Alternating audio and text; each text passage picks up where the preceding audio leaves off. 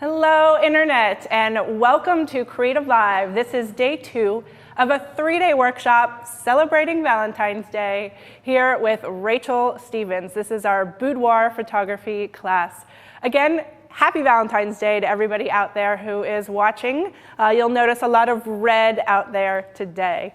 Again, this is day 2. Yesterday, if you weren't with us, or if you were, a little recap, we got right into talking about Rachel, who she is and how she got to where she is today, talking about empowerment, which is a big theme here in this workshop, and how and why she does what she does with boudoir photography.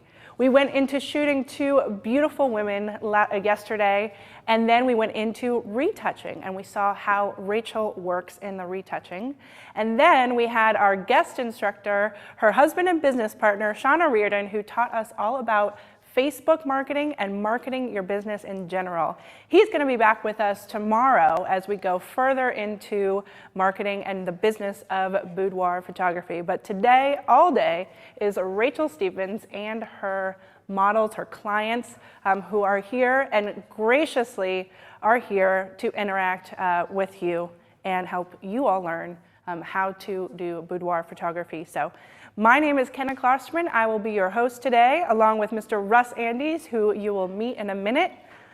But before that, this is our pre-show. We're just getting everybody warmed up in there. Let us know in the chat rooms if you can see us and hear us. You can click on the little button beneath the video that you're watching that says Chat with Live Participants. Let us know where you're joining us from. Russ and Andrea are in there. And let us know what your favorite part about yesterday was, or let us know what you are grateful for today, the day of love.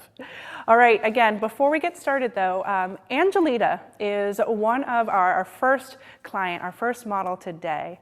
And she has graciously agreed to come out here, and we really wanted to just talk to her a little bit more about why she's here and what she is looking for in the shoot, but also, again, getting down into today's theme, really about loving yourself.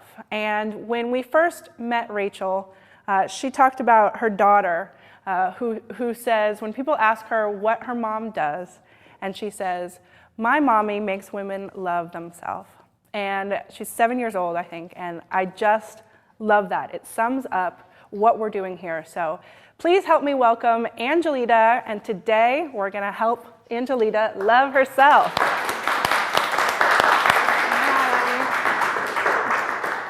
Angelita, thank you for being here. Thank you for Hello having me. To the internet, everyone at home out there. We got a chance to chit-chat this morning, and again, I really appreciate your coming out to chat with us. Tell us, again, where you're from and how old are you? I'm from Long Beach, California, and I'm 30. Now, when we first met Angelita this morning and she said she was 30, we were like, what? Yeah. And your mom, who is here with you, Yes. gorgeous and looks like she could be your sister. Yeah, I hear that all the time. Where did you come from? From Long Beach, California. So you live in Long Beach. Yeah. We're in Seattle, Washington. That is a pretty long way to come, and we really appreciate that. So tell me about you. Are you married? Do you have children? I'm single, and I have 1 2-year-old little girl. Beautiful girl. Very. What is it? I think first I'm going to start by reading what you wrote, if that's okay, about why and you wanted to be here and what this shoot means to you, because it's so beautiful, and this is why one of the reasons why we selected you to come. You said, "I would love to be one of your models. Growing up as a chubby girl, had my self-image destroyed. And you don't know how many times I heard, 'She's pretty for a big girl.' It took me a lot of years of self-growth to get to a place where I like myself and am proud of my body." Yeah. Amen. And about 2 years ago, my mom showed me some of your photos on Facebook and offered me a session for my birthday. And although your work is amazing, you said no. Yes, I did. Why did you say no? Because I still had little insecurities, and I thought, oh, well, maybe if I lose 10 pounds, then I'll do it. Or if I lose 15 pounds, then I'll do it. Like, I was nervous still. And then you saw this opportunity come up. Yes. And I just What thought, changed for you about before being nervous and not wanting to do it? My daughter, because I want her to feel comfortable no matter how she looks. I want her to feel beautiful no matter what. So I just want to inspire her and let her see, like, Mom did it. Like, nice. Nervousness and all. Well, we were talking about being nervous and being excited as being kind of one in the same. Yeah. Have you always been tall? Yes, I've been tall forever. It seems like since 6th grade, I've been this tall pretty much. And how tall are you? 6 feet. 6 feet. Yeah. How did that affect sort of how you feel about your body? Because we were talking about how when you were a kid, being tall was not something you loved, but now. Yeah. Being younger, I didn't like very much. You know, all the boys were shorter. I was always the tallest person in the class, a lot of times taller than the teacher, and it just felt awkward. You know, people would pick on you. And do you think, does that still like hold true in your body? Not today. Tall is what I am. Like, that's it. There's nothing. I like it. Like, it's part of me. I know there are people that are shorter that want to be taller. Like, it's who I am. Like, the grass is always greener. On the other side, yeah. What are some of the things that what is the thing not with your body that you love most about who you are? How do you define yourself? I love my heart. I know I'm a kind person. I know, like, I'll give you my last dollar. I love that about myself. Like, I'm genuinely a good person, a kind person. That's awesome, and that comes through. And what I asked you, what it was that are the things that people say most about you in your life? Typically, people say that I'm really kind and really nice and just good spirit and things like that. And yeah. Let's talk a little bit about this boudoir photography. We are here to accentuate and make you look amazing. What is it about, this is one of the things that I know Rachel talks about with folks, is what is it that you love about your body? I love my eyes, I love curves, I love the entire package right now, like, yeah. Awesome. What did you go through how did you decide what you wanted to wear for this? That was a challenge. I tried everything in every place to figure out what to wear, literally. Online, millions of stores, like, I've tried everything. So I think that's one of one of the hardest things for people when they decide to do this. Yeah. And how did you? Yes, and then it's like, oh, what am I gonna wear? What is something that you?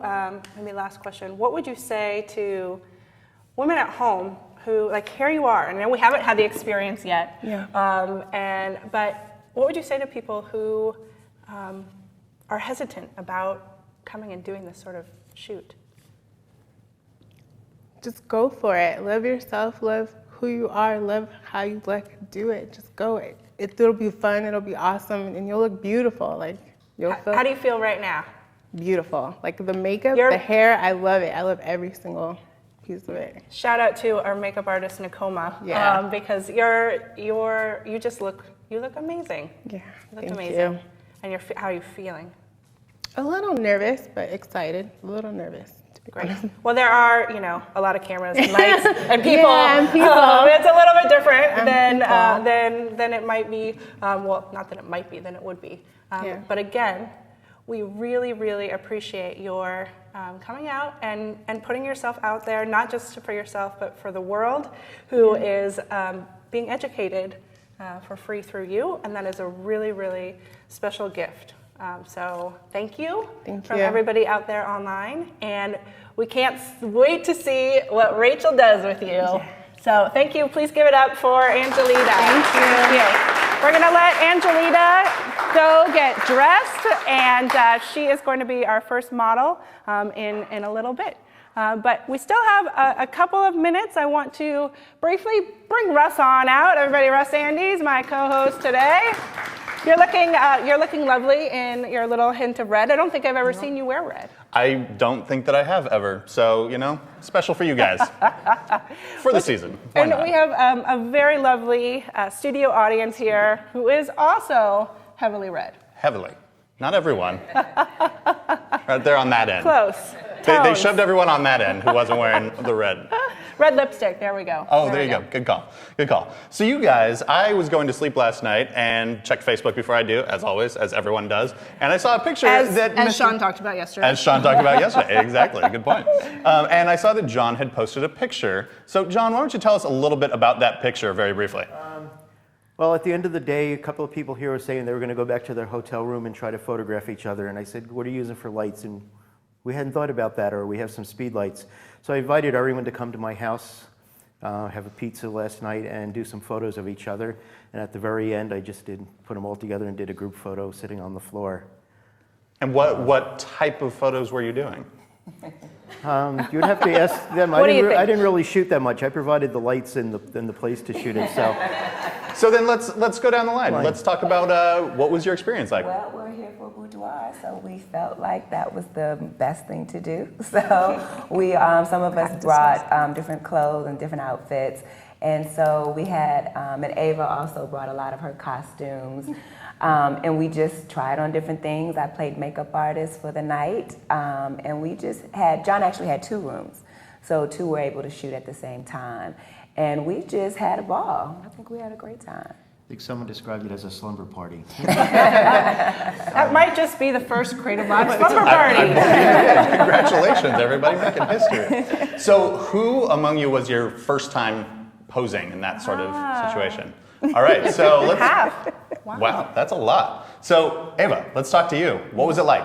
Posing, not shooting. No, it was amazing because I normally don't take the clothes. I'm European, but I don't take the clothes very easily. And I was like, and I don't take photos. I'm a photographer, but I never like being the other side. So for me, it was like a very liberating. In a second, I started trying clothes and making things, and I think I changed like 4 times. I tried to dress everybody, and I said, do you know that? I like it. And I don't feel... Yeah, and I always have a lot of issues, body issues, like I don't like that, I love that. But it was like very liberating. The thing I tell my ladies is powerful. I really, really love it. You need a model?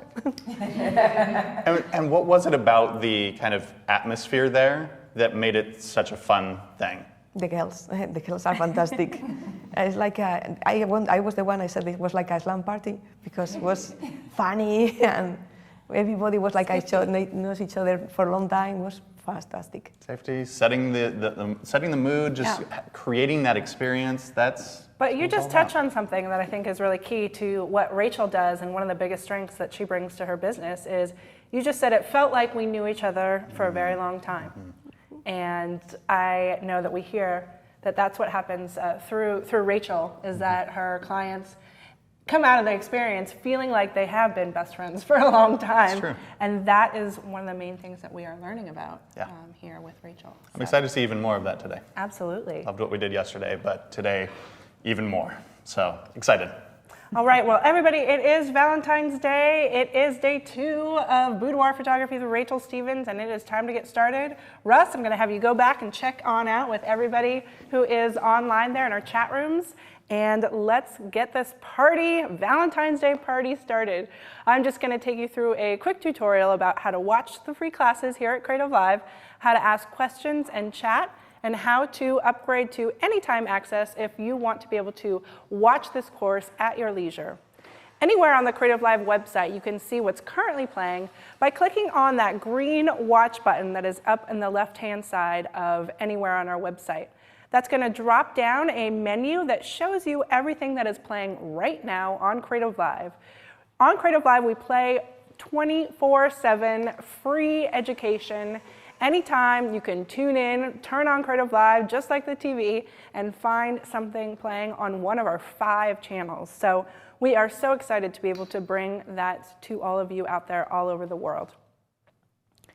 Now, I mentioned before that we are free when we're live, but if you can't be with us here for all 3 days, or you know that this is a course that you are trying to implement into your life, all of these things, it is pretty hard to take everything in all at once. Therefore, we offer anytime access to our workshops, and you can do that right here on the live page that you're watching right now. This course is $149 for anytime access. However, when you purchase during the live event itself, we give you that special price of $99. And what a great treat to yourself here on Valentine's Day if this is the business that you want to be in or the type of photography that you love to do as an amateur as well, which means for the love of photography, and really that is what we're here all about. So we've got folks that are joining us from all over the world. You guys were great yesterday, hundreds and hundreds of people that were interacting with us here. And we encourage you to click on into that chat room. If you have never been in there, I challenge you to get in there and tell us it's your first time.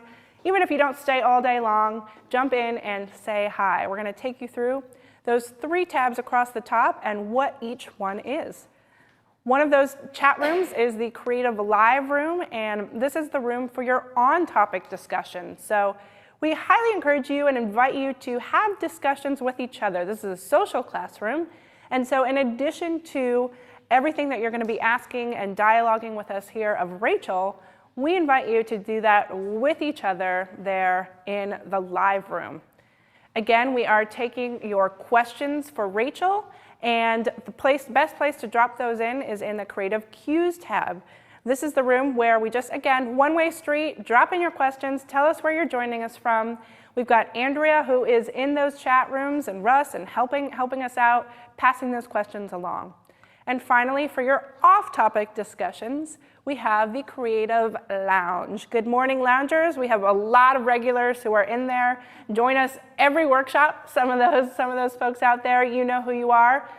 Some special hashtag creative love to all of you out there. Let's get in the lounge and tell me one thing that you are going to do today that shows your love of creativity. Russ and I were talking about this a couple days ago, about what we are. We all love being creative. That's why we're here. So get in the chat room, get in the lounge, tell us what you love to create. All right, so let's take a look then at, let's see, is this duplicating itself? Hold on for one moment. Or am I going backwards? I'm not really sure what's happening right now, but we'll forward through. There we are. Okay, again, this is Boudoir Photography with Rachel Stevens.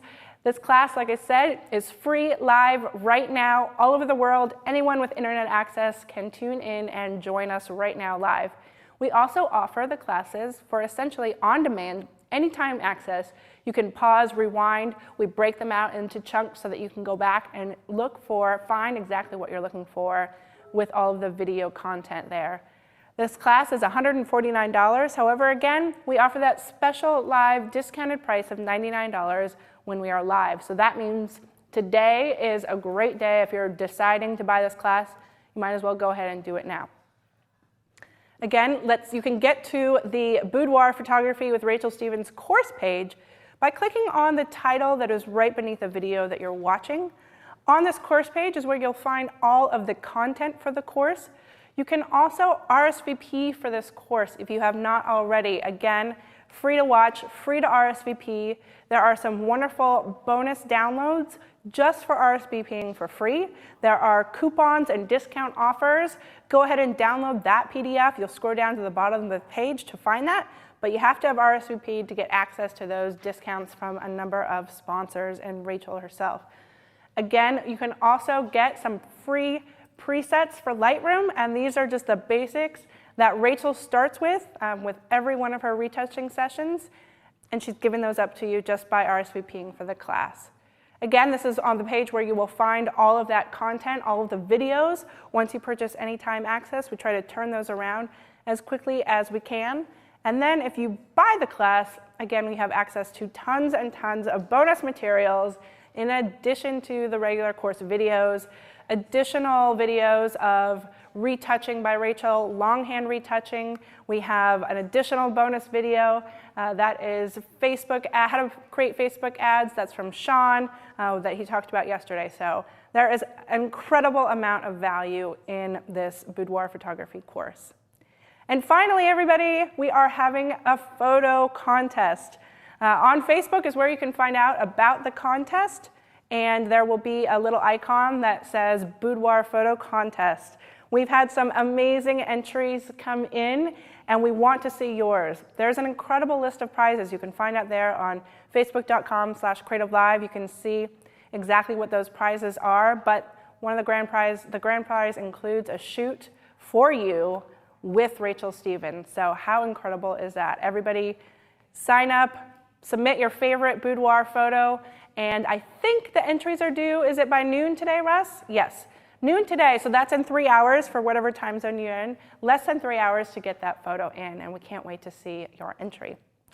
All right, everybody, well, I've done enough talking for the morning. It is definitely time to bring out and welcome back to the creative stage the woman who is bringing love to women all over the world and to you out there, our boudoir photography instructor, Miss Rachel Stevens. Give it up for Rachel.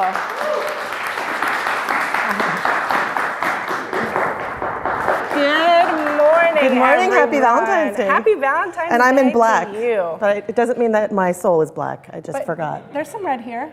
Yeah, Reddish. there's a little red here. Yeah, you got it. You got it. You got pink, you got red. How are you doing today? How are you I'm doing good. this I'm morning? pumped. Good. Yeah. I'm very pumped. Thank you for letting me take a little extra time to talk with Angelita. Thank you for choosing her. We just love her story, and I can't wait to see you interact with her. I'm very excited. She might have made me shed a tear while I was watching. Seriously, I was holding it up myself here. I think we can all relate to the things that she was saying. So Exactly. I'm glad that you guys brought her out here first. Well, thank you. What was one of your favorite things from yesterday here? I think my favorite thing was I was worried about just standing up here talking, and it ended up being like one of my favorite parts about being at Creative Live. I didn't know that I was going to get so into it, and how uplifting that was going to be able to connect with you guys and people at home. So that was wonderful. All over the world. It's pretty cool, right? Yeah. It's really cool. A little terrifying Yeah, now but, that you said know, it that way. Like I said, nervousness, excitement, terrifying, all in one. Yep. Well, I know we have a lot to do this morning, and even before we get shooting, so I'm going to hand it over Awesome. to Thank you. you. I think this one should still be okay. And Okay.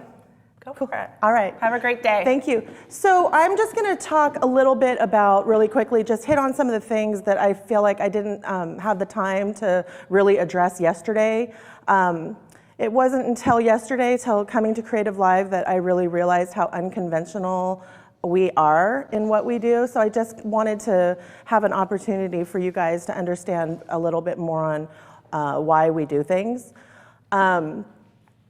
It's the way that I do things. It's not the way to do things. So I'm in no way up here trying to teach anybody the way to do anything. It's just the way that I do it, what works for me. I think that it's an amazing opportunity for me to be able to be up here sharing my knowledge so that you guys out there can glean what you feel is valuable to you, apply it to your practices, make more money, and have more time, free time in your life to spend it with the people that you want to spend it with. I only use one light. I will mix lighting if I have the opportunity with window light or with my gobo light, but I only am a one main light shooter. I learned that way. I mentioned the floodlights clamped onto the paint cans. I learned that way, and I just kind of kept it on that way. I use continuous light, and I've talked about that, why I like to use continuous light. I like real time. I don't like wasting my time fiddling with light meters and why this isn't working. I'm sure if I was better at strobe, maybe I would love strobe. But I personally love continuous light. It's simpler. I'm all about keeping it simple, what works for me. My brand is my client. And however anybody else builds their business, builds their brand around their business is totally awesome. For me, I don't have a brand that I have my clients fit into when they come to me. My client is my brand. So I'm going to give them a polished image. It's what my clients come to me for. And if anything, I get more resistance from clients because they want more retouching. And I don't want to go there with them because I want to be able to polish them and them still look like them. And as far as the retouching goes, the retouching isn't like what I've decided I'm going to do. This is all based on supply and demand. So it's what the retouching notes, the conversations that I'm having with my clients while we're shooting. Well, they'll get into their bra and panties and be like, but you're going to retouch this, right? And you're going to retouch that. So these are all kinds of things that you can note when you're shooting. And while I do agree that in a perfect world, we wouldn't have hang-ups about our bodies, this isn't a perfect world. So being a photographer of women, and being a woman, and I have my hang-ups with my body, and being a mother of daughters, it's very important for me to have a business and to be doing and leading by example to teach my daughters to love themselves no matter what. I believe you can love yourself, but not totally love your body. I don't think those two things are hand in hand. I don't think that if you don't love something about your body, then it means that you don't love yourself. I reject that. So I think that it's completely fine to be able to show a woman how to love herself, even if you're taking away something that's on her body that she doesn't like about herself. I don't think that that's showing her something that's not real. I mean, by that rationale, why do we wear makeup? Why do we wear bras? Why do we wear high heels, Spanx? So, I mean, I could go on for an entire day about this, but I don't have that time. So one of the issues that, not issues, but one of the things that came up that I just was really having a difficult time explaining to people was the pre-shoot consultation and why I don't do that. I honestly did not have any idea that it was such a big deal, like nobody else doesn't do them. So I'm just gonna get into why I don't do them. Number one is time. And you know, the fact that I do travel, I don't have a studio that people can come to me beforehand. And you know, I travel in on a Friday, I leave on a Sunday night or a Monday. My whole thing is I'm gonna work really, really hard in those days so that I can get home to be with my kids. I'm not gonna spend an entire extra day or two with my client volume sitting having consultations. If I had a studio, maybe I would build that into my pricing where they could come in for a consultation, but it's just something I don't do. Even if phone consultation, then you're talking 30 minutes, an hour on the phone with each client before their sessions. And when it comes to shooting women want to tell you their story. So you're on the phone with them and you can't be like, okay, so it's been 20 minutes, we need to get off the phone, when they're telling you about how their husband died of brain cancer and they haven't been able to move on with their lives and they've lost who they are as women. So just a little bit of math for you guys. Let's say I as of last year, was shooting 2 events a month. This year, I'm doing 1 event a month. Let's base it on last year. So 50 clients a month. Let's say conservatively, you spend 45 minutes with a client for a pre-shoot consultation. That's 37.5 hours a month that you're spending on pre-shoot consultations. That's a full work week. That's 12 weeks a year that you're spending your time doing consults. And I don't know about you, but when I was doing phone consults, that wasn't part of my pricing. Because my session pricing was still pretty low. My session pricing is still pretty low. That's 1.75 years of memories with my 7-year-old daughter that I now have because I don't spend that time on the phone with clients. That's how I've designed my life. It's what works for me, for my family. I've mentioned before that Sean and I have worked really hard to design our lives so that we have the maximum time with our kids and with each other as possible. And my clients never feel shortchanged. I've never had anybody complain that they don't get to talk to me or see me first, ever. People come in to see me, they're happy to be there. We have a great connection, we have a great time. No one ever says, well, if I just had an opportunity to talk to her first, this would have been so better for me. Never. How I facilitate not having a pre-shoot consultation, I mentioned before that, like a mullet, I'm all business in the front and all party in the back. So when a client is inquiring, there's information on the website. They can call Sean and ask questions. There's FAQ, the basic things that we all put up for the public. And there's the policy link. The policy might scare away a lot of people. That's okay, I want them to. They're not my client. Everyone is not my client. This is a boutique business for a niche market. You're not there to please everyone. You're there to say, this is how I do things, and I'm happy to service you, that this is the way that's gonna be done. I send a session information packet to all my clients who book. Once they get through that process, and I know that they're going to be able to adhere, they know the policy, and that they know what I expect of them and what they can expect from me. Once we get past that point and they book their session, then they get a session information packet from me. It's long-winded, it's very long. I'm always very embarrassed when people print it out and bring it to their session. So I'm like, I type really fast, I spend a lot of time on the computer. I don't realize how long it actually is until people print it out. And every year the thing just keeps getting longer and longer. But it reveals more of my personality. In this document, I speak in my own voice. It's not just, these are the rules. This is in my own voice. It's light, it's fun. It answers 99% of all pre-shoot questions. When you're on the phone doing consultations, or you're meeting with a client doing consultations, you're answering the same questions over and over and over.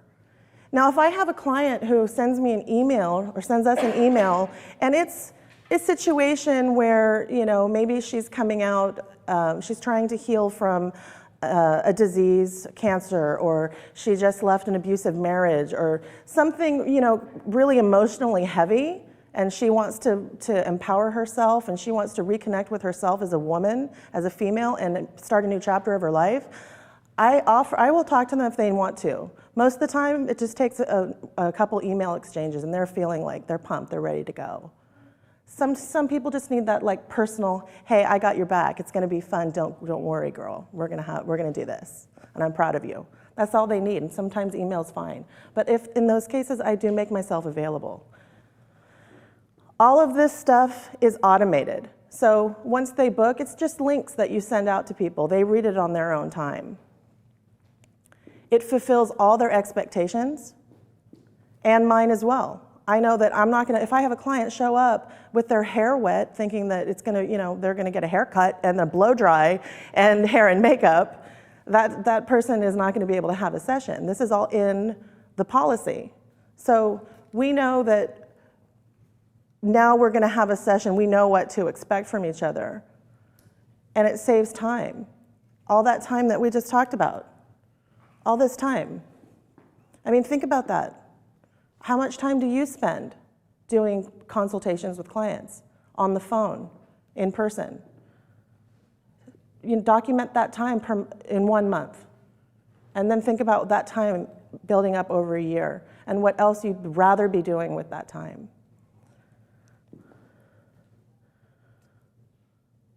I could talk about this all day. It could be a workshop in itself. So if you guys want me back, go to Creative Live, #bring Rachel back. I'm all over it.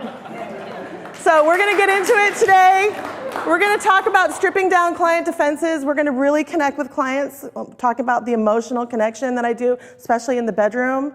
And we're very excited, ready to go. Really quick. So a quote from Kinsey in the chat room says, "What I like about her is that she does work for her and for her business. I love seeing how other people run their business, and I admire how much she and her partner have crafted a business model that works for their family." And I agree. And then right after that, Amy G. Photo says, "I would love to see Rachel's session info packet." Well, actually, we are going to give that to you. Rachel has been very generous enough to actually include it as a bonus with enrollment. So if you go to the course page, you can do so by clicking the course title below the video feed. Open that up. There's an RSVP button on the right-hand side. Click that, and then if you scroll down, it'll be in there. Because this is such an important part of what you do that you felt it was important. So thank you for offering that. That's wonderful. And I just wanted to actually even dive a little bit deeper into what is in here. Because again, like you said, this is so key and vital to your ability to have that time with your family. First of all, I love that it says, you had me at empower yourself. But again, what are some of the different details that are in here? Basically, I do hit the stuff in the policy, but I hit it in my own voice, and then I'll explain why. So, sometimes people don't really understand the rules because not everybody lives in our world. I've had things happen, we do our photography, some people think that it's like a hustler photo shoot and they've brought sex toys they expect me to shoot them with. That's in my Right. policy. That happens? That's And then happened. I kind of playfully touch on it in information about, I don't shoot this stuff, or why you have to bring your own sheets. Because I don't want to sleep in your DNA, because I stay in the spot as well. And I don't, obviously we don't want other clients rolling around in anyone else's DNA either. Absolutely. So, there's a lot of, it gets very specific, but I make it more fun in the session information packet. And so there's two things, the policy and the session information Correct. packet. What is the difference, just to The clarify? for policy people? is kind of like when you get a credit card bill and there's like 3 pages of all those terms and conditions. It's like that. It's written very business-like. There's no emotion in it. It's like, this is how it is. This is what you expect. This is what we expect from you. This is what happens if you don't. And this is what happens if you do. So once clients read that, if that's all good with them and they understand that this is a business, I'm not their buddy. Of course, I've made a lot of friends shooting this over the last 10 years, and this is how I feed my children. I'm nice, but I'm not gonna let anybody walk over me. And you have to do that. I mean, that's just how it is when you're dealing with the public. You have to be very firm in the front. And the people that don't like that are turned off by it. I'm sorry, but thank you, goodbye. Right. Right. Well, and I love that because it's all about finding the right people who are going to fit with you. Everybody's not your client. Your client's your client. Well, and I love when you said that this morning earlier, when you said, my brand is my client. Yes. That hit me. I was like, wow, right on. Yes. Awesome. Fantastic. Do you have any questions about this from the room here? I think we should get shooting. I would love to see some We've pictures. got Angelita ready to Who rock, who the looks chat room unbelievable. loved. You guys- Angelita, you look amazing. Yes, you do. All right, let's do this, Rachel. Let's give it up Hi. for Angelita. I'm looking at you and I'm thinking shin splints. I might need a ladder to shoot her. So how are you feeling? You feeling a little better? Yeah, I feel a lot better. Okay, so we're gonna be in this segment, we're gonna be shooting you. I'm gonna be pretty much ignoring everybody, but I will break just to kind of explain why I'm doing a little thing here or there. Okay. But on the most part, what I want to do is just kind of like try to forget that everybody else is here. And we just really want to get some beautiful images of you. We really want to make you feel great and empowered. Okay. And I want you to love everything that you see when I send you the images. Okay. So, thank you. do you have any questions for me? No, I'm good. Good. You're like, let's get this over with. Yeah. Okay, cool. I need my camera.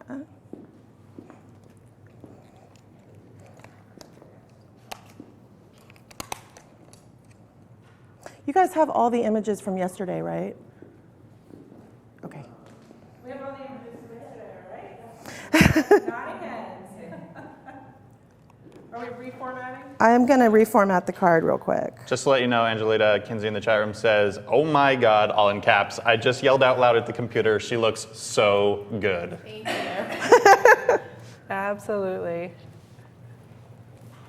All right. Okay. I am going to set up the light. I apologize I didn't do this first. I should have done it first, but I really suck at forethought.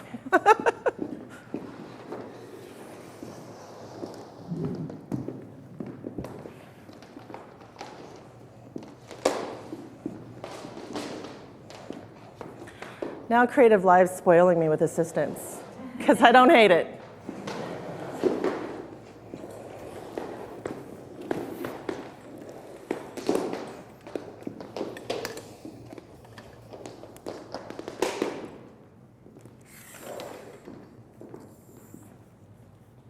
Is it okay if I bring it over this way?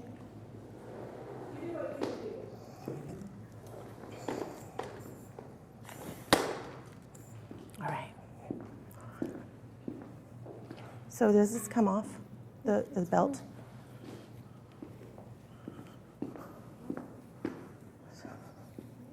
Okay, I'm just going to tie it in back, okay?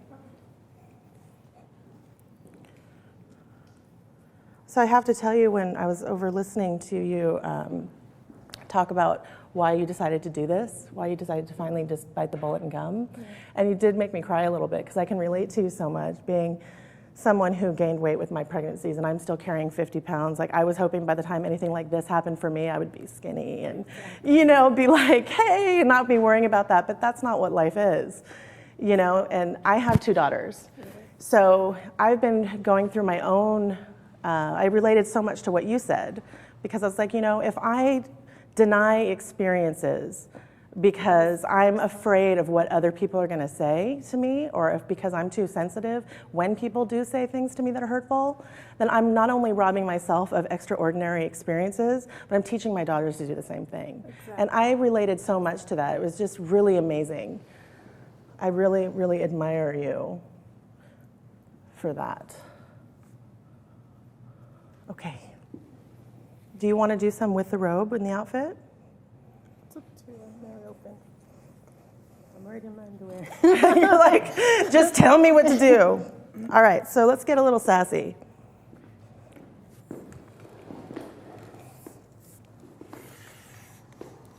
Take a step this way for me.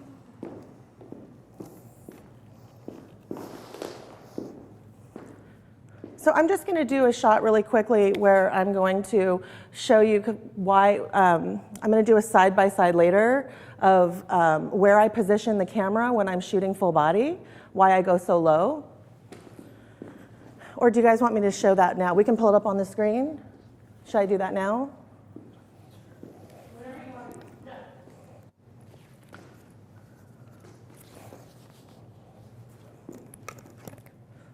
Jazz hands, guys. All right, let's move the hair right here. Let's put this hand here and this hand here, like you're gonna pull that off the shoulder. You're gonna bend this knee in like this. And so you're up on the toe more. You're gonna arch the booty back like that. So booty back, boobies front, shoulders down. Lift the chin like this, and the chin down towards that shoulder a little bit. Perfect. I like the hand, but we're holding tension in our hand like this. So let's just do fingers, just like that. Let's bring the elbow in just a little. And let's come up on that toe a little bit more.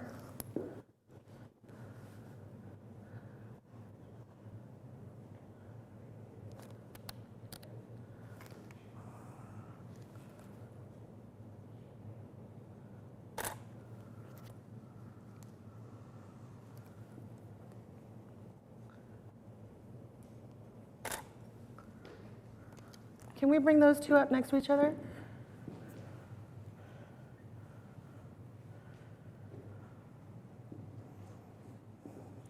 So do you see the difference? When I was standing straight on and I took the photo, which a lot of us do, you stand here, you just get back far enough so that the body's in frame, right? But when I come down to my knee and I make sure that my lens is at hip, at like mid-thigh level, or even lower, you could lay on the floor as well. Do you see how much longer her legs look and just how much leaner her whole body looks? So it really lengthens the image when all you have to do is just get down on a knee. Take a knee, like they say in football. Just take a knee. So when you know you're doing a full body, just remember, take a knee. Let's shake like this just a little. There we go. We're gonna sex it up. Just. Normally I have music, but we can't play music here, so we'll just have to pretend. All right, so let's take a deep breath. Out through the mouth, at the shoulders, relax, relax, relax, shake it out. There you go, perfect. Let's put that hand back on the hip like this, here like this. Yep, hold it down here, that's okay. There you go. Kind of bring it down off the shoulder. Bring that shoulder in like this. Bring that chin this way. There it is. Hold that.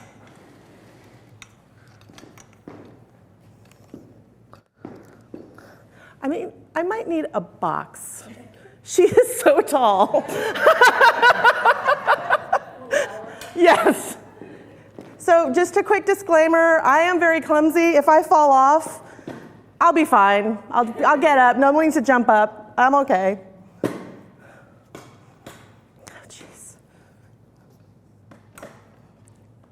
Okay, so I might be shaking as well because I also don't like heights. Me neither, but I'm 9 feet tall. Tilt your head this way for me. Like that. Perfect. Now bring the shoulder in and bring your chin towards your shoulder, but keep your head tilted. There you go. And relax the fingers down.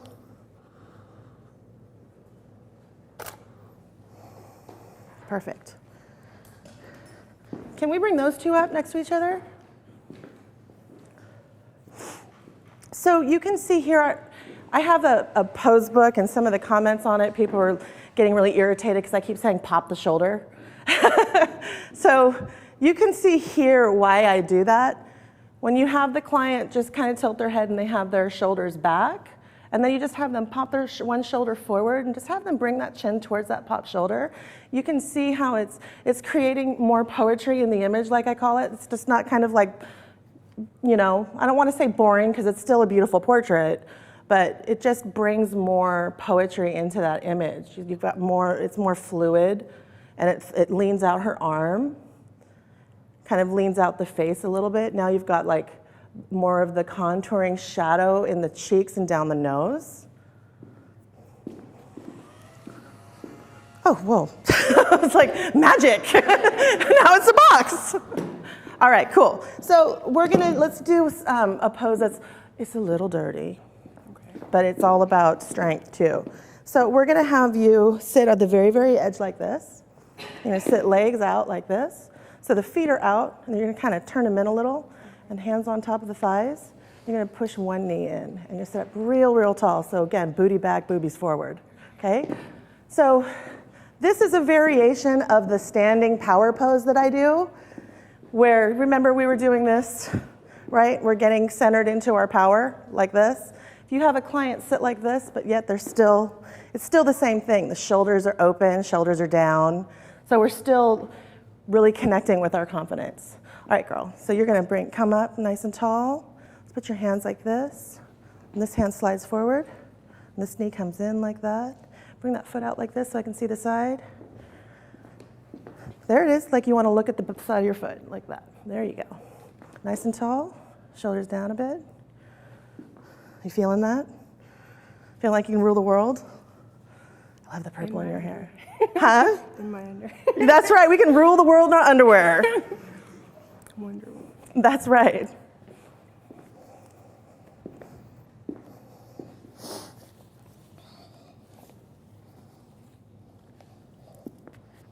Let me put these under. So I'm always looking for little things that I can kind of hide so I don't have to fix it in Photoshop. All right, girl. Nice and tall for me.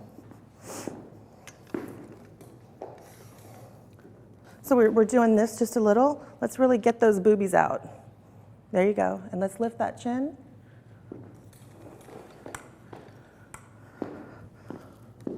And lean your upper body in towards me just a bit.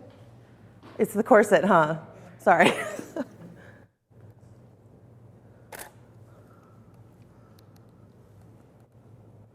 Tilt your head this way a little bit.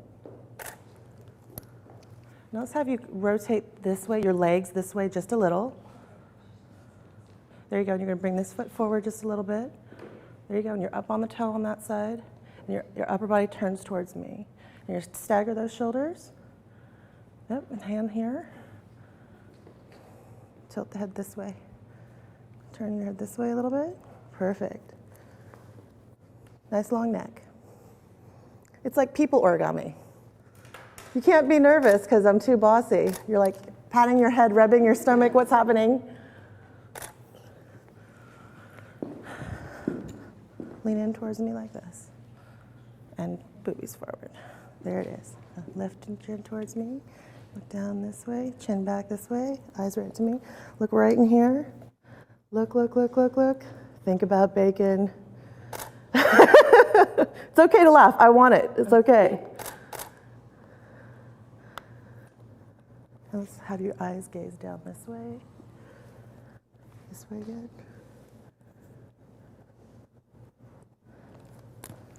There we go. Okay. You ready to lose the robe? You sure? I'll take my shirt off too. Does that help? Here. All right. Okay, so I was going to have you lay on your belly this way with your feet up, but you're so tall. Let's try it and see how it goes. I don't know if, yeah, I'm not sure if it's going to be long enough for you, but let's try it. So if you lay, do you want me to show you? If you lay like this, like that, it'll look way better when you do it in that outfit. Oh, that felt good on my back.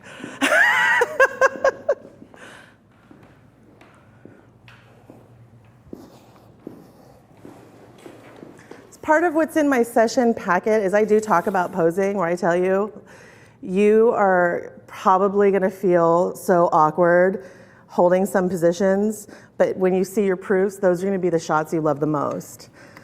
And it's good to, can you be up on your elbows? You're like, what does she want me to do? This is so weird. Can you kind of angle your body so your upper body comes this way a little bit? There you go, perfect. What's happening here? Is this I'm gonna pull down. I'm pulling this up, okay? Okay. That's the thing about corsets. It's like, you can basically just stand there. All right, cool. Let me get right in here.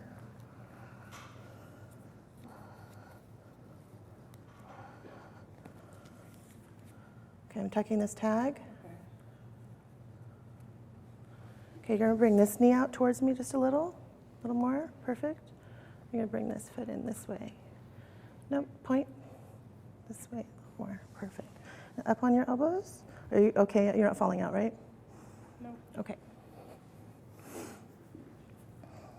And you're gonna cross your wrist like this, perfect. And you really wanna kind of come up.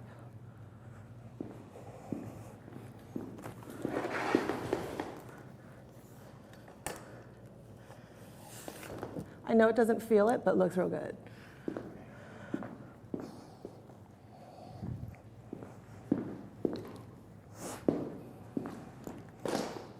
So how old's your daughter?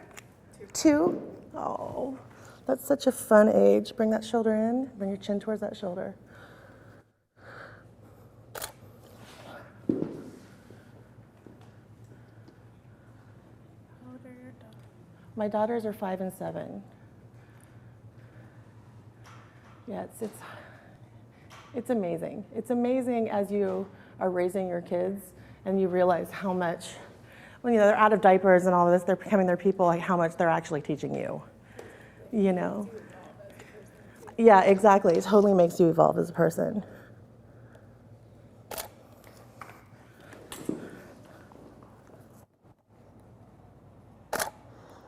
Okay.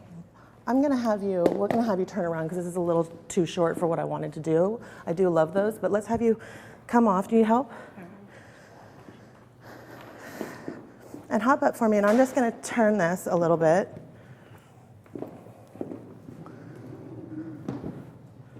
I'm gonna have you sit.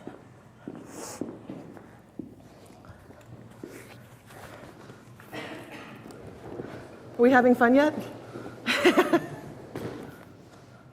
All right, so you're gonna kick your legs out. And you're gonna turn to your side, facing out this way. Perfect. Let's have you scooch down just a little. Is it better when you kind of stretch this out, or is it better sitting up? Either. Let's have you kneel.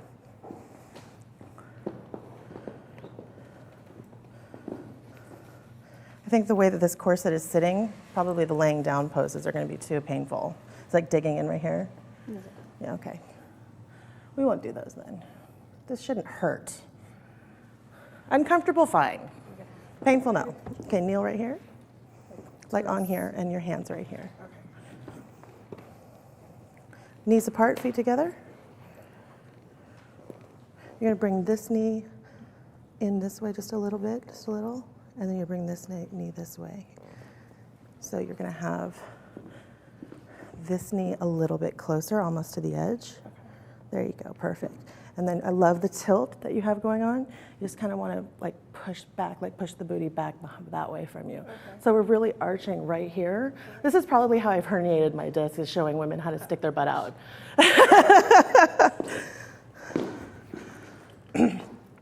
which is a lot of fun to explain at the doctor's office.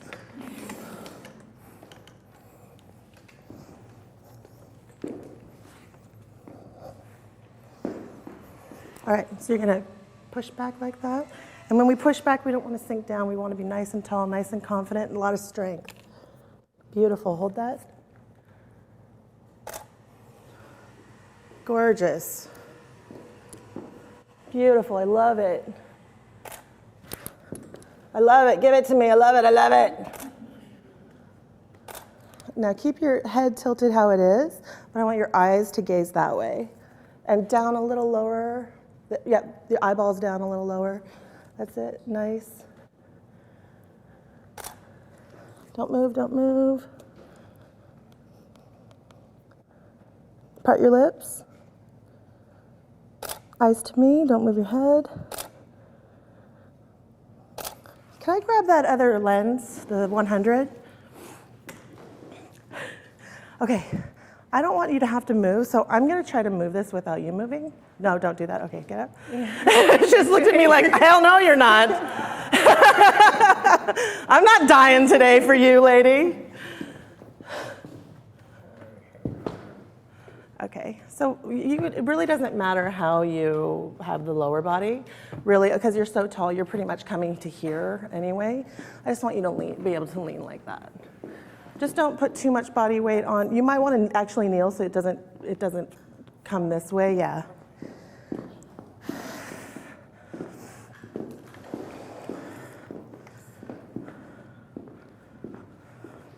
Just one leg. Okay, go ahead. Is that more comfortable to have one leg off? Do you want both on? I want you to be stable. I mean, knees apart maybe. That might kind of distribute the weight. There we go. Is it okay if I pull this a little shorter? Mm-hmm. The sentimental value for this necklace? I love it. I can take it off. That's up to you. It's what? I just love it, but Oh, okay. I can take it off. No, we don't have to take it off. You wore it. We want to shoot it.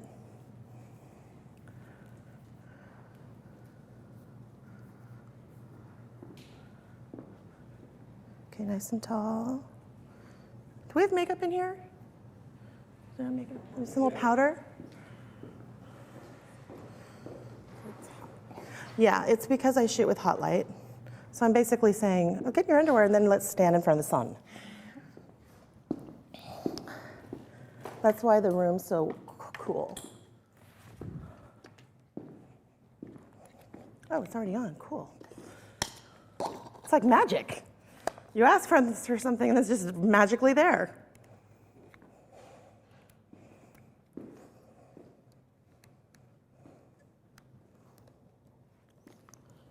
I love the stagger in your shoulders. That's beautiful. Can you come up a little taller on your elbows?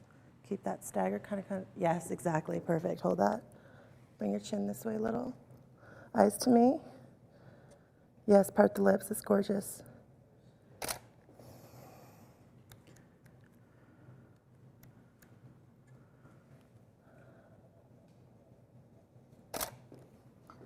Beautiful.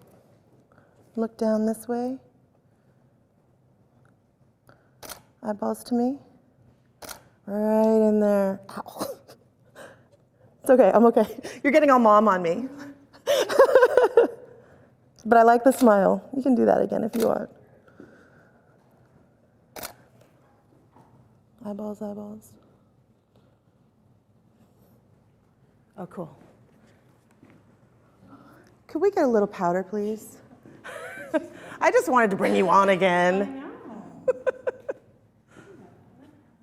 So when I do shoot hot lights, this is really, really common. When you do shoot hot light, the clients get warm. They're already nervous. Sometimes you get clients in, some people just start to sweat when they get nervous anyway, when they have a lot of anxiety. But once they get under the hot lights as well, they tend to sweat. Which is why I like to always get venues that have air conditioning, and then I always keep it pretty chilly. Even though it's pretty chilly like it is in here today, they still do sweat. So that is one of the downfalls to hot lights, but they do have the continuous light that's cool. I prefer the warmth of the tungsten bulb. So to me, it's an okay payoff, a trade-off. Perfect. Thank you. Look back up at the light like you did. Tilt your head this way more. Eyes to me. Beautiful.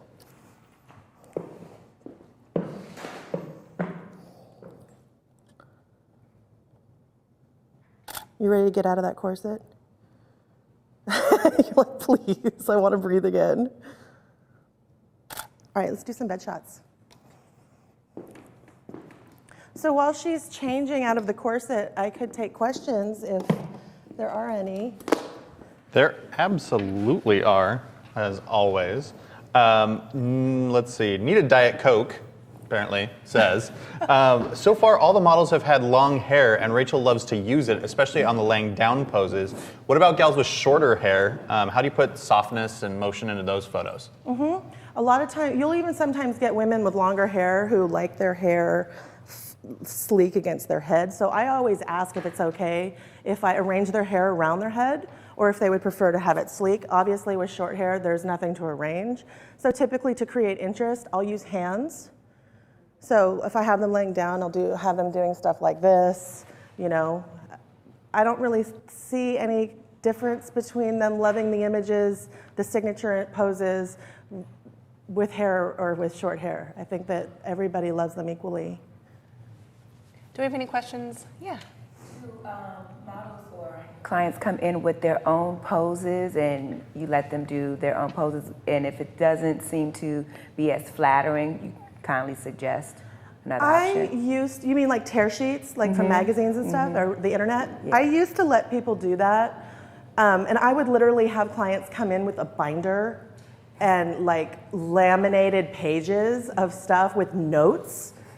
And it's just kind of gotten to a point where I feel like when you do, well, for me, when I was allowing that, I was letting go of my creative control, and I was just trying to copy other people's work. And a lot of times clients don't know that if they're selecting poses that their body's not going to do.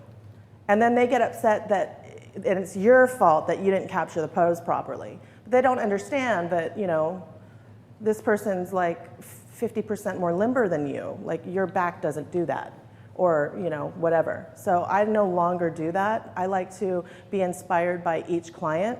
However, if there are any like signature poses of mine, where they always are those signature poses that people bring up. You know, I really love the laying down when the camera's like from looking down on you and the hair. That's like people always love that, or they like the really strong one, which I just showed you, sitting down with the feet apart, and you know this. People love that too. So they can explain what they like, but I no longer allow them to show me pictures. I have a question from Stephanie12. Do you think that any size and shape of client can connect with any size and shape of photographer? Meaning, do you think it matters what the photographer looks like?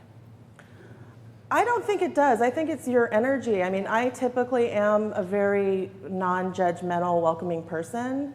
My brain doesn't wrap around those kind of judgments about people, so I can't really speak to that. But I do know that if whatever energy that you're sharing with your client is what they're going to be absorbing from you. Perfect answer. It's not about, the whole thing is not about what anybody looks like. Right. Right? It's the energy that you're bringing. Exactly. Thank you. Are you ready? Yeah. Sweet.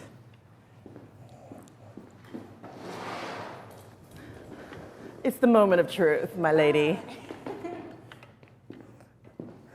Okay, so I am going to have you actually just, and we are down there? Okay.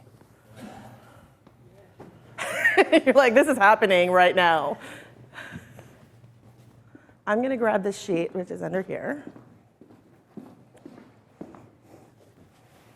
Maybe I can have an assistant help me out. Yeah. So now I'm going to go back on the road, and I'm going to be like, oh, I got to go do that by myself. So Rachel, what is it that we're going to go into now? We're going to be talking about bed shots, and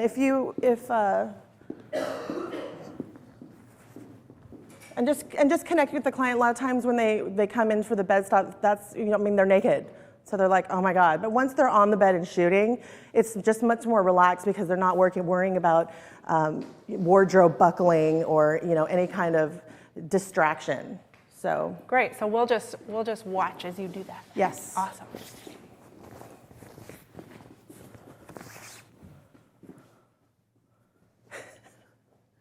It's okay. It's okay. Okay, so since your hair is parted this way, I'm going to have you lay on your side this way. So your elbow here.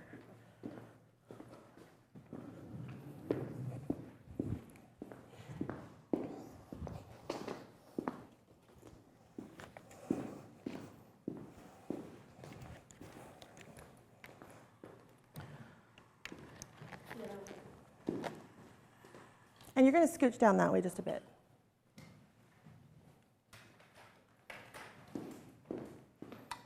Thanks. So did you hear me talking about the correlation between being able to love yourself but not love everything about your body?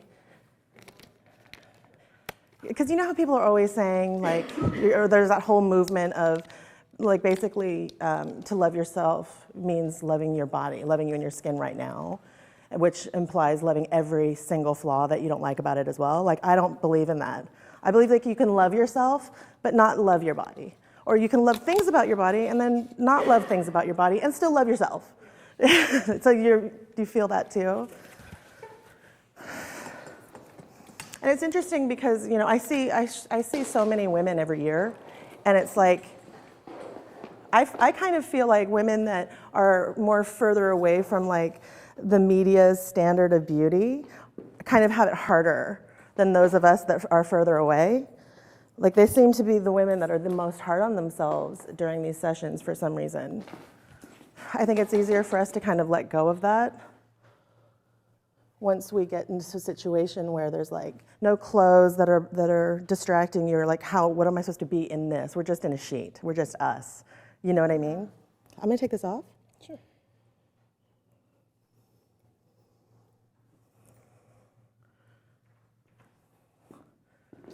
I'll keep you busy today. Okay, so we are gonna have you, this thing keeps pulling my pants down. Microphone thing. Okay, let's have you hold it here just so I don't show too much that you don't want to show. And then I'm gonna push this in between, okay? Like, as much as I can. There we go. So you're gonna grab this and pull it through.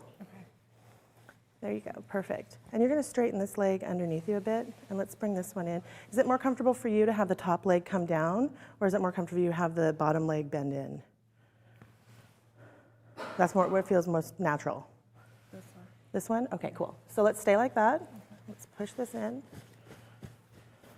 Let's have you bring your elbow out to where it feels comfortable. Lower. Well, if you want to keep yourself up, where does it feel comfortable to you? Here's some. Okay, so let's bring that hand in this way. So where do you live? Mom, California. Oh, you are? I'm a Cali girl too. Yeah. I lived in LA for like 20 years. I miss it a lot. I went to the Marymount School in Palos Verdes, right next to Long Beach. You guys still have Busy Bees Subway shop? Oh, I'm sad for you then. There we go. Yeah. I wish I could have brought the California weather with me to the Pacific Northwest. I have to have a happy light now. Turn your head this way just a bit. All right.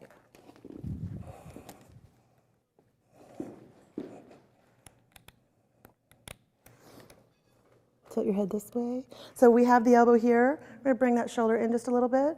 We're gonna turn that chin towards that shoulder, and you're gonna tilt your head and you're gonna look over this way. Down. And the hand that's on the thigh right here, let's grab the sheet on the bottom and kind of drag it up a little. Then you're gonna point the toes down.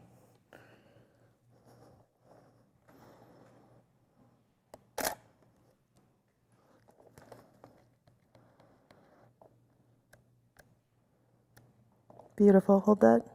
Let's bend the top elbow in just a little.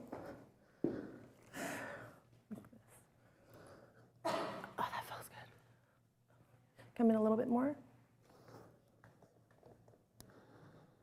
Nice. Drag that sheet up just a little more, girls. Show a little more skin. I mean, what are we doing here? Eyeballs to me. Okay, so now what we're gonna do is you're gonna have your head tilt back like, ow. You're gonna have your head tilt back that way. And the top hand, you're gonna bring your fingers right to your throat. And I love the tilt in your head, but the fingers were like this with the hand. Let's kind of make them a little softer. So yes, there we go. Top of your head goes that way a little bit. Close your eyes, part your lips, fingers on the throat. Fingers up here, top of the head that way. Kind of arch, so boobies forward. Head back, close your eyes. You're doing it. I like how you keep peeking at me. Beautiful. Okay, roll onto on your tummy.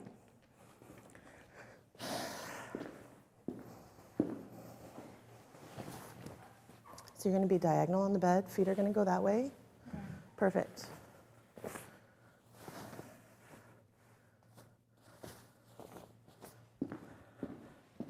And your side, are we comfortable showing your side, or do you want to keep the sheet in front? I'm fine, either way. Okay. Just gonna get in bed with you here. It's all good.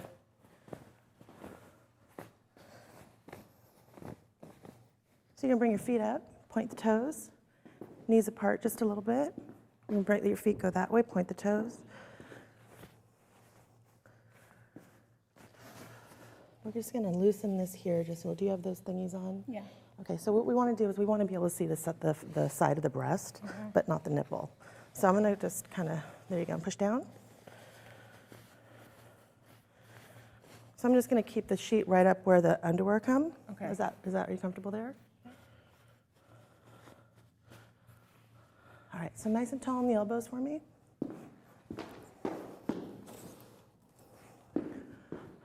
So this, we want to relax the hands down. So you can cross, there you go. And let's go ahead and come up nice and tall. And let's go like this with the legs. And can you bring them, can you kind of hook that toe behind that leg? And can you bring them both this way more? Perfect. Now you've got this shoulder wants to come this way a little, let it. And then you're gonna come this way.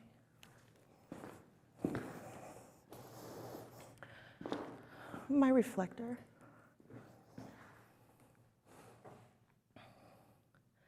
I'm just gonna do it, and I'm just gonna have her hold the reflector for me. I know it's cheating, because that's not what I do, but sorry. It is what other people do, so total legit. Just for the catch light in her eye. Tilt your head this way a little bit. Beautiful. Gorgeous. Wow. I actually had a client one time go, "Wow, you're a tiger." And she was like, "Rawr, rawr, rawr." And I was like, okay, you are no longer a tiger. You're stopping the tiger. Beautiful. Eyeballs that way. You know, because this is what we do in bed, like someone just walked in.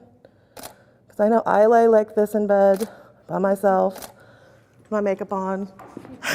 I'm more like Homer Simpson laying there on my iPad, like my hand here. Okay, I need that other lens.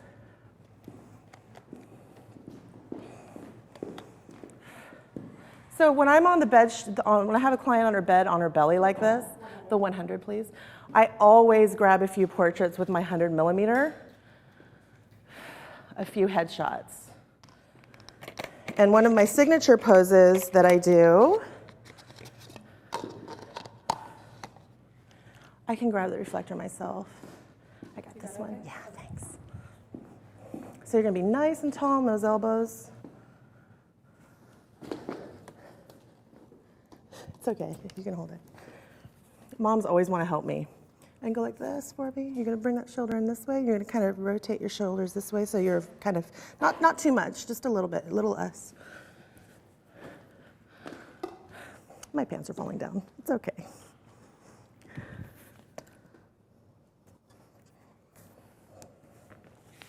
That's what another good thing about boobs is I can hold my reflector by myself.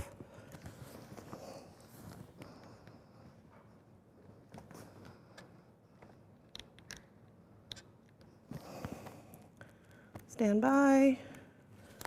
Don't worry, ma'am, I'm a professional. I know what I'm doing. Okay, now you're gonna do this. Perfect. So what we want is the palm of your hand underneath your jaw. Exactly, and the fingers like this on the face, but not actually pushing in, just faking it. Then you're gonna come up like this, turn your head this way. Help me out in Photoshop. Let's move those little pieces of hair.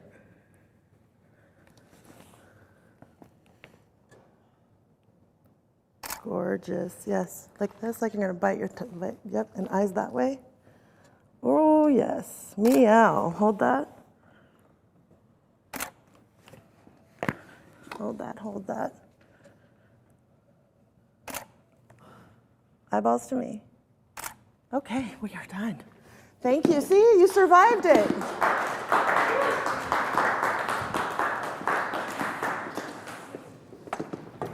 I'm sorry. Angelita, you had so many fans in the chat room. Everyone absolutely said you were beautiful, said you were brave, loved what you were doing, and thanked you for being here in front of everyone, because we know that that is tough. It does not make it easy. So thank you again for being here and for being your beautiful self. And Angelita, we also have a number of photographers in the chat rooms who would love to photograph you as well. So we have people lined up.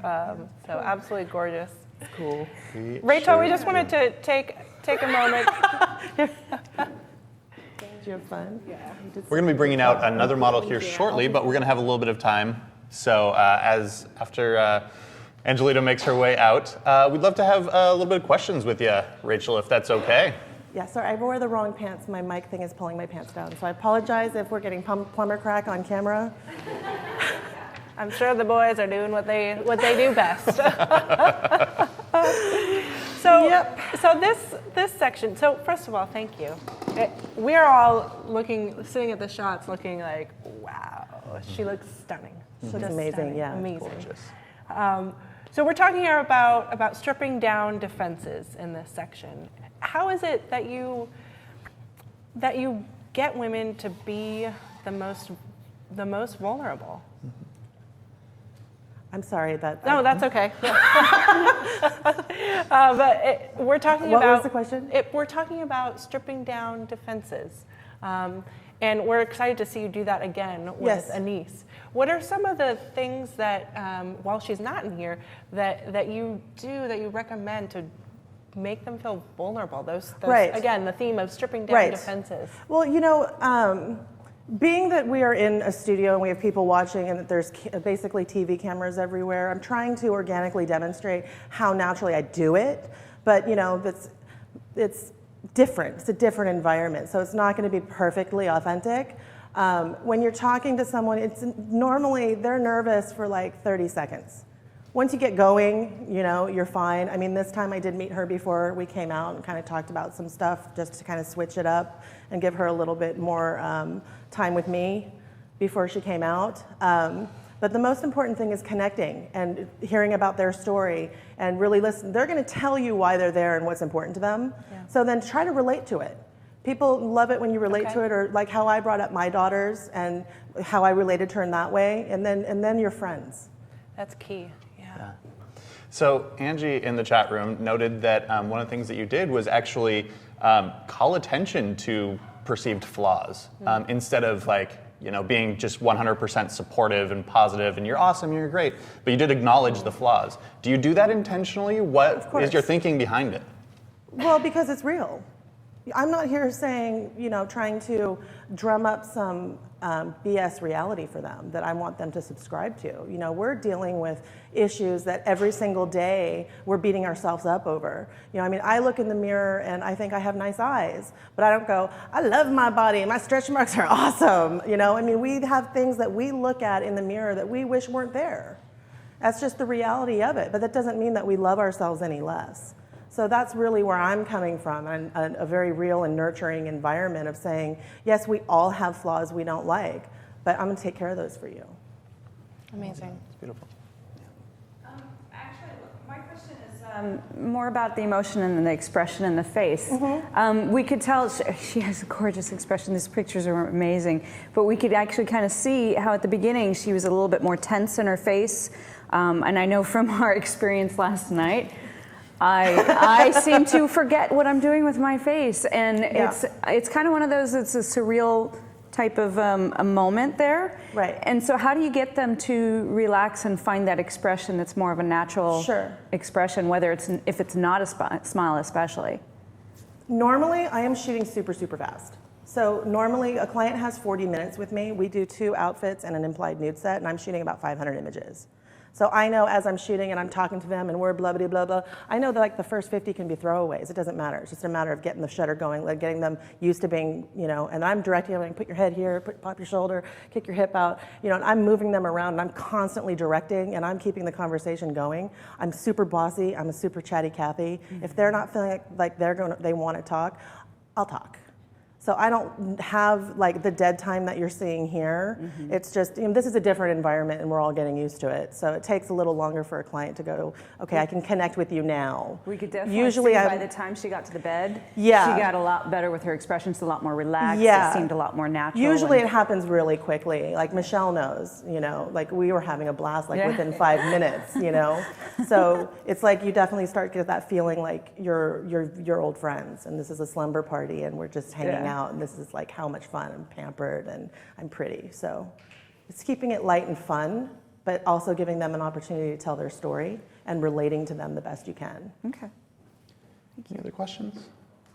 All right. Well, I think we are excited to have our next model, Anise, come out here. What are you going to be focusing on while you're shooting Anise?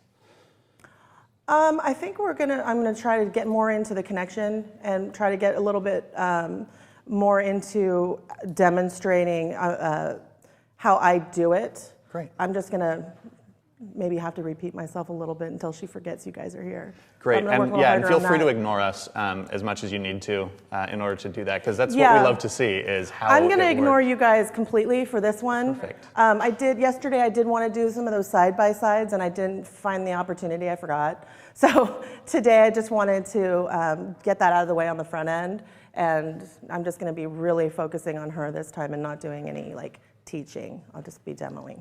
Great. Okay, I think we're good to set up the shot and start shooting. Cool. Could I get a fan? Absolutely. It's more for me, really.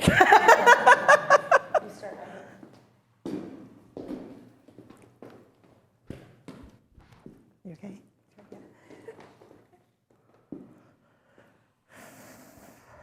So does she have a mic and do we come out and talk, or does she not need a mic?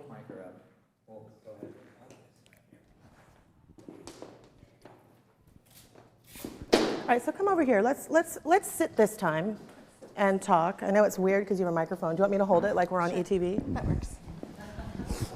So what brought you in today? Like for you, for someone special? For me. For you? Nice. Hold it right up on her mouth. There's a joke here, but I won't go there. Okay. I wanted to. Are we married? Married? Yes, married. Awesome. Does he know you're here? He does. Awesome. He does. So supportive? Very supportive. So I'm sure he had requests? He did, yeah, but it didn't make it. Oh. You're like, she doesn't shoot that, sweetie. No. Nice.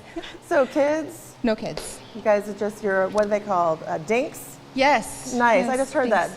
that. Double income, no Double kids. income, no kids. So Yep. you're rested and happy. I think so, usually. Nice. So normally what I do is I'll let a client have a 1-minute rant where they can they have 60 seconds to all the things that are in your head that you're nervous about showing. You can just get it out. Like, I don't like my hips, I don't like blah, blah, blah. Just get it out now, and then we're not going to revisit what we don't like. Sure. We're going to just focus on what we do like and enjoying the experience together. Okay. Well, I've been fat all my life, and so I don't like anything for the most part. I think, if you can get the eyes, that's usually the best part. but I've lost like 100 pounds in the last Damn, 6 Dina. months. Nice. So I have a lot of extra skin. Here. Thanks. A lot of skin that's kind of saggy and hanging and elephanty looking, wrinkly. But I think it'll be fine. I'll work it out. You know, I do see a lot of clients that have had substantial weight loss, and they have the same issues. It's like, now I've lost 120 pounds, but you know, now they're focusing on loose skin or scars, and I'm like, you lost 120 pounds. Right. So, you know, let's celebrate that, and let's learn to really find a way for you to embrace your new body and try to let go of those things, because nothing's perfection. Right. And yeah, they exist, but you're in a better place and you're where you want, which most people don't get to. I Right. mean, I've been trying to lose the baby weight. My youngest is now 5. It's just fat. It's not baby weight. It's Taco Bell. I mean, come on. So, you know, I think that if we have this kind of format that we can kind of go just have fun and let go of it, I hope that you'll be able to hold on to that. And that's what I want you to leave with today and take it back into your life. Exactly. Okay, I've heard you sweet. can do that. Awesome. All right, cool. So let's do it. It's kind of magical that way, having pictures taken in your panties, huh? Yeah. A little weird.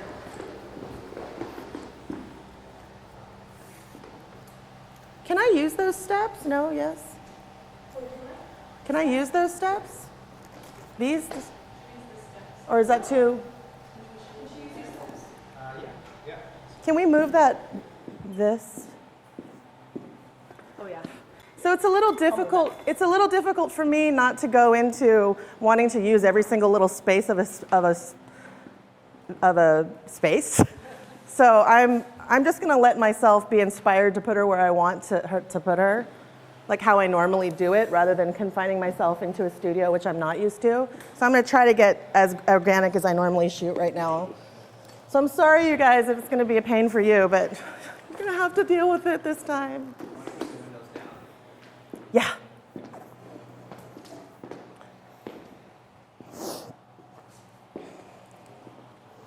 Look at this itty bitty waist. Does this come all the way off? The belt? No, just the belt. Yeah. We're gonna play around with the robe for now. All right. So, what parts of the body do you love, or what parts of the body does your husband love? Is like he's a boob man, butt man. He likes the curvy. The curves. Yeah. Okay. He likes the curves. And what about you? What are you loving about your new body? I love the waist and the bust, and I mean, I'm not adverse for the hips and the Okay. butt, but That's kind of really what makes your waist stand out, though. Exactly. You know, so we kind of have to learn to appreciate that as a whole, you know. Right. So we're going to go ahead and showcase that. Okay. Okay? So all I want you to do here is just, you're going to stand like this and lean. Okay. Like this. Like that. Okay.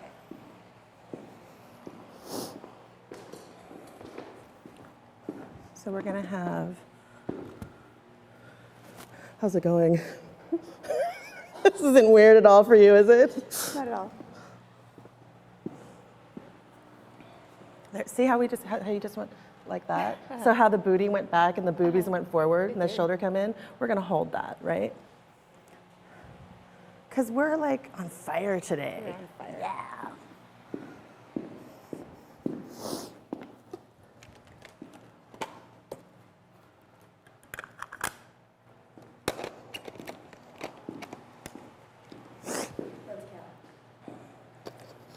That would be helpful. Why are all my images black? I don't know what's happening. I might turn it on too.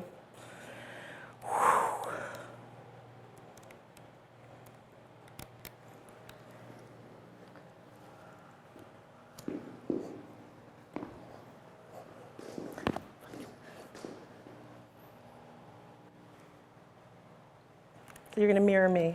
Exactly. So let's bring this way.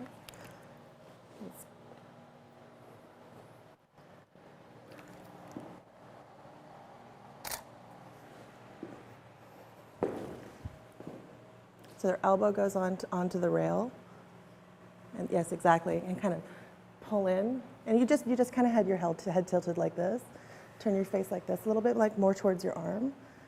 And the shoulder in. And now let's relax the neck so it's not pinched at all. Relax the neck, relax the neck. There we go. Turn your face towards me just a little, towards the shoulder. Perfect, perfect, perfect.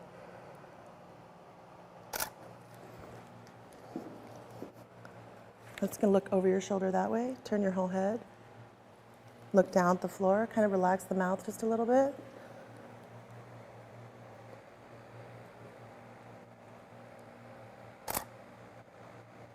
Don't move your head, eyeballs to me.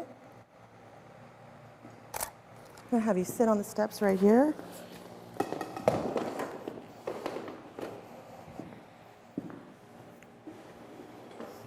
Do we have panties on underneath? Okay, just checking. How are we feeling about this? Okay. So when I'm in the retouching process, do you want me to remove these? The discoloration? Sure. Or do you, yeah. is that like you and you want to keep it? Probably remove it. Okay. Yeah. I learned that these right here, I thought it was from worshiping the sun in the 80s. Mm-hmm. It's from my light.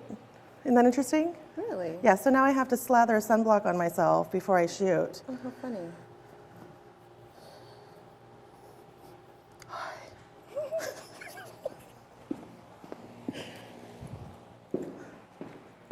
All right, so you're gonna lean in. You're gonna put one foot up, that one, up on the step. So the knee comes up. Yep, and the knee comes in. You're gonna lean in this way and relax the hands. Posing's uncomfortable. You're gonna feel like what, but you're posing from my perspective, not for how your body would hold itself. Just do what I say.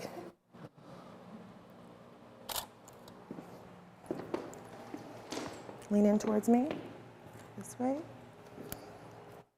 Eyeballs to me.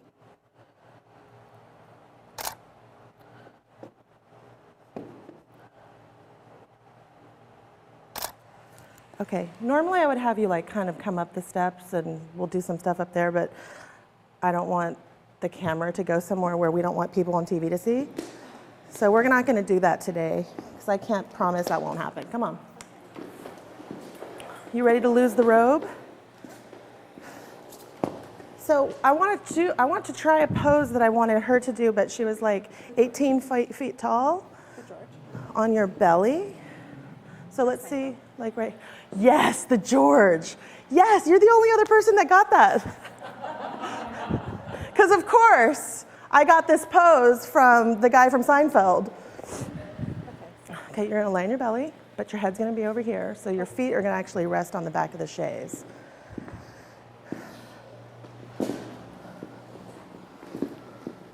So we're gonna have your upper body kind of come this way, and your lower body kind of come that way. Perfect, perfect. It's perfect, don't move.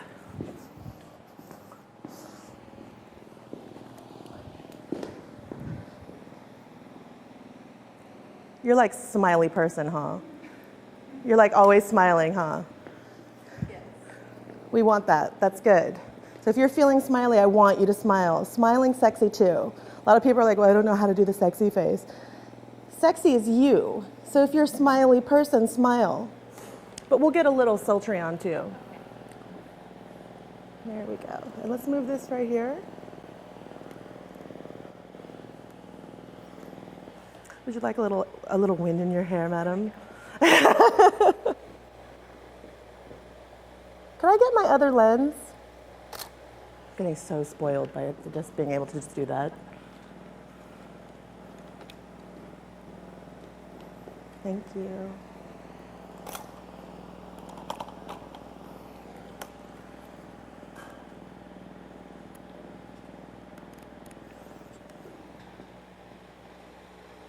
Is good? Let's bring that knee, the one closest to me, out this way more. And you're gonna, I like the way that you're pointing your toes. Let's go ahead and hook that foot over the other leg. Perfect.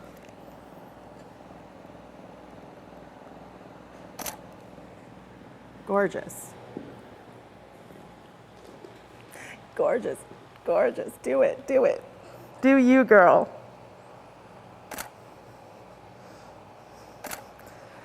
I don't think you're having any fun. You don't think so? You're not having any fun, huh?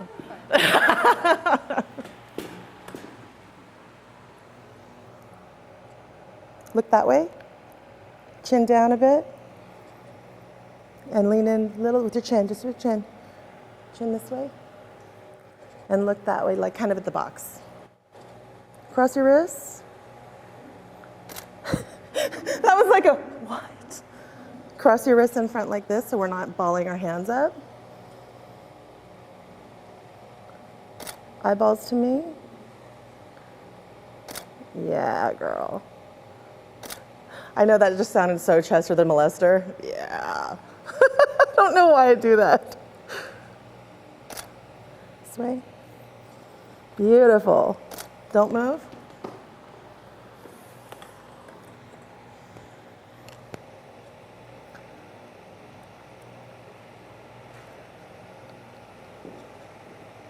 Oh man, this is a workout.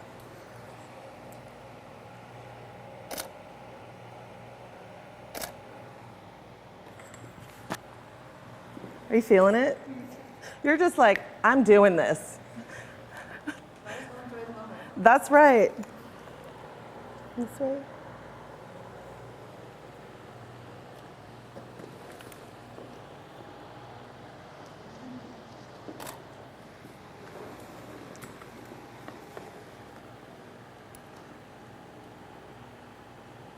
All right, that elbow comes out just a little bit. Perfect. You're gonna come like this. And you can move your elbow to where you're comfortable to do that so that your chin can fit into your palm. So not like that, we wanna do this. So bring your elbow back just a little. There you go. You're gonna let your chin lay in your palm and you're gonna turn your head this way. There you go. We wanna be careful with the fingers that we don't actually press into the skin.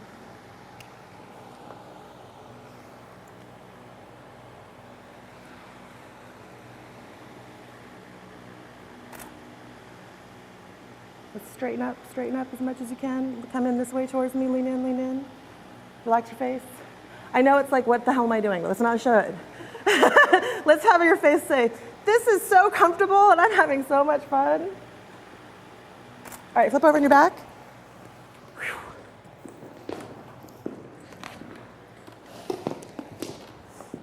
Feet up. So again, we're gonna be angled. So your head's gonna be, you're on your back, but your head's gonna be like on this side more. This one's gonna be here. This leg's gonna be, ooh, I like that. Don't listen to me, just do what you do.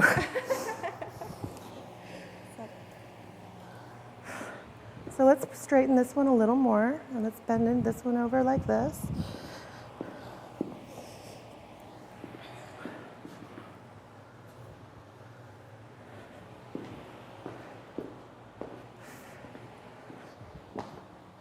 Oh, God, that feels good.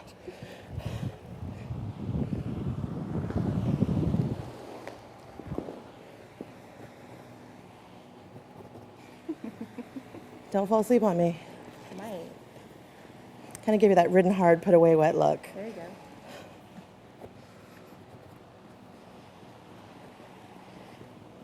All right.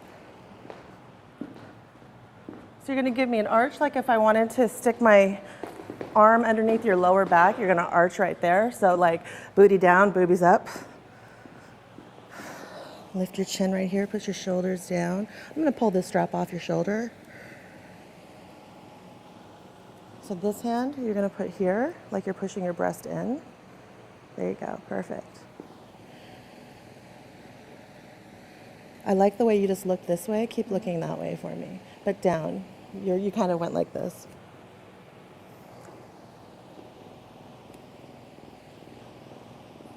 Let's maybe keep that up there.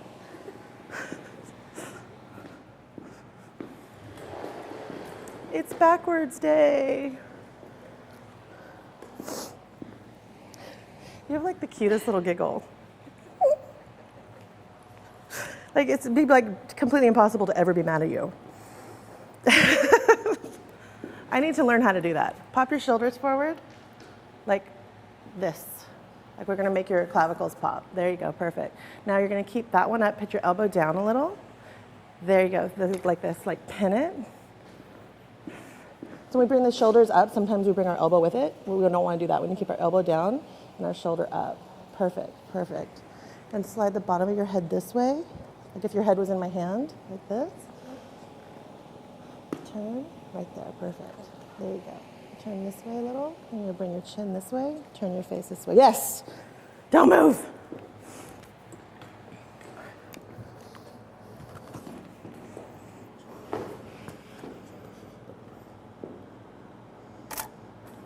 That's this hand, you're gonna bring it up to your face like this. Other one. Keep that shoulder. You're gonna bring it like this. So you're gonna push this is a good chance to push those, make some cleavage. Let's get that palm underneath the chin. Lift the face to me.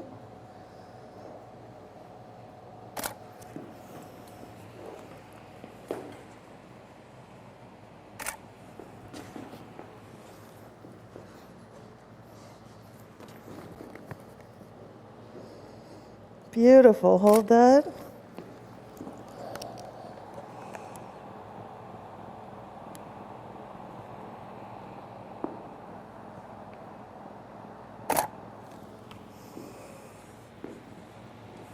Okay, just switch knees.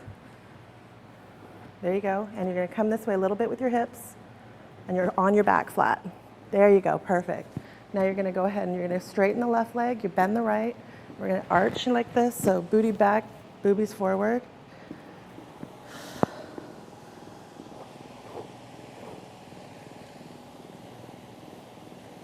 We're gonna get you out of this thing in a minute, I promise. Okay.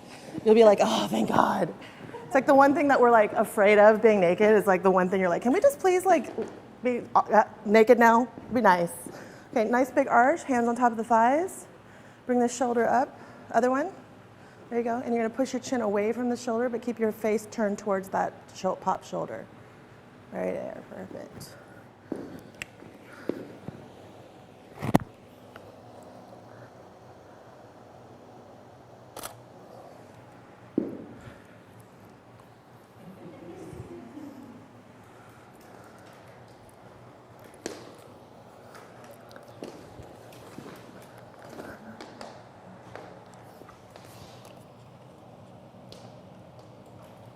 Beautiful. Left hand, mirror me, come this way. Just put it like behind, like on the couch, but the elbow comes up. So not behind your head, just like reach your fingers to the back of the couch, kind of like in your hair, but bring your elbow up. There you go, nice big arch. Bring that shoulder up, chin back a little bit. There it is. Shake that hair away from your face. Beautiful. Now I'm yelling at you. Sorry. I just get excited. All right. Let's drop trowel. Let's do some bed stuff.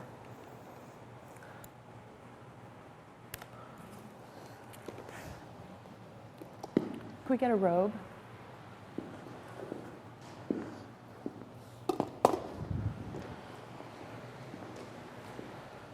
Oh, your robe's right here. So I think that she's gonna have you go that way where you can actually take off your lingerie, okay. And then you're gonna come back with the nippies and okay. Panties. Okay. Do you have panties that are kind of a little bit... I have nude ones that are in the other room. Okay, do you have nude ones? Are they kind of like cheeky a little bit? They're boy shorts. They're boy shorts, so they come up really high or are they kind of low? Low? Perfect, okay. Do you want the name or I have black ones. Which would you prefer? These are your pictures. I think the black would be a cool splash with your hair. If you're comfortable doing some stuff chest down without the sheet, I'd kind of like to start that way. Perfect. Okay, cool.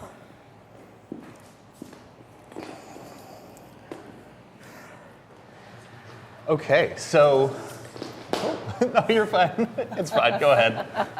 Come on by. Real life here, we got people everybody. crossing back and forth. This is what happens when we're live, folks.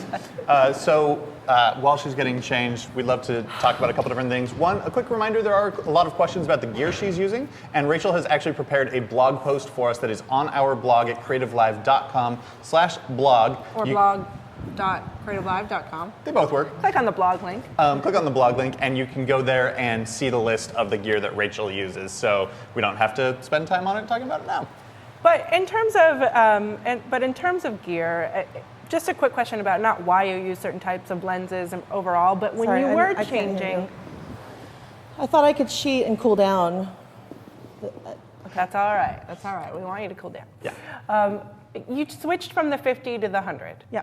When do you do that? Is it just a distance thing, or what are the different looks you're going for with the different It's a lenses? distance thing. I mean, sometimes I'll use the 50 for like a headshot type image, but usually only when I'm doing like that POV shot I demonstrated yesterday where they kneel and you're coming down at them. Just because it was just by accident that I've discovered that pose, and I like the distortion, the lens distortion in that particular pose.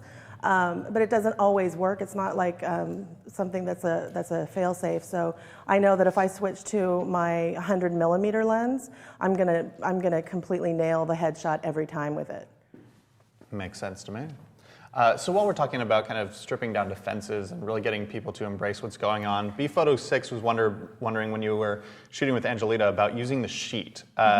Is this just something that you're doing because of Creative Live, or is it something that you do while you're actually shooting? Is it something you use to kind of ease them into your nude shots, or is it? Normally I start with it, but it comes off pretty quickly. Obviously for Creative Live, we have to make sure that things are covered, and once they're in front of the camera, even though I want to demonstrate as organically as I can, I really do want to nurture the comfort of my model. And I was, from her body language and everything, I knew that removing the sheet any more than that was going to make her really uncomfortable, so I didn't do it. Yeah, makes sense to me. All right, and our model is back. All right. So I would love we can grab your questions after, for sure. Ready?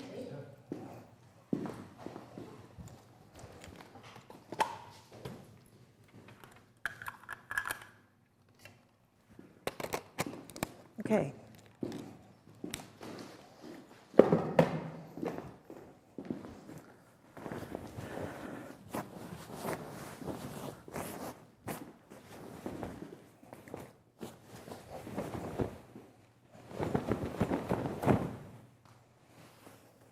Flip it over? I'll flip it, yeah.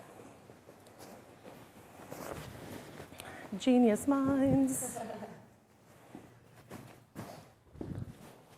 Perfect, thank you. All right, girl.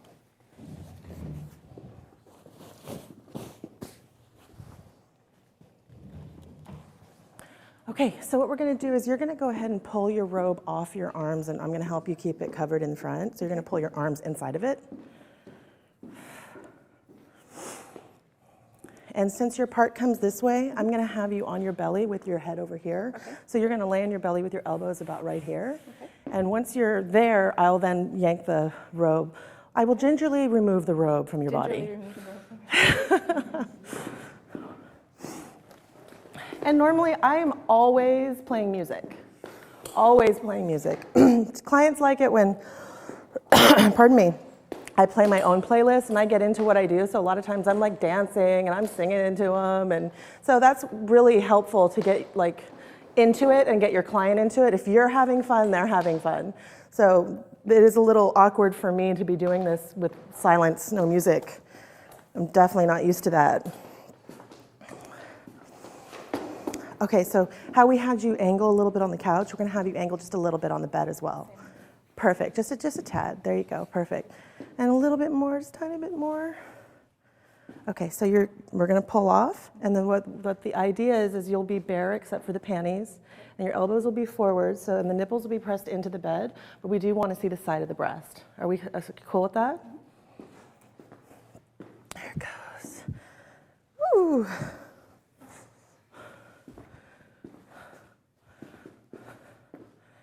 All right, you have what we call in the trades a spanking bottom. You guys said I could push it and be my best self, so.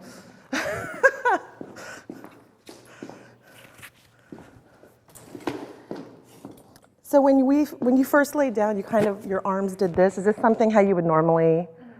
Okay, so instead of this, let's have you fold your hands, and then as they come behind, we'll have them come behind your neck. And you want to be nice and tall in those elbows.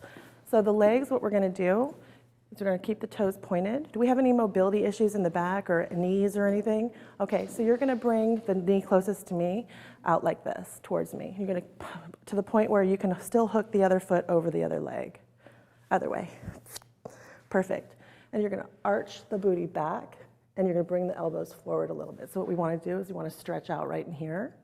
Perfect. So we have a little bit of a malfunction. This thing's coming off, the little nippy thingy. So I'm going to block you with my body, and you just put it back on your nipple, okay? Little wardrobe malfunction. We're going to take care of it real quick. Are we good? You got it? Okay. It's funny because I have a mic on, so they can totally hear us. All right, so again, you're going to fold, and let's put it like right under the hair. And would you like a fan on you while we do this? Sure. Okay. So I'm just going to fix this. Do you like them a little hiked or a little lower? A little lower. Like down like this? Yeah. Okay. All right, so I'm going to put the fan on her real quick.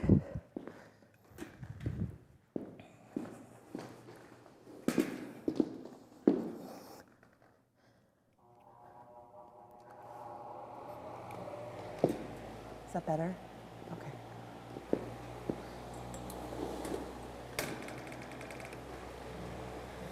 This thing isn't staying where I want it to be. Let me see if I can diffuse the vibration. Little tricks you learn when you have to jimmy rig everything because you need a light kit.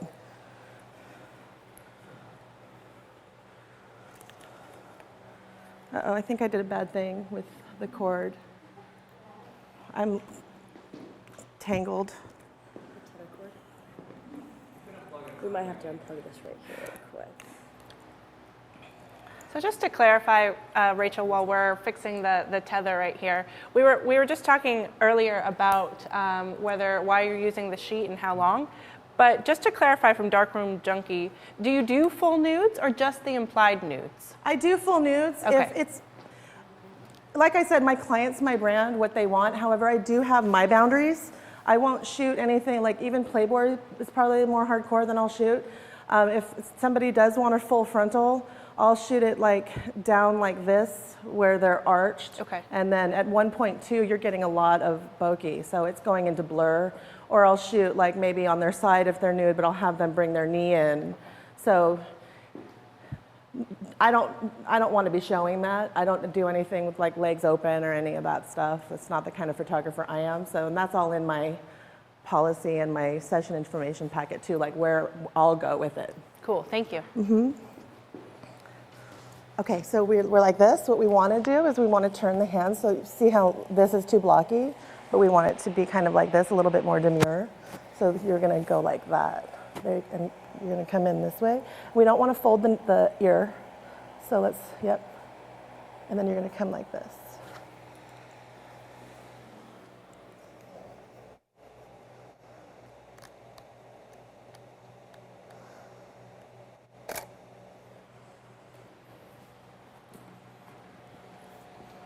Great, now I've got it pinned with the fan.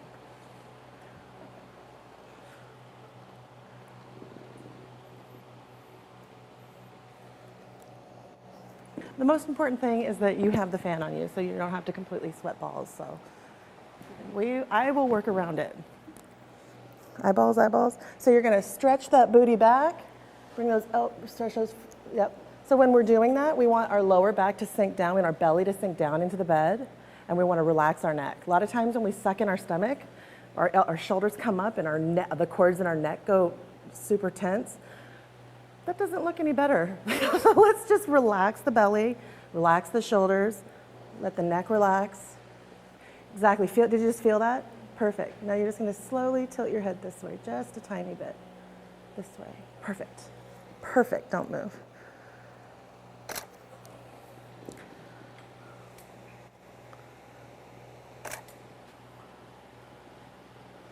How does that look on the screen? Is it too bright? That's good? Now don't move anything, but I want your eyeballs to come this way. A little bit lower, right there, don't move.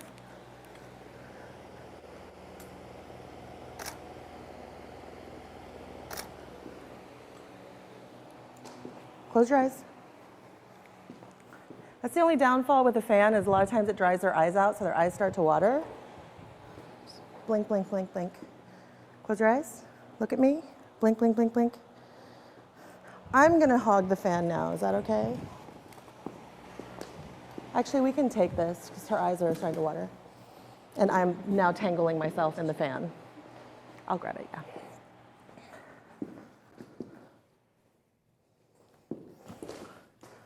How's it going? See, not everybody gets to do this every, what day is it? Friday. Is it Friday? Uh-huh. Okay. That's the one thing about working for yourself. I'm like, what day is it? Yeah. What month is it, really? Oh, is it? Well, I'm already crazy, so it doesn't affect me.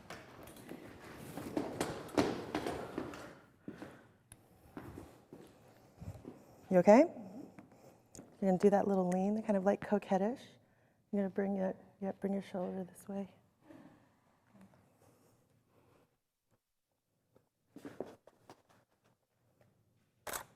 Eyeballs this way. Let's put your hands down now. Keep your head where it is. Cross like this. Like this. And reposition your elbows to where you're comfortable. Elbows down, booty back like that.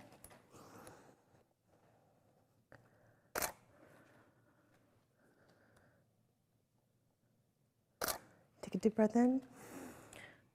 Relax the muscles around your face, around your mouth. Come in this way. Look right in my lens. Visualize bacon. No? No bacon, are you vegan? No, can't eat it. Oh. Of course, the one time I try to be funny, my joke doesn't work. All right. Okay, so we're gonna have you flip over. But I'm going to have you covering like this. So I'm going to throw the sheet over you until you get upside down. Oops. Or the robe.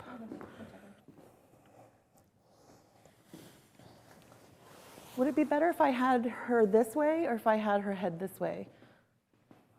Up to you, either way. All the cameras are here. All the cameras Let's are happy. Put your head over here. And your feet go that way. So we're going to go diagonal on the bed. Perfect. You're going to keep your knees up. Perfect. Now for this, would you prefer to use the sheet over your hips so you look naked and then you can cover like this? You want to do that? Okay, so what I'm going to need you to do is I'm going to need you to roll your panties down to hip level. So it's still covering here, but we just need it to like go like halfway over your hip bone, like that low. That way it won't peek out through the sheet.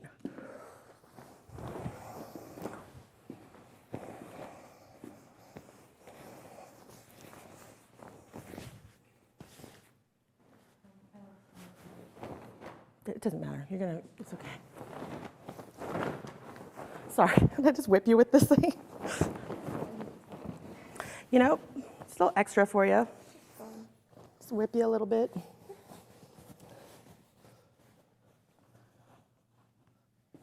Okay. You got it? Mm-hmm. I think so.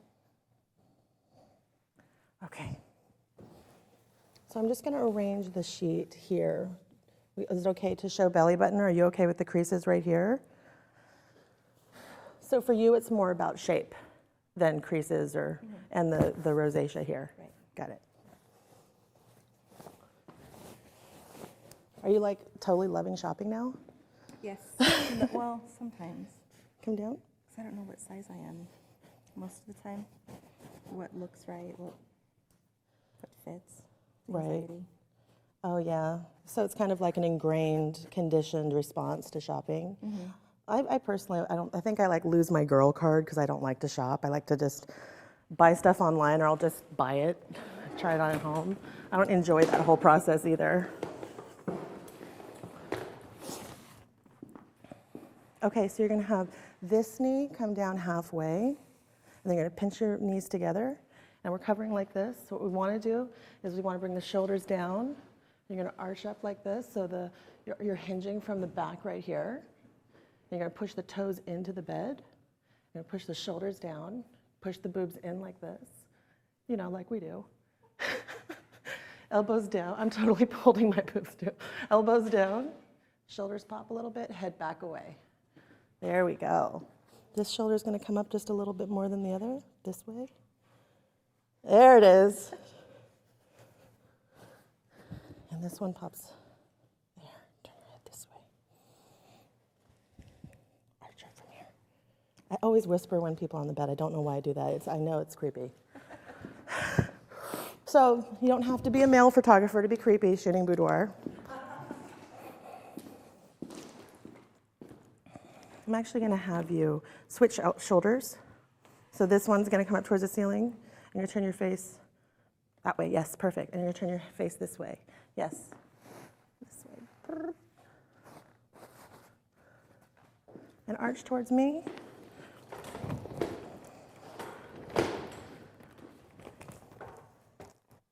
Turn your face this way a little. This way. Right there, hold that. Arch up. Arch back. Pinch those knees together. Relax your forehead. Close your eyes. Relax your face. Relax your face. Relax, relax, relax. Look at me. Bam. Close your eyes. Relax, relax, relax. Take a deep breath. Out through the mouth. Eyes to me. Bam. Good job. I'm going to take just one quick one. Nice big arch. Turn your head like this. And turn your, whoa, easy, limber. Back just a little bit. You're like, I will bend in half. Eyeballs, eyeballs, eyeballs. Push together, push them together, make cleavage rise. Good. All right, we're done.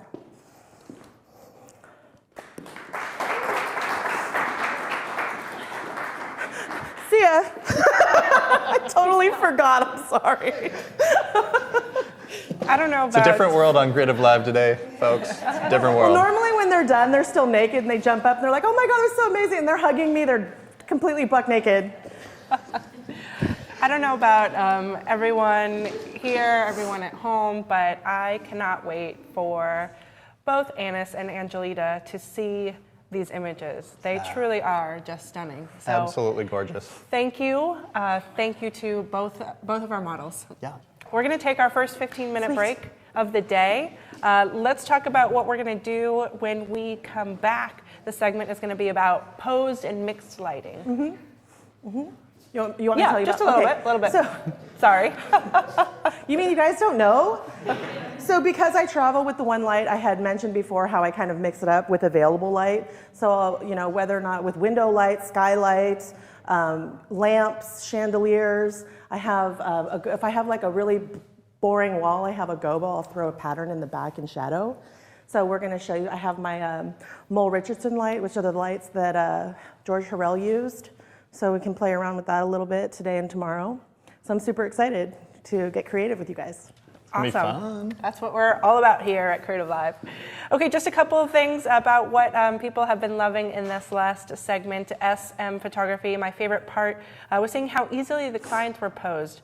I'm always struggling to get perfect posing and maybe therefore overdoing it. And so I didn't realize how simplicity and natural head angles could make such a large difference. You have inspired me to rethink every part of my boudoir posing strategy. And then similarly, candid images. Anise is another gorgeous lady. I love that she is so relaxed. Rachel really knows how to shoot from a perspective that just enhances their natural, beautiful curves. I love it, and that's exactly what we saw. Yeah, and that's something, that was one of my biggest takeaways as I noticed in this last shoot. One of the things you were doing was having the model kind of do their own pose and then working with what was naturally comfortable to them, tweaking it from there, not really like imposing your will on it, but working with them naturally. And I think that's part of the whole way that you work with people. DTNLA said, in the beginning, Anise said she doesn't like anything about her body, yet now she looks completely comfortable and she's enjoying the process. Boudoir is so much about connecting with your subject, and Rachel is so good at that. And that's what we got to see here, everyone, was the way that Rachel really, through being real, through acknowledging that we are human beings who are not perfect, by connecting, by finding points of common interest, things that are that they both care about, and then really just investing in that person. That's the process. That's what we've been able to see today and what we've been able to see yesterday and what we'll be able to see even more of as we go throughout this workshop. And so if you want to be able to study that and rewatch these segments to really understand exactly the process that Rachel is going through to very, very quickly, without needing to do the pre-consultation, without needing to spend a ton of time so that she can actually have time with her family, and still get amazing results and run a successful business. That's what this workshop is all about. If you want to learn all that, you can do so by purchasing anytime access to this course to rewatch anything that you want to see at any time. It costs $149 for anytime access to all 3 days, but we do offer the live discount to the price of $99 if you get it now. So I would encourage you to make that decision while we are on break, and we will see you back here in 15 minutes for more with Rachel Stevens. Awesome, guys. I'm learning to tell better stories.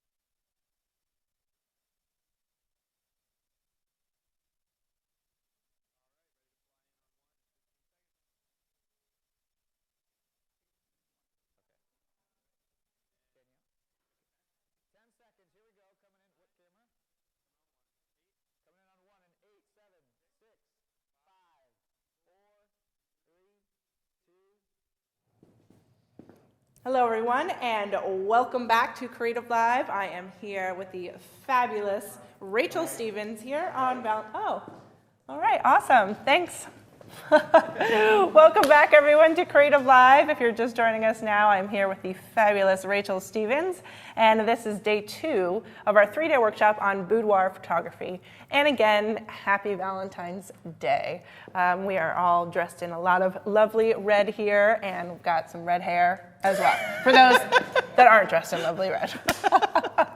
Anywho, everybody, we had a wonderful first session where we shot 2 models this morning, and they were just beautiful, Angelita and Anise. Thank you for showing us how you bring out the natural you in them. Now, this section, everybody, is going to be the time where we do talk about posing. We do talk about lighting. We are open to technical questions. Again, a lot of the workshop is about that emotional connection that we've been seeing and learning about, but feel free to bring those questions in now to this section because we probably won't be going there later. So that's all I got. I think that, oh no, Facebook contest. We've got a boudoir photography contest going on, and you only have about 45 minutes left to enter that contest. So creativelive.com/Facebook. Facebook.com/creativelive is where you can find out more details. Just click on the little icon that says Boudoir Photo Contest and enter your best boudoir photo. We love what we've been seeing, but there's still time for more. All right, we have our next beautiful model in the room, so I'm going to let you do what you do best. Awesome. Let's do it. Thank you, Rachel. So as she mentioned, we're going to talk about posing and mixed lighting. And what I mean by mixed lighting, I touched on it earlier. When I'm in a venue, even though I have like my one main light, it's not daytime all the time, and I shoot from 9 in the morning till 11 at night. Sometimes the venues are up against an alley, or there's not very many windows, so I'm not getting any kind of outdoor ambient street light or moonlight, and it's just very, very dark. So sometimes I have to bring in other kind of light to mix it up, and also how I work with sunlight as well. So let's get started. Hi, come on in. I'm Rachel. I didn't get a chance to meet you outside. Are you excited? Nervous. Nervous? Yeah. It's okay, I am too. So Okay. we share it. We kind of look like sisters. There Are you you go. Hawaiian? No, I'm not. Filipino. Filipino? Yes. Okay. She I'm told me, Korean tell me Irish. that. People always think I'm Filipino. Okay. So let's talk about why you're here really quickly. Are you here for you, for someone special, both? Mostly for me. Okay. For my hubby too, but mostly for me. I've done a shoot before in the past, but I've never really felt 100% comfortable with myself. Okay. And I'm so used to being on the other side of the camera. I'm a photographer too. Okay. So I feel very exposed right now. Right. Yeah. And I know as a photographer, when you're in front of a camera and then you don't have that creative control that Yeah. you usually have, it's like you know your own angles. Yeah. And you know, so I've got your back. I believe it. I believe do all it. the flattering stuff. I'm not going to do the wrong angles, so don't worry about that. And if there's any poses that you had your heart set on, let me know, and we'll try to nail those too. Okay. Thank you. Cool. So let's get to it. Okay. They're moving things on me. Okay. So what are we wearing underneath today?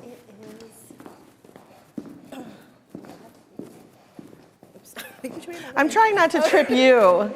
I don't mind if I trip myself. Bra and then high-waisted panties. Oh, cute, like retro? Yeah. Do you want to do something with the robe first, or are you not feeling the robe? Yes. Okay, cool. I actually really like the robe. Okay, cool, yes, beautiful. Let's lose this guy. Thanks.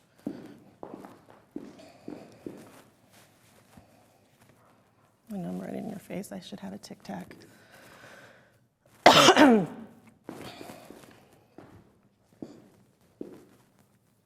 Okay.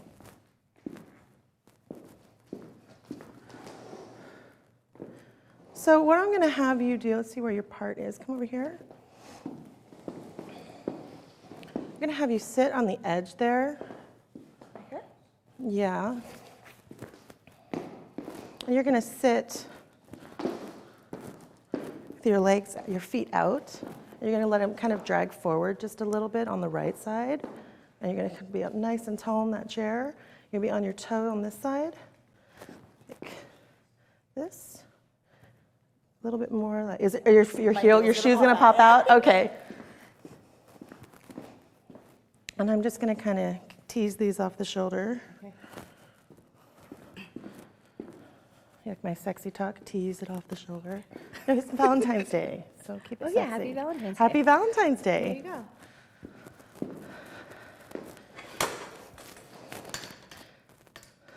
I'm just hitting myself in the face with my cord, don't mind me.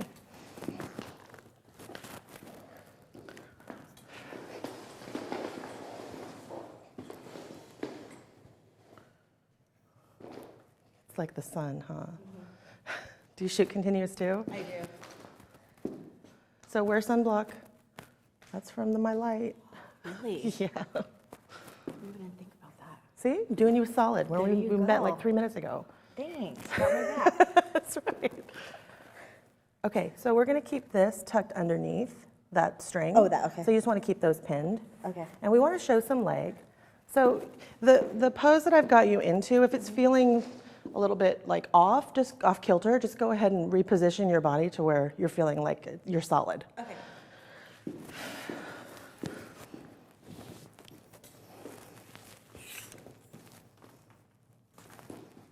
Come up on that little string. Let's get that sucker in there. There you go. There you go. And let's put the robe behind the calf.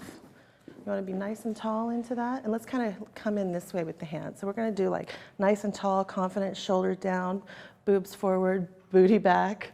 You know, really bad posture right now. The hand here, let's drag that foot forward on this side. And that hand here, you're going to come back like this. And then just kind of like anchor that palm on top of your thigh so that shoulder can come up like this. Exactly. So you kind of feel that little sass right there. Exactly. So we want to, yeah, exactly. See, you just did it. So just this way, in like that more. There it is. Perfect. Let's come up on that toe just a tiny bit more. And then the robe on that side, let's move it on behind your knee. There you go. Let's put that hand up here. I want to see your fingers on top. There you go. There it is. Beautiful. And let's reach down towards your foot like this.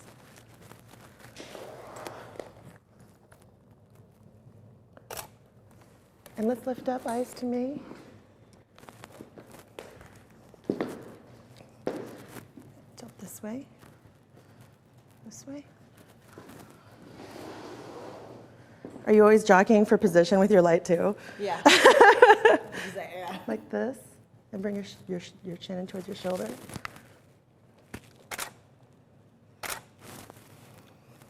Beautiful. Part your lips for me. Your makeup and hair look awesome. Might have blinked on that one. That's okay. I like my hair makeup. I look like Forrest Gump in like every picture, every snapshot that's taken too. I'm like, everyone looks awesome, but I'm like this. It's the irony of being a photographer, right? Like this. Beautiful. Okay, I'm gonna have you swivel around. We're gonna straddle this. So since I don't have access to an actual real plane wall, I'm just gonna use my gobo on this backdrop for you guys.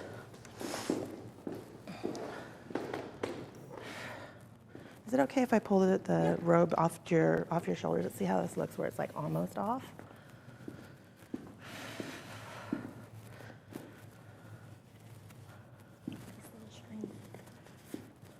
How does that feel? Is that good? Yeah. Okay, we're gonna mess up your hair, okay? Okay.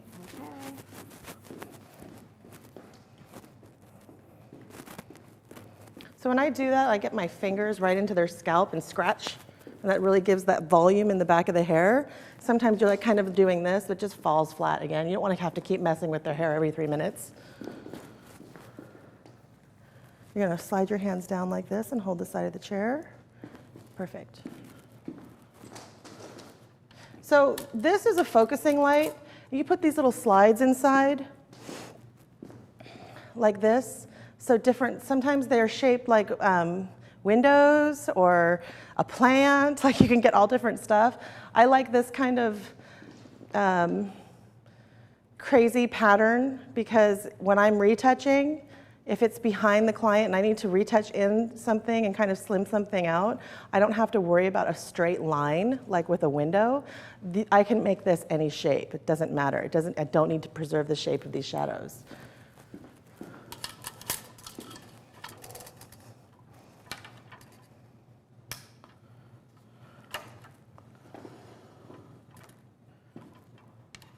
So there's already a texture on this backdrop, so it's not as noticeable. But you guys can see it, right? When it's dark in the room, it's really just like if now suddenly there's interest on the back wall. It's really dramatic. All right, so you're gonna pull in like this. You're gonna bring the back foot out, it's gonna come out a little forward. This one's gonna come back like this. You're really gonna pull in and you're gonna kind of stagger your shoulders in towards me a little. Lift your chin. And let's go ahead and let's kind of like push that robe behind you a bit, like the bottom, like get it out from underneath you. Try again, there you go. There you go, you're really gonna pull in. There you go, like this, get it, yep, saucy, saucy. You're smiley, huh? You're a smiley person, that's good. That's good, smile. We want to capture what you're feeling. Not everyone's like, You know, if you're a smiley person, let's smile. That's good. So then you're like, you're opposite day person. Got it. All right. So good luck.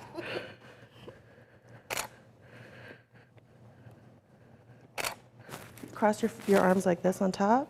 Kind of push out. This way? Yep, like this. Cleavage. So can your booty go back a little bit more? And then flip that way like this. Cross your wrists. And kind of pull in a little. So you're pulling in here, but pulling back in your shoulders. Does that make sense? Got it. Perfect. And you're going to look down this way.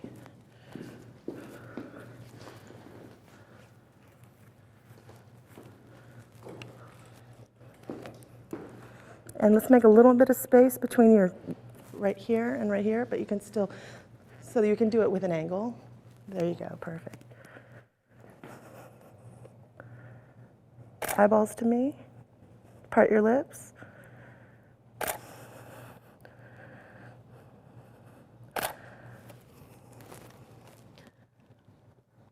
Let's go ahead and lose the robe. Look down.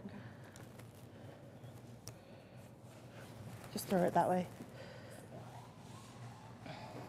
So as far as what we want to showcase and what we want to downplay in terms of body, what are we? Everything. Midsection, of course, and then my thighs and that too. Okay, but the curves, or we want to focus on the curves, Yeah. right? Sure. I have those. So nothing like straight on front, kind of more angled off. If I was wearing the robe, I'd feel more comfortable doing that. Yeah. Do you want the bra on top or this on top? Okay.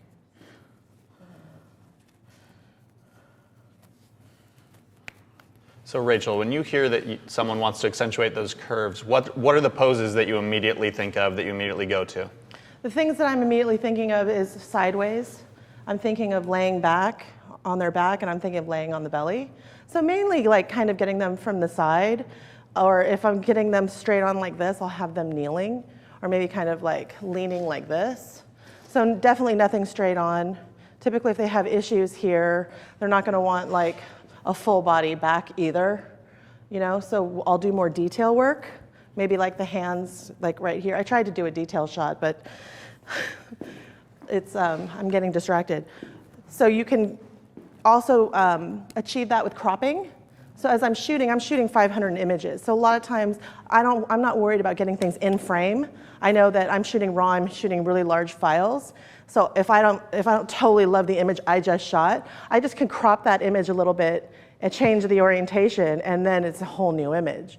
So I don't tweak out on that too much, but I do know if someone has issues, like a lot going on where they don't, I don't like anything from my boobs down. And I get that sometimes, you know? So you can kind of like fill up a gallery with some detail shots too. Okay, so let's have you stand. I'm gonna have you, let's see if the light's this way. Let's have you sit here on the floor.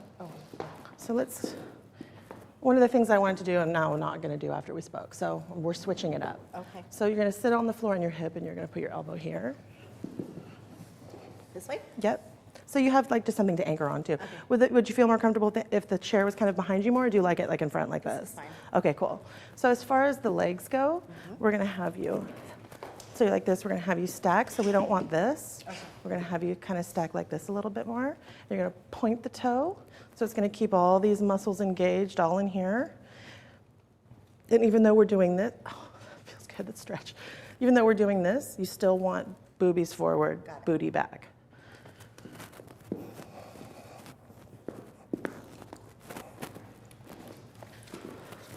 So another thing you can do once you have a light like the gobo light, if you wanted to, you could pull out this and you could just bring it back a little bit and you could use it like a hair light if you're into that look.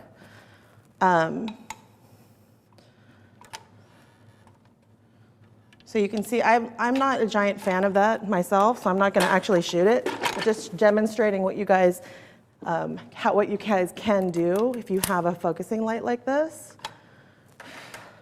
I prefer to use it for background stuff. So this might fall out while I'm shooting. It's okay. We lost a screw on the way here. Let's have this hand come this way.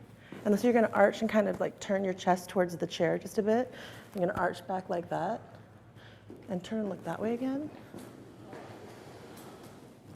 How about, would you feel more comfortable with the hand down in front of you, like maybe on your thigh? Yes.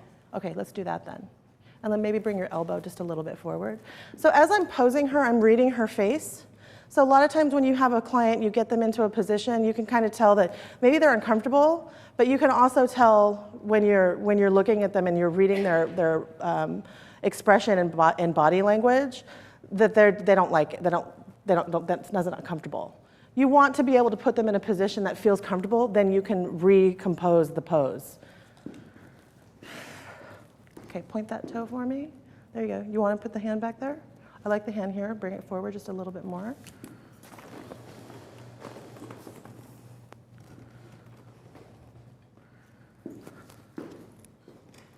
This.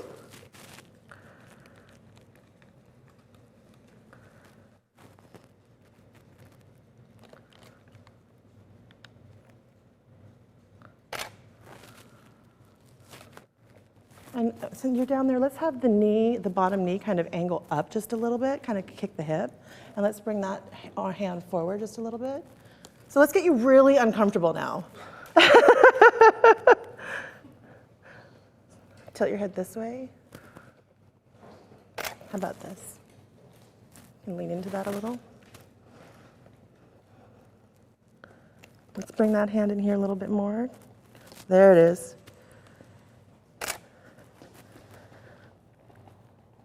Beautiful. Tilt the head this way a little. Part the lips. Whew. Are you as hot as I am? But you look way better. I'm like sweating all my makeup off. Okay, so I'm going to have you just sit. Or kneel's fine. Yeah, sure.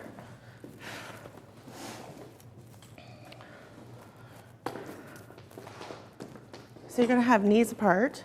Feet together, hands on top of your thighs. So one thing you can do if you want to have more of like the old Hollywood movie look, but you don't have one of those lights like a Mole Richardson's, you could pull your diffuser off your light, which will create a more harsh shadow.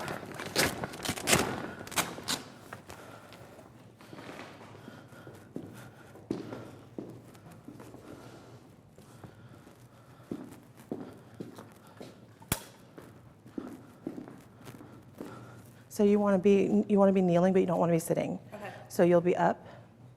You're going to bring those knees apart just a little bit more. You're going to bring this shoulder in like this. Perfect. And step up just forward. There it is.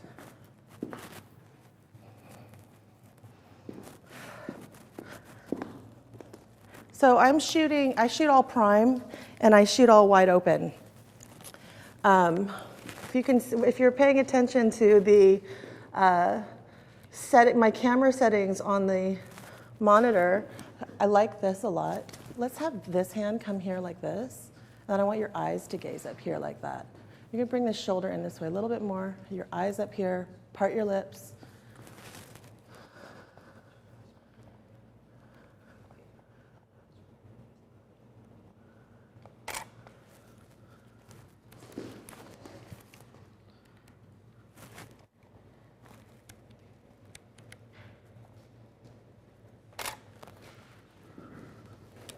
So it's going to be a little higher shutter speed than normal because I took the diffusion panel off.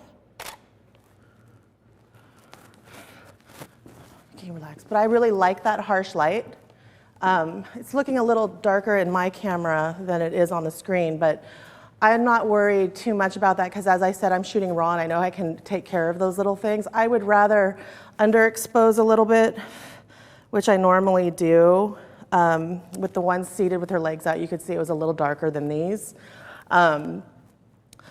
because it's easier to bring it up, your exposure up in your Lightroom or Camera Raw than it is to bring it down. Because if you blow out your highlights, you can't get that texture back in that area.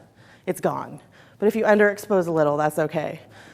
As far as my camera settings go, I keep my ISO at 320, and shooting wide open, that keeps my shutter speed high. And the reason I like doing that, when you have a high shutter speed, it's gonna freeze the shot. So if I have a client and we're having a moment and she throws her head back and starts to laugh, and I take it really quickly, if my shutter speed's too low, it's just gonna be a blur. Sometimes that's cool. You can grain it out and it can be like a cool, blurry, grainy shot. Most of the time, clients will be like, I love that picture, but it's blurry. So, what you may want to do artistically, the client's not always gonna understand or appreciate. You can always do, make it more of a treatment in post too. But when you have a high shutter speed, it locks everything. Like if you have a client throw her hair back, the hair isn't just one big blur trail. The hair freezes. You get all that. Even if you have them maybe with some water on the tips and you have them do this. If you're doing like a shower shot, then you have all those little the strands nice and sharp. It looks really cool, and you can see like the water coming off of them. You can't do that with a low shutter speed. I think maybe with flash, with strobe you can, but with continuous light, you need a high shutter speed to freeze that shot. Sorry, I should have turned the light off while I went on that little tirade. Okay. So come back here just a little bit. So I'm just going to show you really quickly how I use sunlight to fill. Can we bring up one of the curtains, blinds, just a little bit? Let's see that one, where it goes.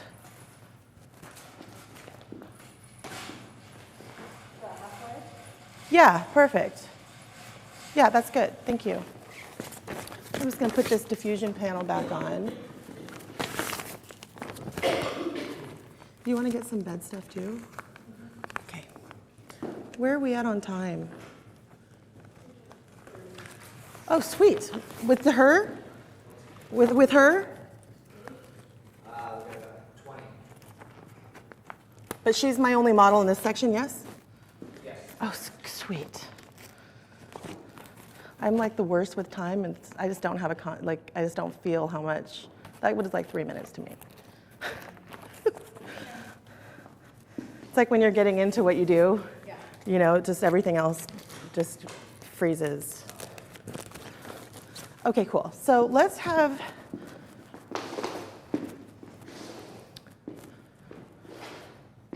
I feel like the light is coming right where all the chords are.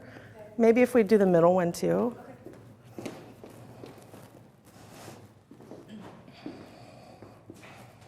Okay, so I know the floor is scuffed, but I'm gonna ask you to lay on it. Is that okay? That's fine. Okay, so we're gonna have you lay on your back right here.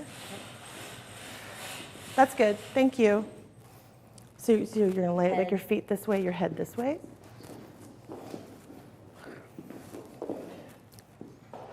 So a lot of times when you have the sun coming in from a light, you know how it kind of gives that blue cast?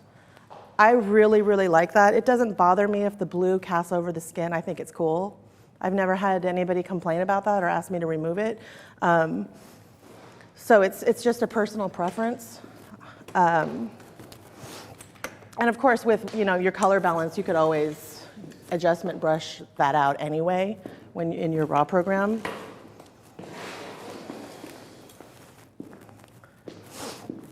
But here you can see the way that the sun's coming in and filling this area here on the floor. Can you guys see where it is?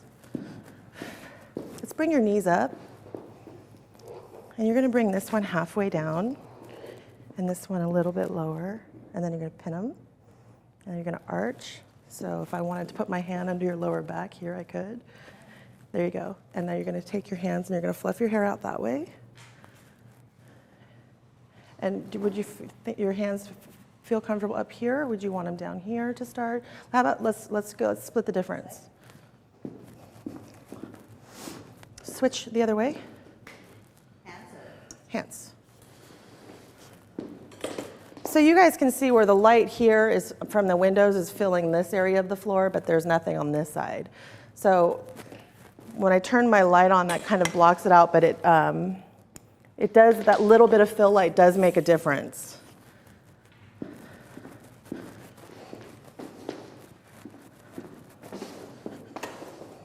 Sorry, I'm having a difficult time with these cords. Okay. I'm just gonna have to Photoshop the cords out. All right, so you're gonna push the shoulders down this way, and then you're gonna stretch the head back this way. Perfect.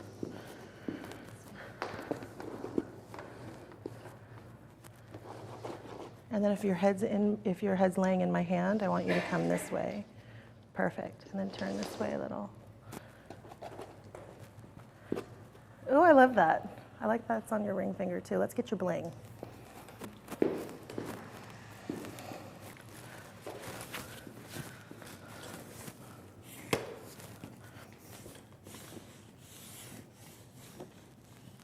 So I'm just looking here to see whether or not I want a harsh shadow under her chin or a softer shadow. Are you into the whole like retro Hollywood movie? I'm feeling that with you too. So I'm gonna go with the harsher shadow under her chin.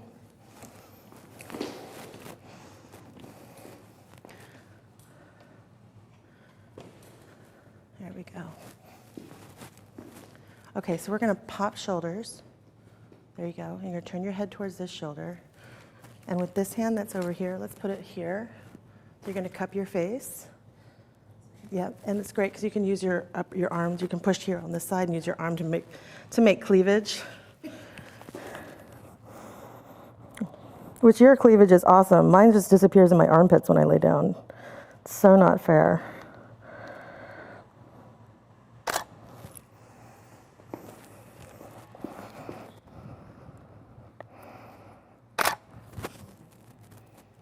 Nice.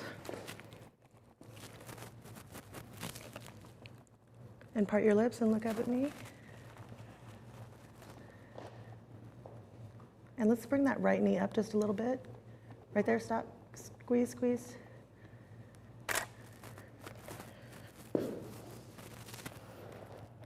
And so you're gonna hinge at the back of your neck and then come back this way. Turn your head this way. And let's bring that elbow up forward so you can bring the hand like this and turn your face like that.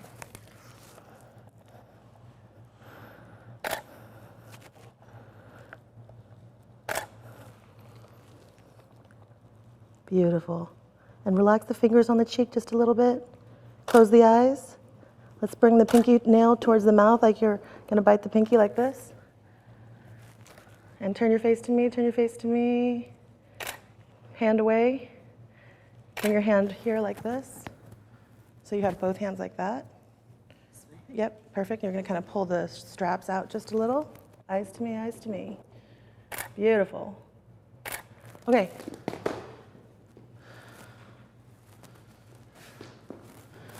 Let's do some bed stuff. Let me see, roll onto your belly. And so let me see how it looks on. Ooh, I like the back of that. Do you want to do a booty shot? Okay. Do you want one? I do. I'm sure hubby wants one. Okay.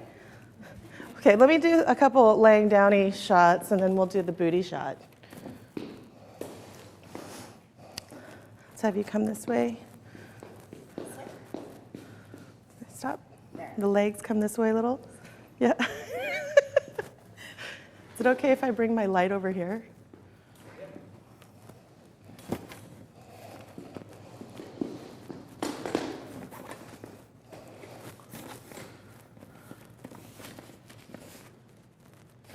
Trying to not put it right in front of their cameras, but is that okay?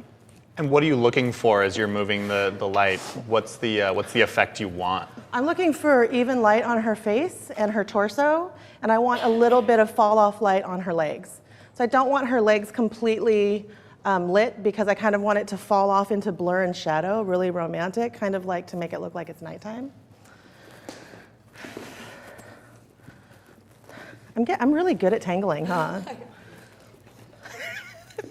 Okay, so instead of this, let's go ahead and do this. Let's do the ring hand on top. Perfect. And let's have you bring your lower body this way just a teensy bit. There you go. Perfect.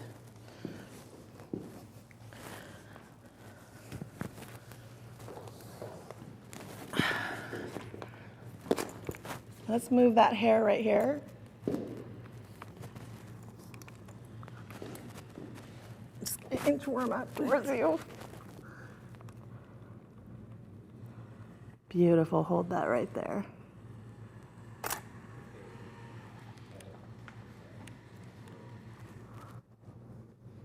Point the toes like this. Gorgeous. Ow. Let's bring your shoulder in like this, and then bring your face like this a little bit. Relax. Beautiful. Hold that. And then look down like that again.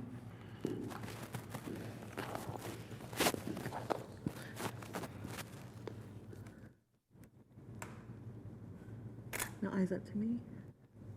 How's it going? You made me laugh. I'm trying really hard to. Eyes to me. Sorry. No, there's people here, so I'm getting the giggles. Shake your hair in.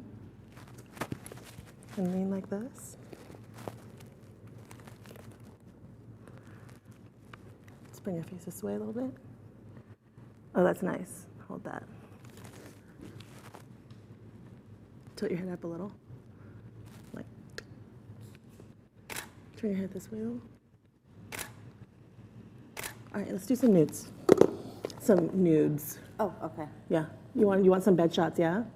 Now, do you want to have panties on for that? Or do you want to, let me put it this way. Do you want to shoot without the sheet and have panties on?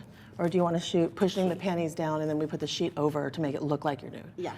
Okay, so I'm going to stay down here and I'm going to have you hop up and face the back wall. I'm going to do a quick booty shot. Okay. So you're going to stand and face that way. So I always shoot booty shots from the floor. Angling up like this, rounds out where you want it round, and thins out where you want it thin. Come on back.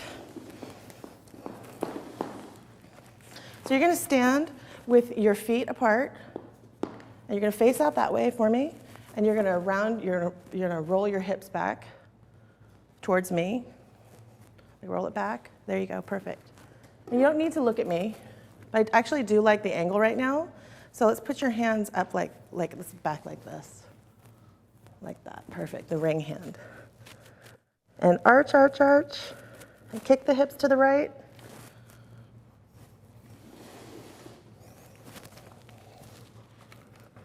And right now I'm focusing on her ring.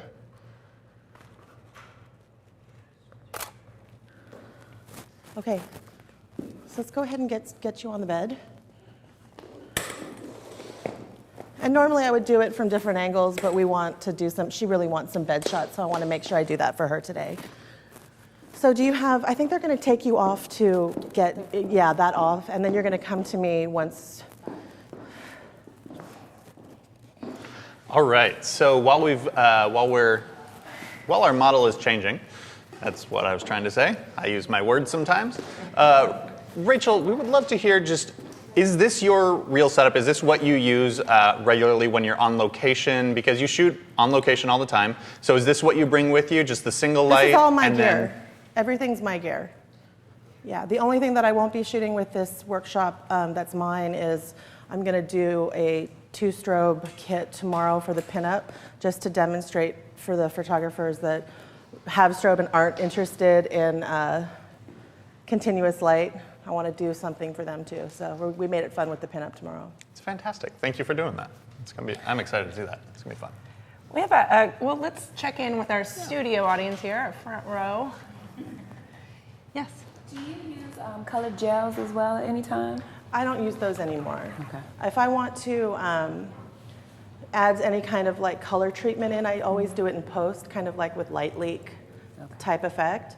But gels are great. They're a lot of fun. I used to do a lot of them when I worked with the floodlights from Home Depot. You could buy them in all different colors. So I used to play around with that all the time. So, but I don't travel with it. Like I said, because I travel, I have to keep my kit really, really small. So I don't want my gear's all in one case, and I have to keep that at 50 pounds. Good point. We have a question from Kat Marie.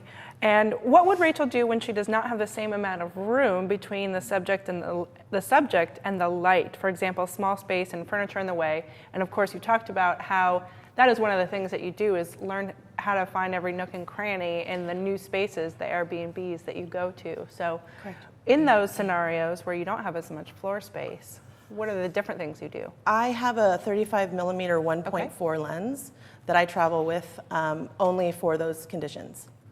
I don't ever bust it out for anything else. But if I want to get 3/4 body shots, full body shots, and I've been in, that happens a lot when you're out there. Like even hotels. I've been to got to a hotel suite. It looked beautiful on the website, and it was a triangle. And I was trying to figure out how to make that work because where all the furniture was, it was actually just in one tight little area. And then there's like a big dining table behind it. Like, you know, it's hard to move around. So I put my 35 millimeter on, and it really, really helped. Great. Fantastic. Now, so when you're looking to mix light, do you use a lot of the light that you find in the rooms? Or do you primarily just use this to be in control of what you're doing? I definitely use this. If I find an awesome space that has natural light, I'm like, yes. I mean, I love natural light, but you're not gonna always, it happens maybe once or twice a year for me, where I'll go to a loft and the light's just facing the right way, and it's you know, beautiful diffused light in the room all day until, you know, it goes to night, and then I bust these out, but that's very rare. All right, fantastic. Well, since we just have a little bit of time before lunch, let's get right back to it. You ready? Okay, so we got the nippies on. They're on. Okay, let's have a look. Oh, Yeah, they're pretty much on. Okay. So as far as the bed stuff goes, you want to just go for it? Were there any particular shots that you have your heart set on? My midsection's covered. And what about the side? The side too. So you're okay. Yeah. Cool. Gotcha. So I'm gonna hold this up while you take that off, and then I'm gonna turn around towards me, and then I'm gonna wrap it around you while she pulls it off you from behind. Let's see where your part is. So again, I'm looking for where her part is. That's gonna determine which way I lay her on the bed. Since her part goes this way, I know that I'm gonna lay her on this side. So I'm gonna have you lay on your side right here, your elbows about here, your feet going that way.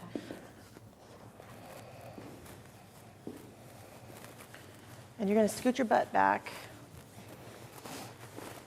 So has hubby stoked your hair? Yes. He's probably so proud of you though, huh?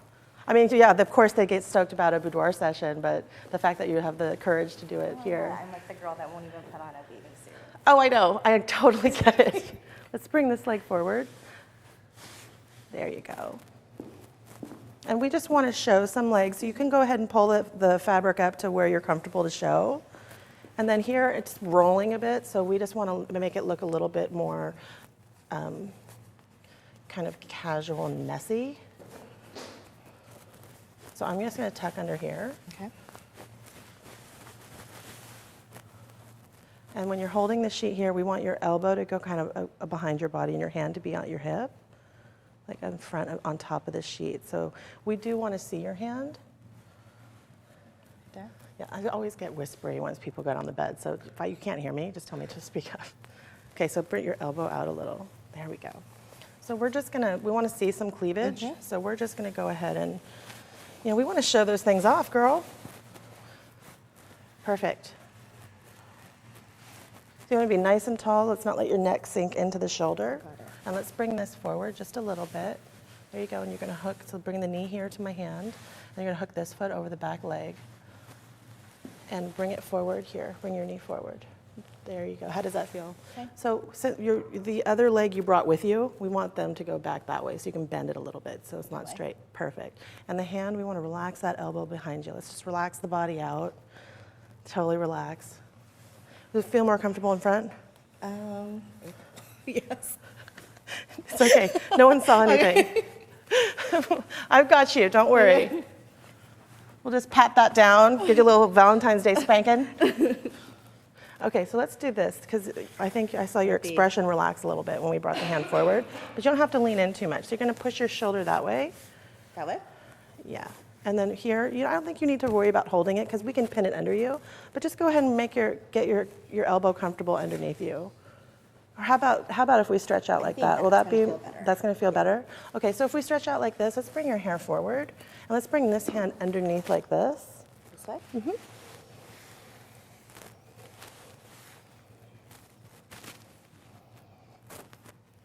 There you go. Yeah, your expression just totally relaxed. So are we okay with side boob? That's fine. That is the technical term, side boob. And then we want to stop here with the sheet? Yes. Okay. My So how about just this a is little fine. bit more of a tease then, like this? How's that? That's fine. Is that comfortable?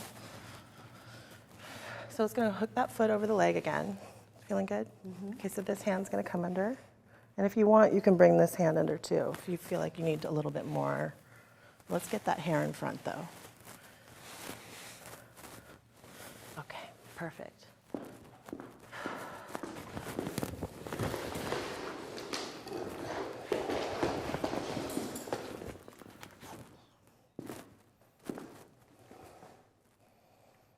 So again, in a situation like this, if I didn't like, a lot of times I'll get to a venue and I don't like the headboard, or I don't really like where the bed is, I'll kind of just push the mattress off and push it against a wall, or I'll take the headboard off if it's easy to take off, and then I'll throw my gobo pattern onto the wall. So then behind her, then there's some interest. It's not just a blank wall. Not all spaces are as cool as this.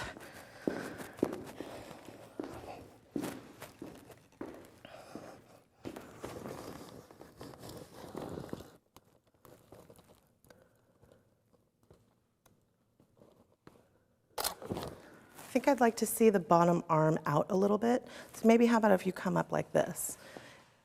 Does that feel better? Yeah. Beautiful. Yeah, I can see you just totally, you have this look on your face like, what the hell? Okay. Just come in like this just a bit, and I can come up a little tall so we're not sinking down this way too much. Perfect. Beautiful. And let's bring the hand out from underneath and let's put it where it was, but let's put it back over the hair and behind the ear and kind of fluff the hair. That way we have hair in front of you, in front of your arm, to frame your face. So you're going to put your hand here. There you go. Nice and tall. Perfect. Beautiful. Let's bring that shoulder in a little.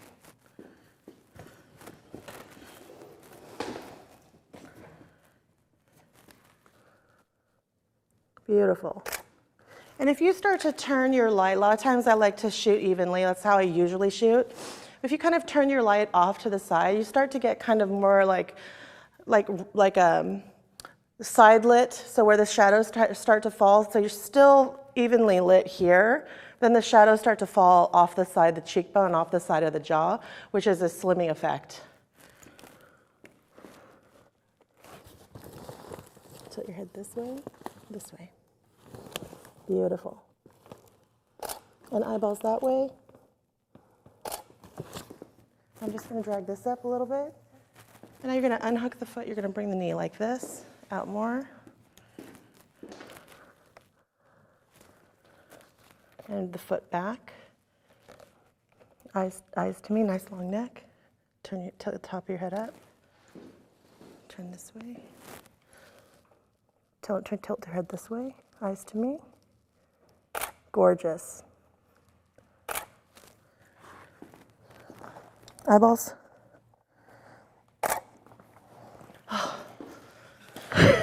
Getting my ab workout today.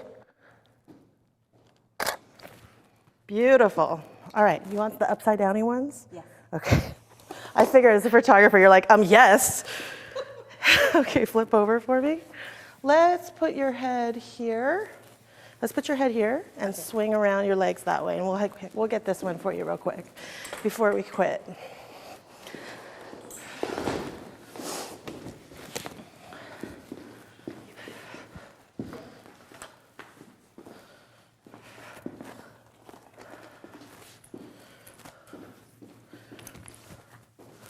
Okay. I know. How about this? How about you put your hands underneath the sheet and cover the boobs, and then I'll rearrange, because you have panties on, yes? Yes, I do. So you want to cover here and then have the sheet lower, right? Yes. Okay, so go ahead and cover nipple, not like a vampire, like this. There you go, perfect. A little higher on this side. There you go. A little higher on this side. A little lower, tilt your hand this way. I'm blocking. So you want your fingers up this way more. That way? Perfect, yes. I normally would not karate chop their breast, but I'm trying to preserve her dignity on Creative Live.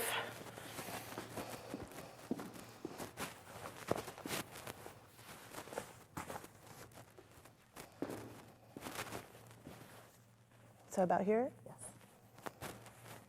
So just always communicate with your client. I mean, you can be going through your thing, doing your thing, but remember, you're there for them. They're not there for you. So just communicate what they want through the whole thing.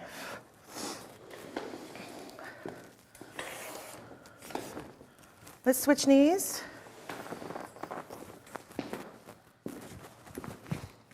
Lift for me, come down.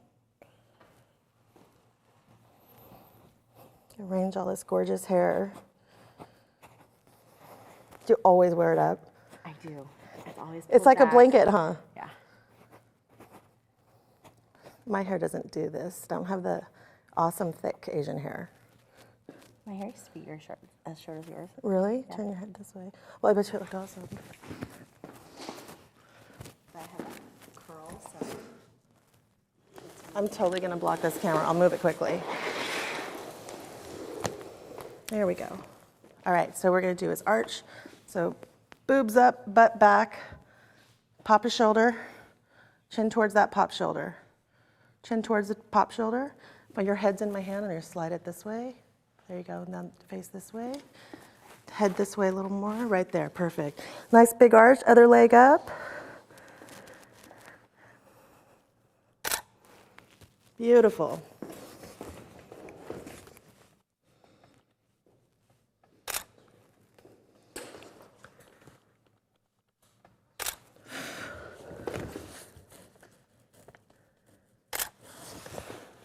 Like this. Elbows over the nipples.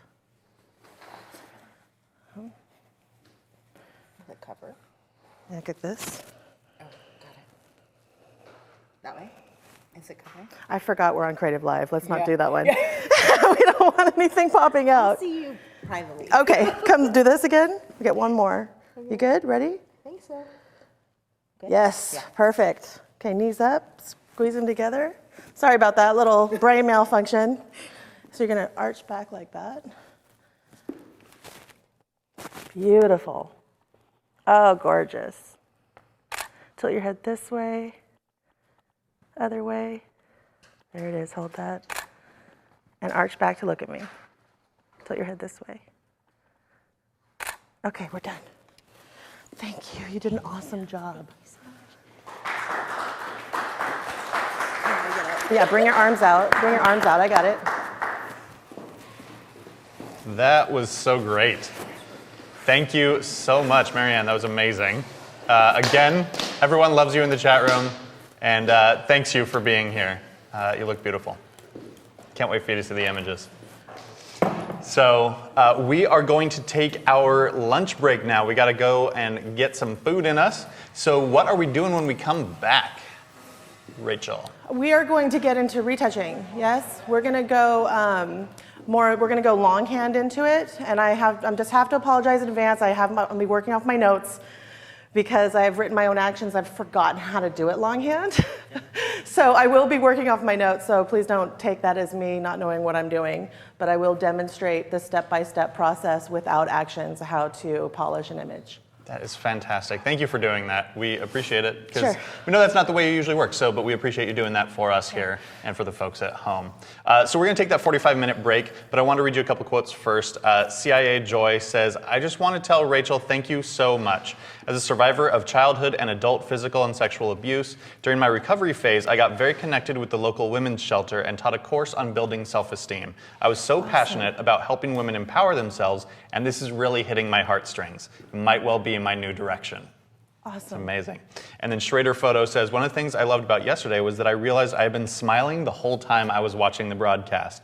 This truly motivates me to pursue boudoir photography and the difference it can make in a woman's life." You're inspiring people. Awesome. Thank you.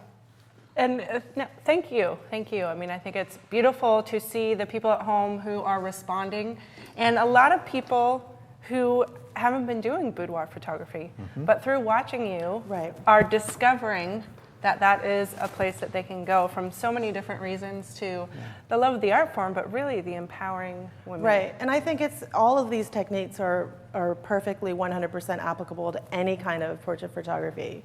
Absolutely, absolutely. But I do love people feeling like this is something that they could take and run with. Me too, yeah. And we're seeing a lot of comments in here about, I don't know how to do this right now, and I want to. So again, that's what we're here for. That's what Creative Live is doing.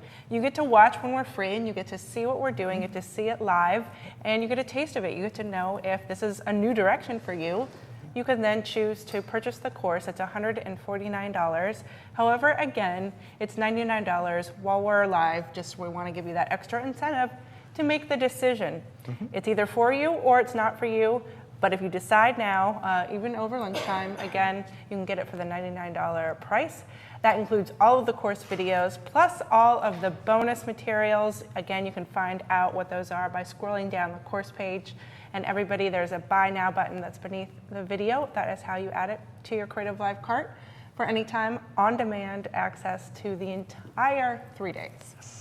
So everybody, once again, happy Valentine's Day. Have a wonderful break, and we will see you back in 45 minutes. Thank you.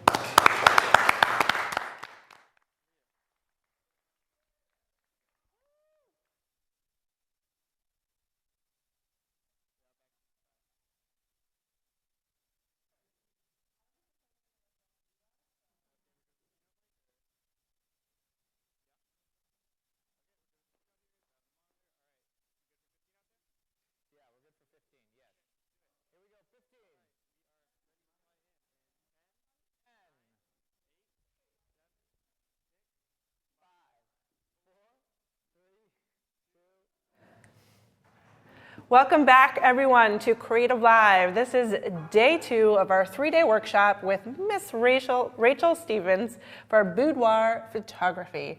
Rachel, we're already halfway through this workshop. It's a whirlwind. It really is. We have jam-packed so much into it already, but we have so much more to go. So I just want to give a special shout out before we turn it over to you to our wonderful studio audience here, otherwise known as our front row.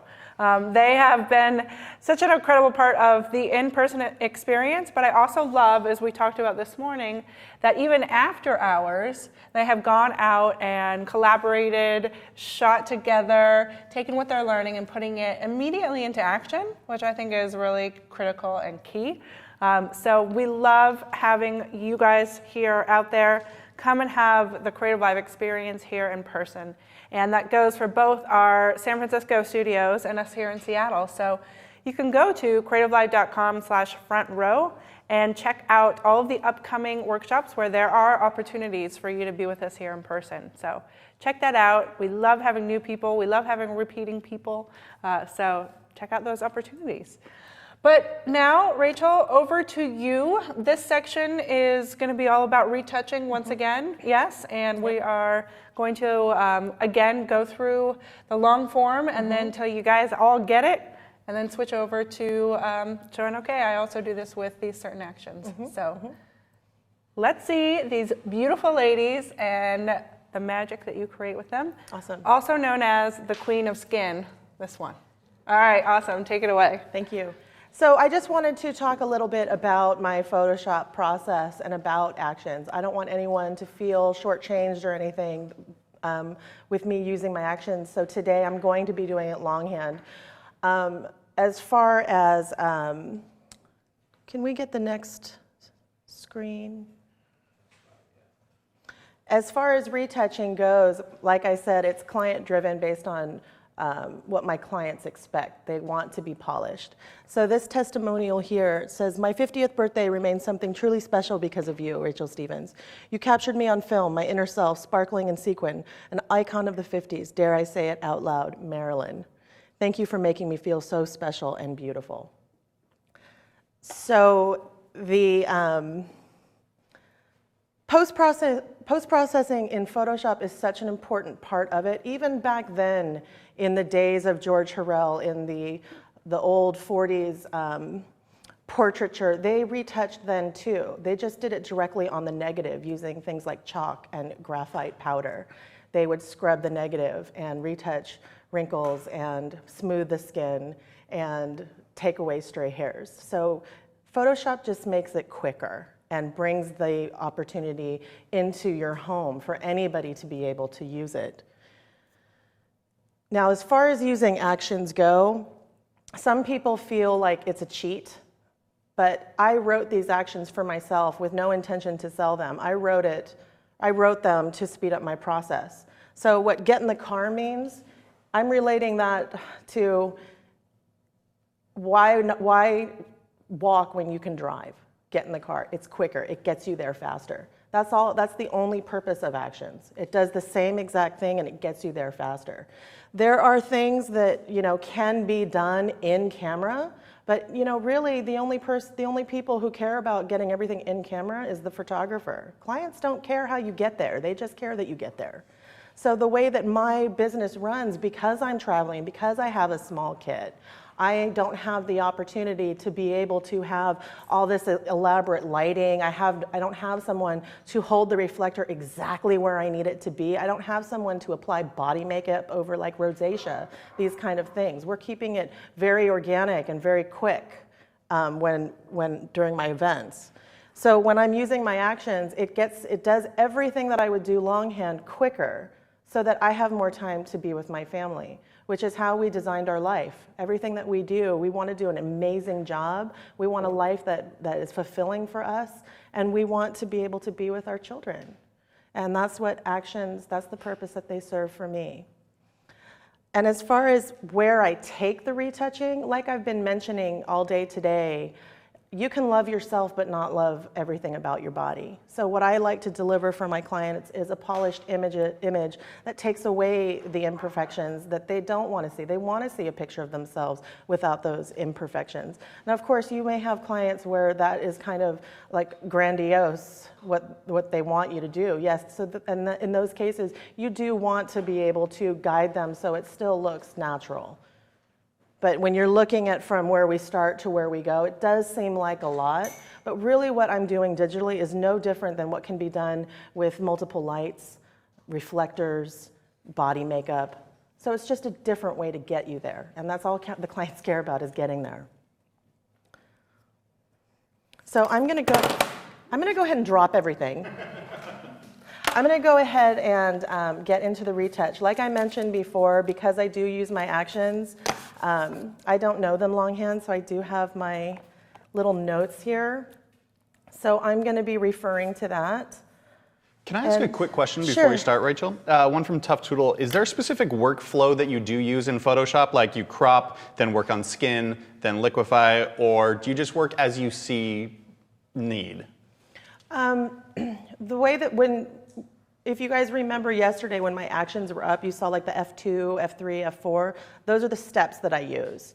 So I'll be doing it longhand. My notes are in the same format. So what I'm going to be showing you longhand are what you'll see in my actions that are actually hotkeyed.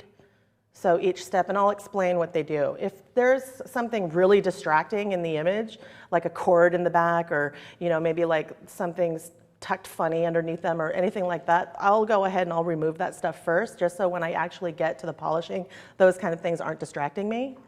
But I do have a step-by-step process a go-to step-by-step process that I do. Fantastic. Can't wait to see it. Okay, so I'm going to go ahead and do a retouch. Let's see here. Angelina? Angelita. So I really want to do, let's see, something up close to her face here.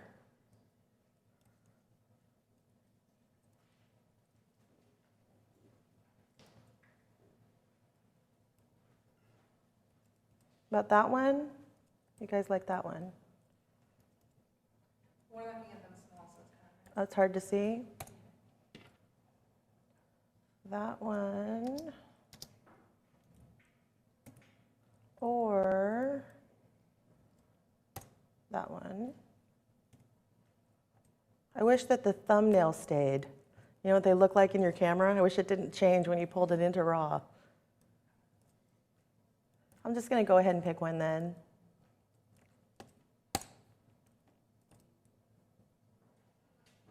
Let's do, what do you guys think about that one? Yeah, okay. I like that one too. I did not do that. You did not do that. Well, that was fun. We'll edit that out, but a photo just fell off the wall, everyone. That's the beauty of live television. Okay, so everybody's getting these, so I'm not going to really explain the process here in Lightroom. I'm just going to go to my base action here.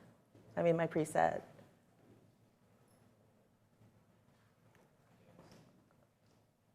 And again, you can kind of use this and see what it does, and then kind of go from there.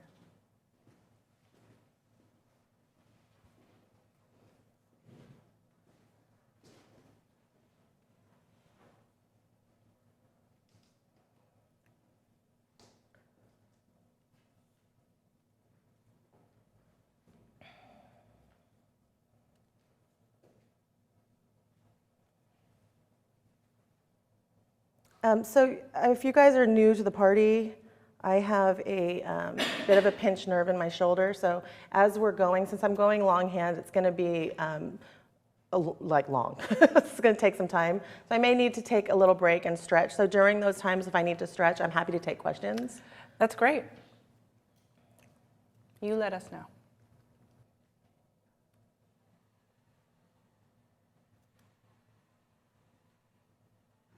Okay, here we go.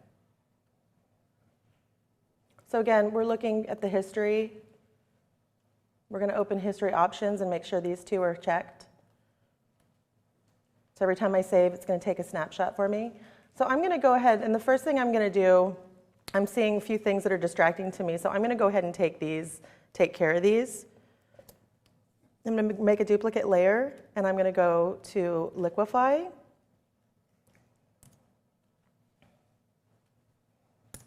And I'm just going to use this top forward warp tool, the little finger icon. I'm just going to get this little piece of fabric flat right up against her skin.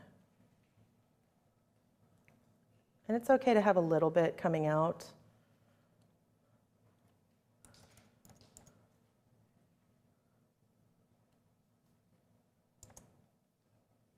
So you can see just there how removing that distraction, that little thing.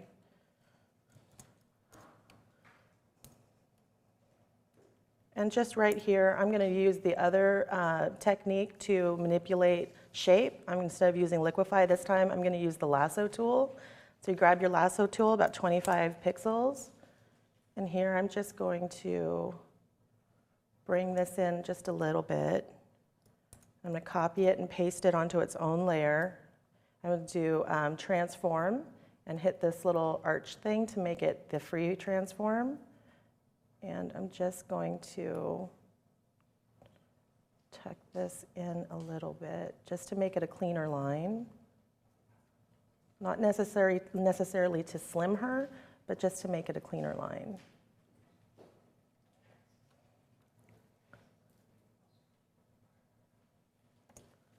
Okay. So when you're manipulating shape, it's really important to remember that if you're working on a curvy girl, just keep in mind, making her skinny isn't the where we want to take it. Where we want to take it is making her polished. So whenever we do this, if you guys ever see like pictures of celebrities on the red carpet, they're always going like this. Because it doesn't matter if you're 90 pounds, if you have your arm against your body, this little piece of fat's gonna stick out. So sometimes you just do a little tuck right there. And now I'm just gonna go in and I'm gonna go ahead and I'm going to start working on the exposure. So when I'm looking at the overall image, if I do crop, I will go ahead and I'll do all of my polishing first and then I crop. Because what I might think is a good crop now, I might regret it later. And then I'd have to go back to the raw file and then try to put it back on top and then try to make it match. It's a mess. So if I do any cropping, like I mentioned earlier, I always wait till I'm done with the image first. So I'll talk a little bit about where I see myself taking this image. So I'm gonna go ahead and I'm gonna want to adjust the color.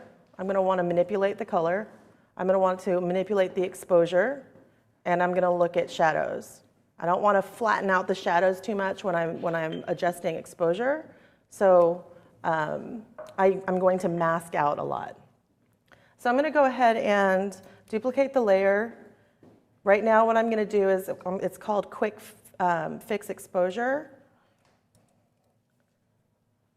I'll just do this the short way for you guys. We pop up levels here, and if you hit auto, you can see sometimes it is beautiful, sometimes it really doesn't do anything.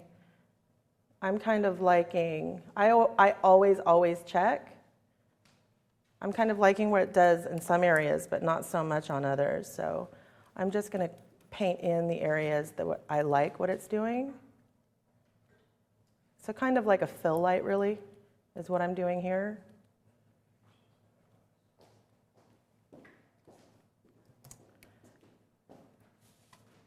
And then I'm going to go ahead and I'm going to do a quick color fix. So when I'm telling you what I'm going to do, it's what my action's actually named, and they're named very simplistically, kind of self-explanatory. I'm showing you the longhand of my actual actions.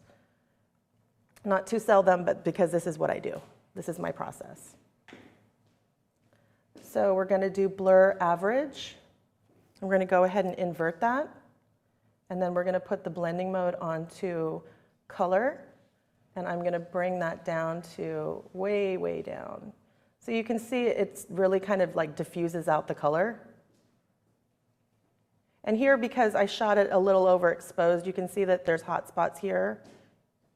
As I'm going, I'm going to address those as we go, but overall I like what it's doing to the image. And that was just literally 6%. So now I'm going to go into my curves. I absolutely love curves. You can do a lot of, when you go into the different channels in here, you can do a lot with color correcting. So I'm just going to bring some of the exposure down a bit. So we have highlights up here, we've got our shadows here, and we've got our midtones in here. I'm just going to kind of play around with it a little bit. And I'm going to go into the different channels.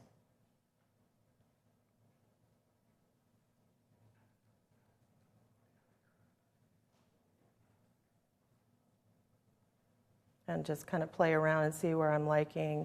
And right now I'm looking only at skin tone.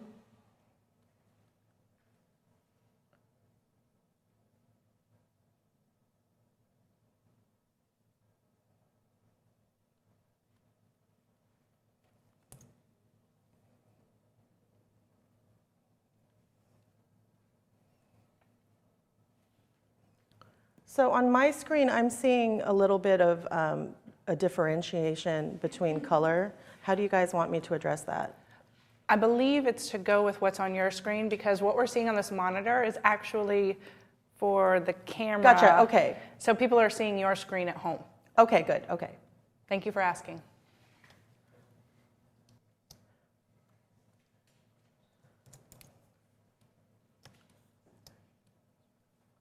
So I've got some color stuff going on here that I'm going to take care of. So I'm going to grab the hue saturation. I'm going to grab this little guy's hand. And I'm going to drag it to the left and desaturate it out. And then I'm going to find the tone that I like.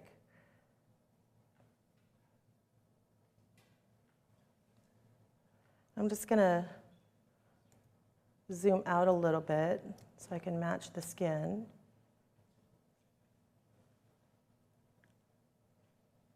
Make it a little bit warm there. Okay. All right, cool. Okay. So now what we're going to do is we're going to do the eyes before we clean anything else. I'm going to go ahead and do the eyes. So I'm going to duplicate the layer, and I'm going to go right into adjustments here, and I'm going to go to hue saturation, and I'm going to bring it back about here. And then I'm going to go ahead and I'm going to blur it. I'm going to use a surface blur on this. I'm going to go about 10 and about 35 threshold. Maybe, there we go. And I'm going to bring up curves. Oops.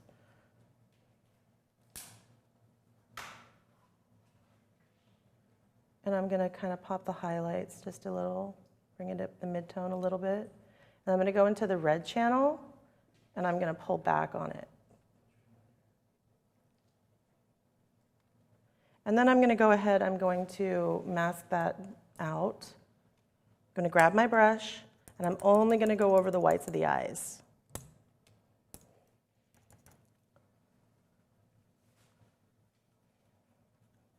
And you want to be careful cleaning the whites of the eyes too, because people do have, it's not all white, and people do have, you know, some veins in their eyes.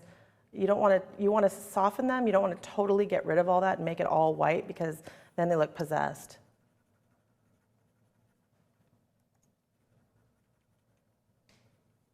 So I'm just going to clean all this out here.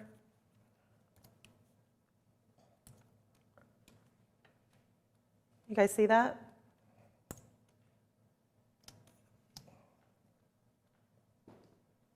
And as far as here, I mean, some people might want to remove it because that's her eye. I'm not going to remove it. I'm gonna leave this here. I might soften it down a little bit later. And you can check before. So I'm always going back and forth with my opacity to see before and after. I might think that looks great, but then realize that it's too much. So you always want to go back and forth on your layers. Like I said, if you remember from yesterday how I said using layers and blending modes in our opacity is like mixing paint for our canvas.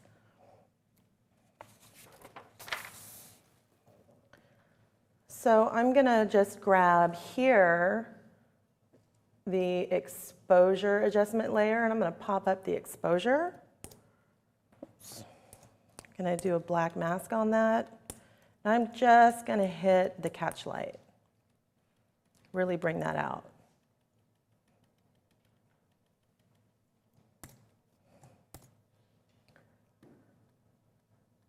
So real subtle changes. And we don't have to worry about teeth on this one. Okay, so we're going to go ahead and do just some broad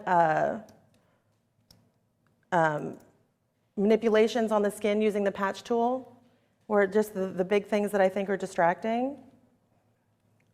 And if you remember while I was shooting the gals and I was asking them questions, I was mixing into my conversation when I was shooting them about, you know, do you want to see like this red on your chest? Do you want to see that? So when I say that my brand is my client, I am retouching for them. I'm noting while we're shooting, just kind of like with a casual conversation, I'm noting what they want to see, what they don't want to see. So not only in posing and lighting am I facilitating that for them, but I'm noting it in my head. Like I can't remember my wedding anniversary, but I can remember every single thing a client wants me to retouch away. December 10th. Sean just said December 10th. I'd be a terrible husband. I'm lucky I'm female. I do, but recall specifically you talking about the rosacea or what have you, and asking about those. So thank you. Yes, and some people, you know, when you ask them the question, they'll say, well, it's me, and you know, I want to see me, so you go ahead and leave it. But it's definitely better to ask so that you don't remove it, and a lot of times clients won't tell you. You want them to really love their images. So keeping that communication open is important. So I'm just going through and just doing the big stuff here that's distracting me in the skin. And as far as the shape goes, I'm liking the shape. I think this is nice and, it's nice and symmetrical to me. Part of her curves. We don't want to make the arm too straight. And I'm just looking around the image right now for what other little pieces I want to grab with the patch tool and get rid of real quick before I go in detail and start cleaning skin.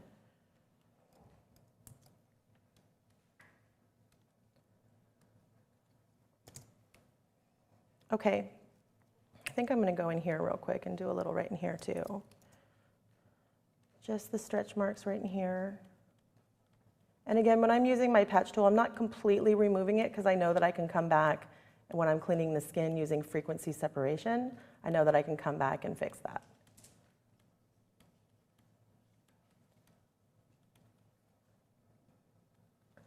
Okay, so just blending back and forth using opacity. We want to keep doing that.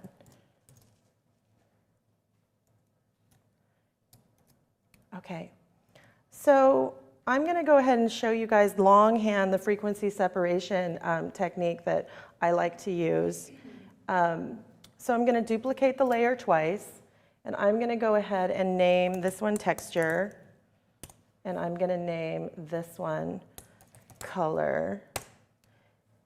And if you remember yesterday, this is called Skin Clean. If you guys remember yesterday, I have it tagged on F6 for the hotkey. You remember how many times I used it? So even though this is a longhand demo, I'm probably going to I'm going to do it a few times, and I'm probably just going to start hitting the action on it. And the reason for that is because I don't like to do a whole lot of manipulation on one layer. I like to do pieces of the face and then pieces of the body. I don't like to do like everything all on one thing. So for me, it's steps. And again, keep going back to visualizing, mixing paint and painting on your canvas. So you can look at it as if like the brush is drying out. You know, you don't want to keep doing it on one layer. Okay, so I'm going to, on the color layer, I'm going to put this onto a Gaussian blur.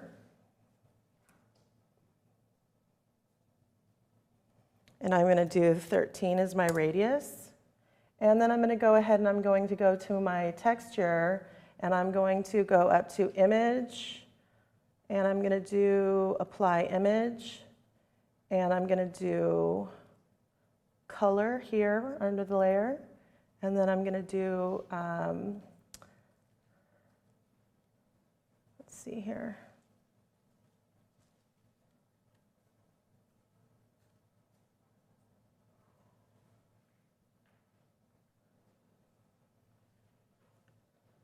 And I'm not seeing where okay. Hold on, I'm not seeing, let me try that one more time. Save, I'm sorry, I use my actions. This is why. I've already have it written, so I don't have to go through this, but I'm doing it for you people. And we greatly appreciate it. All right, texture, apply image. Color, let's do this. There we go. Scale 2, offset 128. And you know, when you're going through in Photoshop and you're like, why isn't something working? It's always user error. So that's another great thing about Photoshop actions. You write your own actions. You only have to suffer through that once. Then you have it recorded. Because you could do it 100 times, and then you do it. It's like, you know the words to a song, and then all of a sudden you're like, oh my God, I can't remember it. Like, sometimes you just don't retain it. So you have it in action, boom. But I'm happy about doing it longhand. Okay, so then you grab both and you're going to pull it into a group. And we pull it into a group because all the filters we just applied to these layers, they work together. So the two layers stacked on each other, we have them on different blending modes, and they work in conjunction, in relationship to each other. If I go in here and I bring down the opacity on the texture layer, now I'm revealing the blur layered underneath. We don't want that. If I go on my color layer and I start to bring it down, then I'm sharpening. But together, now, so you see here, if I bring this down, see what's happening to the, you guys can see it better close in? Okay. So now I can go in and I can make my manipulations just on color and just on the texture, as opposed to doing both on one layer. So see that? See how the texture is still preserved? And I would just do that and then do my opacity and then flatten it. And let's do it again. Okay, duplicate the layer twice. Name this one texture. Name this one color. And then we're going to go to our texture layer, and we're going to do filter, blur, oops, sorry, my bad, color, filter, blur, Gaussian blur. I'm going to do it at about 13, then go to the color, the texture, and then image, apply image, color, subtract. Oh, perfect, it remembered. And I'm going to do linear light on there. I'm going to drag these bad boys into a group, and then I'm going to go onto my color layer, and I'm going to manipulate some of the color. So here what I want to do is I want to even out the color here and down the nose. I want to bring some of this color over here because we've got some bit of a hot spot going on in here. So I want to bring some of this color over here to kind of smooth this back into the face. I kind of like some of the highlights, so I won't take all of it out. And you can see every time that my tool makes that little target, I'm sampling. So I sample like a madman. I'm sampling all over the place. That's how you preserve realism.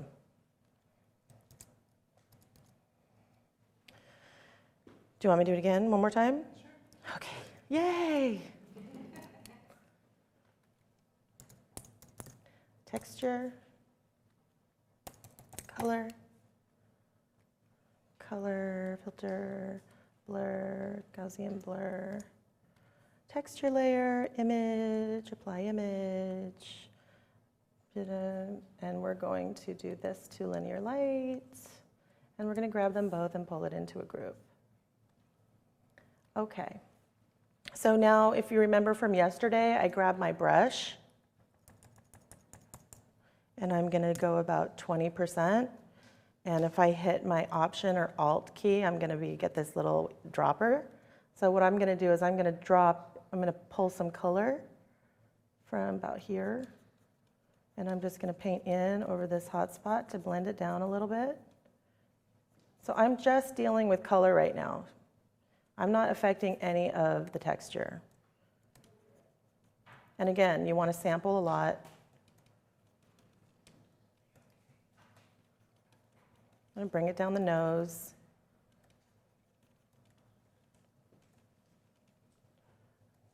Kind of around in here, a little bit on the chin. I might even grab some of this lighter color here and bring it up to the nose.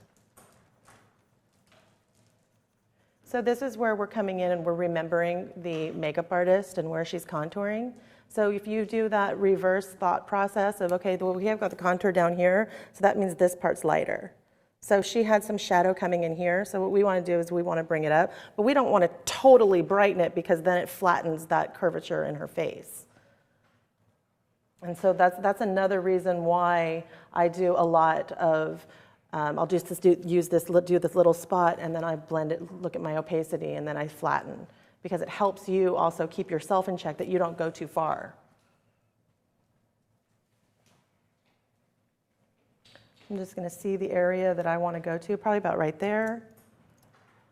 And every time I flatten, I save. Can I do my action now? Okay, I'm going to do my skin clean action.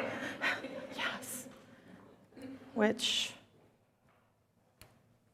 I'm just going to press play because I work on a PC at home, so I'm messing up my function keys here. Okay, so right now what I'm going to do is I'm going to address the texture here.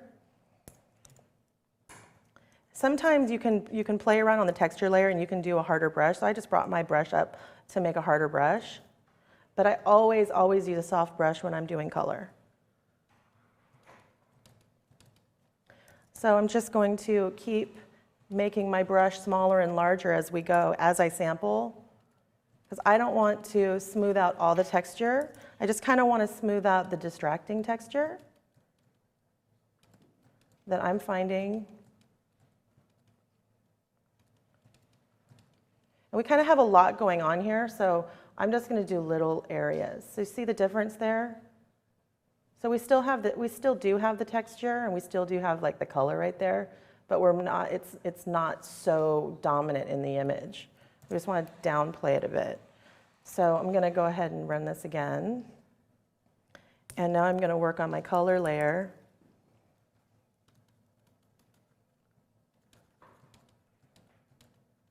And as you get comfortable with these techniques, it really goes by really fast. As I'm demonstrating and talking, of course, that slows down the process. But you can see how much faster using actions, how much faster it is. And I'm all about efficiency.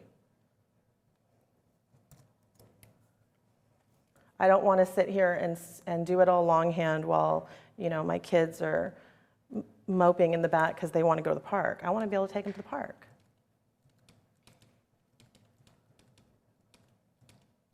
So I'm just going to take care of this texture in here, clean this up. She does have really nice skin, so we get to the smoothings part. I probably won't do too much. As I'm cleaning it here, with this kind of skin, you can get by just using the skin clean action and not having to do any kind of smoothing. So you want to keep that in mind. Go about there. And I'll just show you really quickly. You can also, for this kind of stuff, I mentioned it yesterday, but if the spot healing tool, remember I said for like little things, you can grab the spot healing tool. So let me just show you that real quick. And this works nicely as well. For like these little dots. But this is the only time I ever use the spot healing brush. Otherwise, I'm like a patch tool girl. So you can see there, it's preserving realism. And I get into it with Photoshop. When I polish an image, I mean it. So it's all about keeping it realistic, and of course, I want to be in and out so I can spend time with my family, but that does not mean that I'm going to do a bad job and rush it. I will never rush my work. So giving that care to your client in their session and giving that care to your client in post, it's important, and your client deserves it.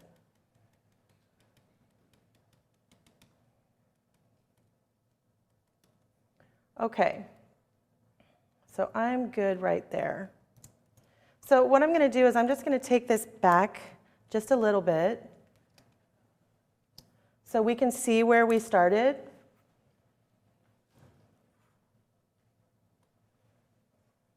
And we're just going to go through the steps.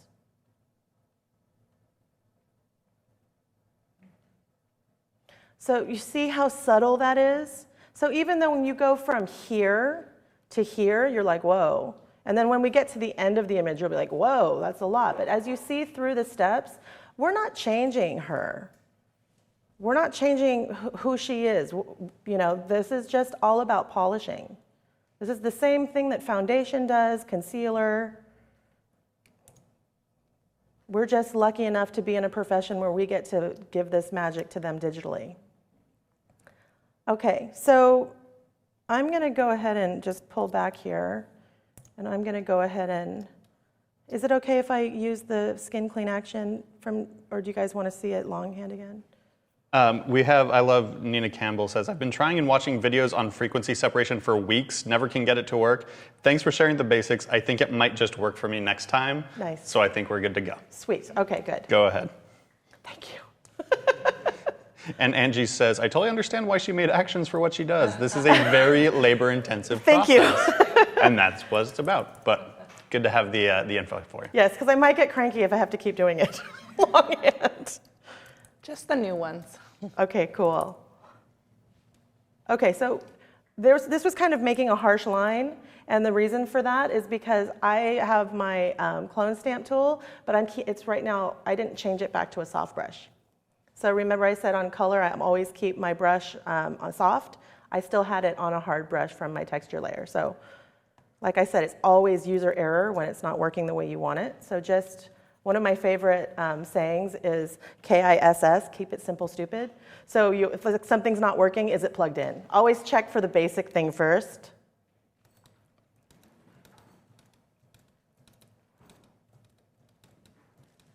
I'm just going to clean up this little area here.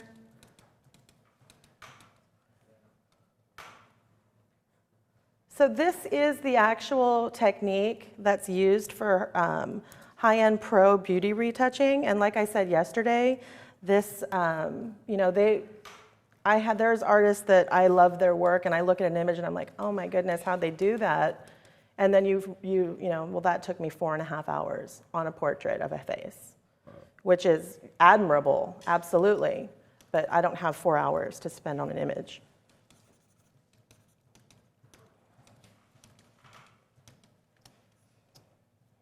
So I'm just going to go in down here and clean up down here a bit.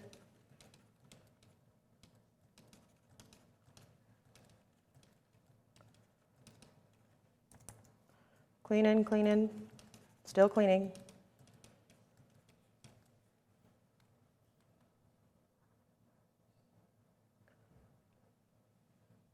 About right there. And now I'm going to go in and I'm going to clean on the texture layer. And just the little areas that I kind of want to smooth down a bit. So I may clean the face a little bit more on her and then not do any skin smoothing at all on her face, but I may do a skin smoothing on her body. And we'll see how that looks if it balances. I reckon it will. Kind of not my first rodeo. Okay. And again, you know, as you're going and you've got your hotkeys and you just F6, F6, this goes really fast. So, you know, I don't want anyone to feel like, oh, geez, that takes forever. I don't want to do that. Like I said before, I don't spend more than 10 minutes on an image.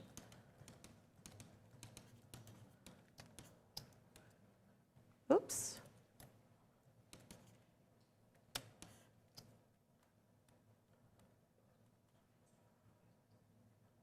Okay. So let me just look in here real quick. I think I'm just going to do a little bit of work right in here. I just kind of want to bring some more color balance in around here.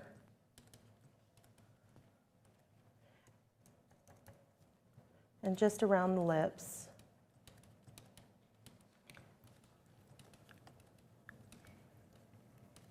And I'm going to go ahead and do the opacity here and see where I like that. I don't want it too high because I don't want to get rid of the shadows, which would destroy the natural curves in her face. So I'm just going to touch up around here a little bit.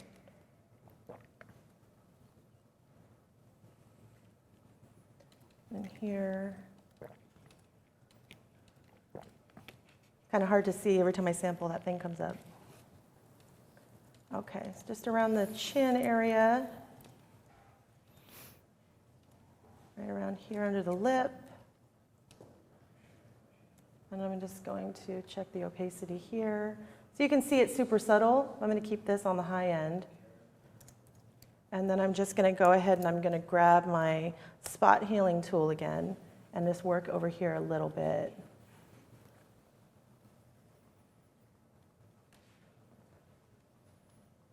And I'm not looking for absolute perfect flawless skin. I mean, if you're like a baby, you have perfect flawless skin, but we don't want it to be absolutely not real looking. Okay, so I'm going to go ahead and I'm going to touch up the makeup a little bit in here, and I'm going to, let's see which way I want to do that. Let's do that by duplicating a layer, and let's multiply it. And let's go ahead and mask that out. So I'm going to grab a brush and bring it down. I'm going to go about 50%. And I'm just going to kind of fill in the eyeliner here right along the lashes with a small brush. And then I'm going to do a bigger brush, and I'm just going to kind of dab and spot to fill, because we don't want too defined of a line. We want to kind of preserve that kind of smoky blend with the makeup. I'm doing this longhand, but I have an entire makeup kit set in my actions, so you guys don't have to figure out how to do it if you don't want to.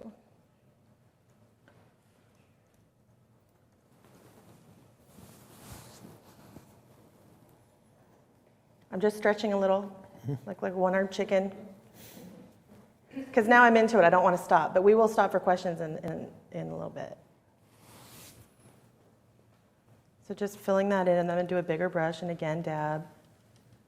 Now because her face is turned a little bit, sometimes because I shoot wide open, that side will be a little more blurry. That kind of stuff doesn't bother me. And because I shoot wide open, I don't always get tack sharp images. That doesn't bother me either. Like, I don't need it to be super tack sharp. Let me go closer so you guys can see. You see that? So it just kind of defines the eye more.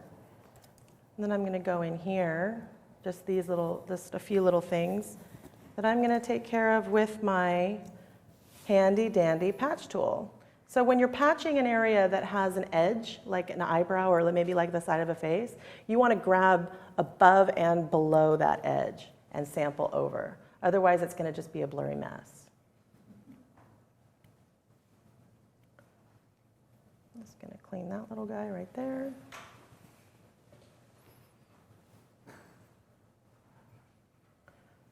Okay. And there's just this little hair here that's bugging me, so I'm going to get rid of that too. I'm going to use my patch tool. And again, I'm going to go over the edge on both sides. And when I'm still doing my selection, I'm trying to make the selection the shape of what I want to cover.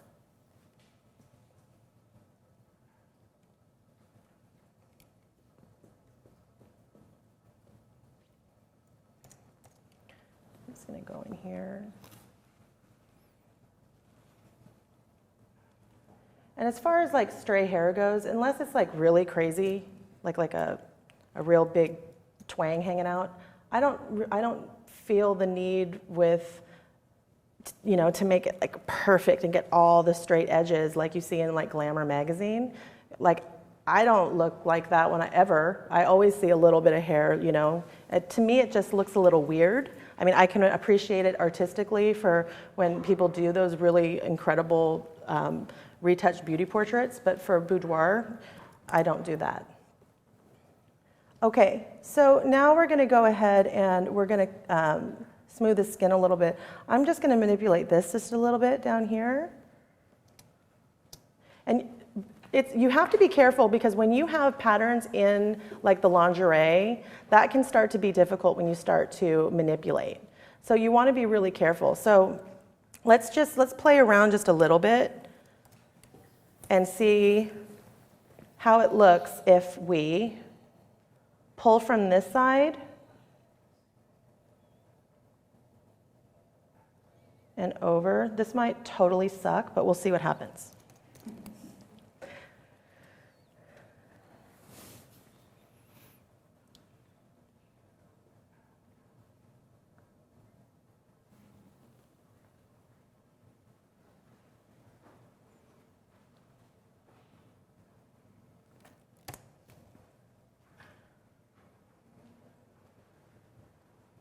Better?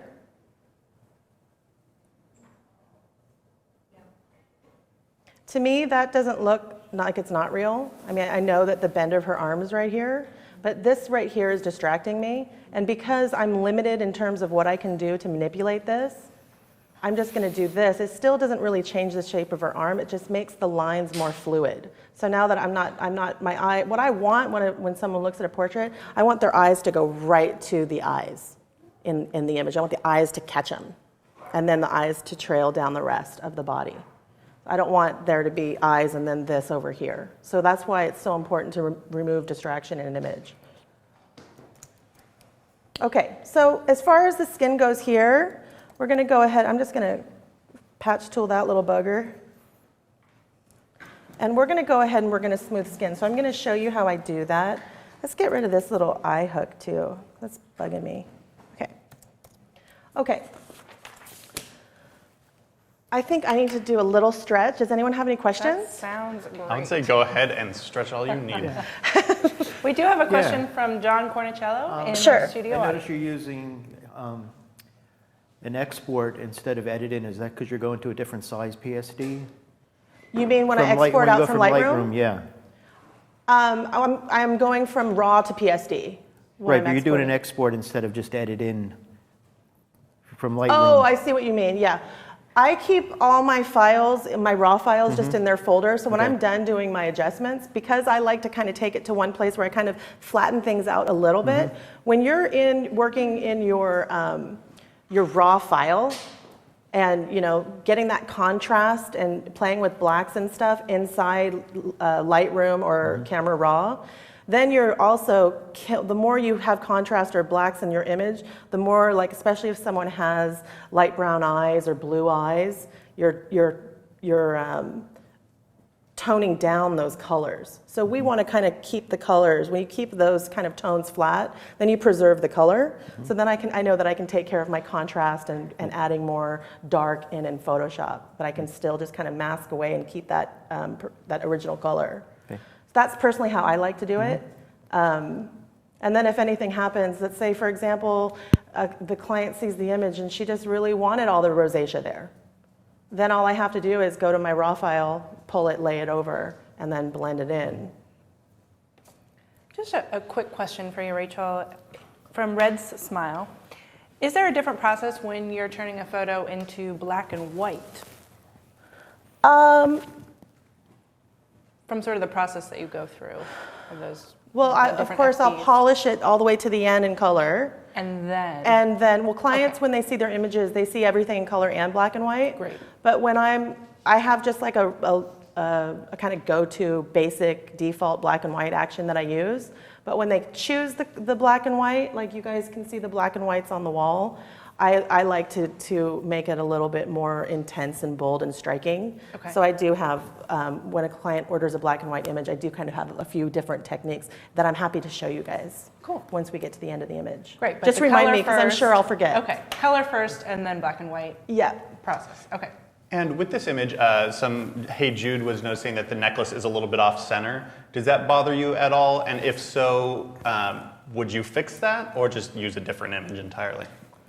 It doesn't bother me. I mean, I'm not shooting for Cosmo. So, if a client wants it moved, I can see what that's going to entail. If they're really hating it, then I'll suggest they order a different image. Yeah, but you know, when they have necklaces on, if you guys remember when we were shooting, or I asked, is this sentimental to you? And she's like, well, I really love it. Yeah. So then, you know, you're letting them, they know they're wearing it. When they're moving around, it's going to move. Right. So I kind of see it, you know, not to sound crass, but I don't, it's really kind of like a not my problem. If it's moved, if you like the image, order it. I mean, it's, you know, I don't think it would, to me, it's not ruining the image. There you go. So that's all we needed to hear. Cool. Love it. Okay, so I'm going to go ahead and I'm going to take you guys through,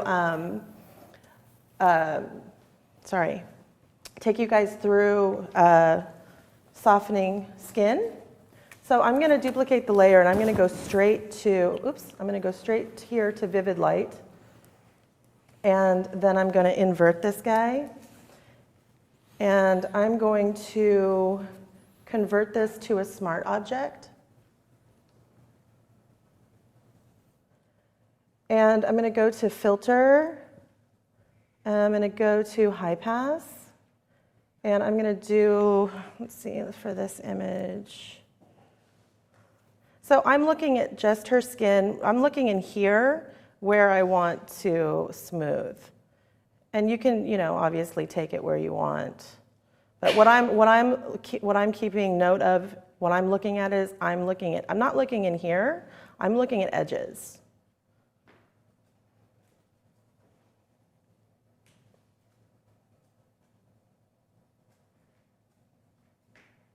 About there. And then I'm going to go to filter, blur, Gaussian blur. I'm going to do about like a, maybe like a 2. And let's go ahead and mask that out. And I'm going to show you in a second why I do smart filters.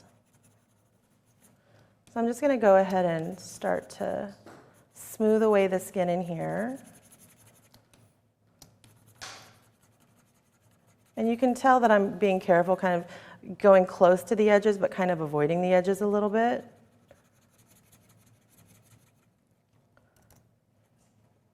And I don't know how many people still work with a mouse, but using a tablet pen is so amazing when you're retouching, because the tablet takes care, it recognizes your pressure on the tablet, and it's just a natural, I mean, I used to work with a mouse too, but it's just a natural way for your hand to go. I mean, if you were going to write your name on a piece of paper and you had a pen, and then there was a writing implement that looked like a rock, you would go for the pen. So it's just intuitive.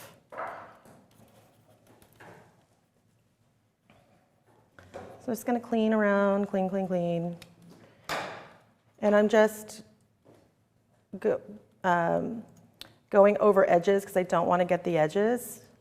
So I'm just making sure that I don't have the edges there.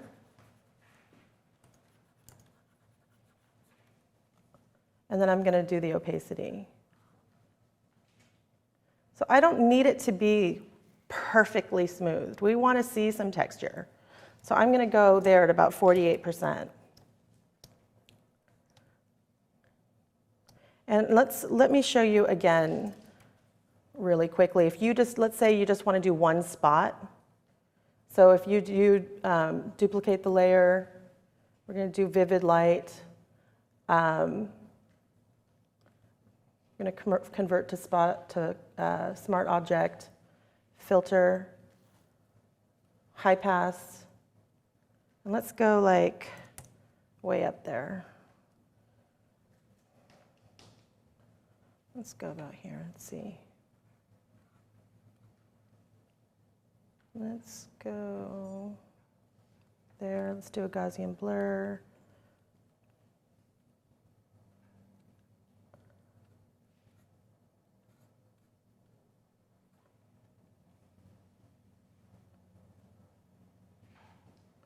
Okay.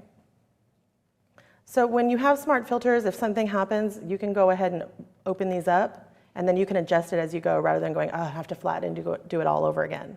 So when you do any kind of work with filters on a layer, and you think that that looks good, but you don't recognize that maybe it doesn't look good over here on this part of the image, and you have a smart filter, then all you have to do is double click that filter, and then you can adjust it right there on your layer as opposed to having to redo the whole thing.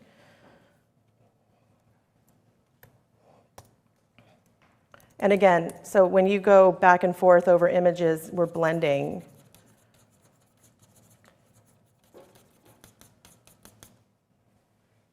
And it's super subtle. So I'm going to just go ahead and use the action for this time. And powdery skin is the one that I use all the time. There's other skin actions in there if you want to play around with them.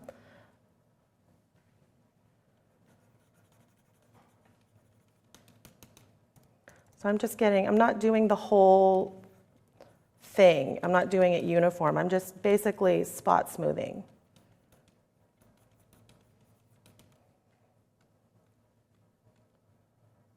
I'm going to adjust my opacity. I'm going to run it again.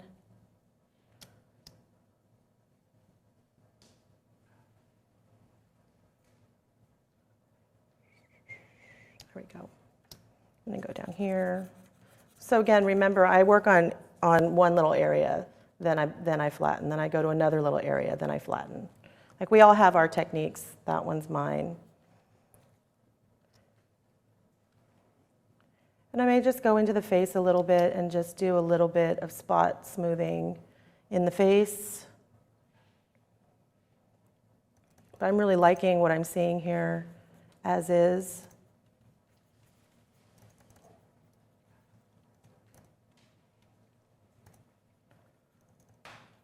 Just going to hit the chin there, hit up here.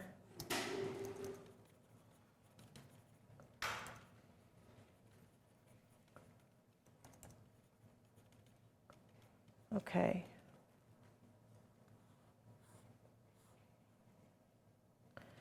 So I'm going to go back. So I was focusing so much right in here, I didn't do the forehead, so I'm going to hit skin clean again. And this happens a lot where I'll be like, oh no, I didn't do that part. So thank God for actions. I'm just saying. Like, so doesn't that suck when you think you're done with an image and then you're like, not another 10 minutes or whatever it would take without them.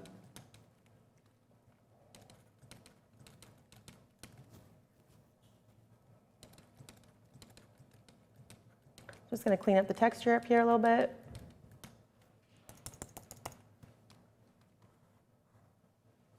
There we go. And then up in here, I'm just going to hit it with the spot cleaning, healing.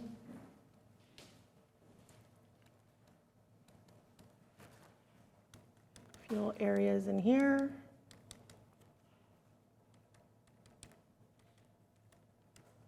I'm stooping down because I'm dealing with a little bit of glare. Okay.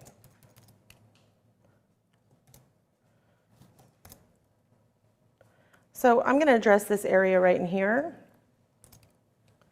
And I'm going to, let's go ahead and show you another, I'll show you guys a different skin smoothing technique, so it's not just the one. So you have some variation. We're going to duplicate the layer, and again, do the convert to smart. Hi, I can't speak English. Convert to smart object. Blur, surface blur. And let's really take it up here. Let's take it to about 60.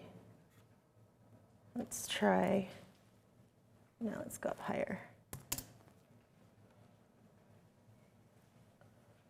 Let's go here. So I'm going to take it aggressive, and I'm looking right in here on her arm.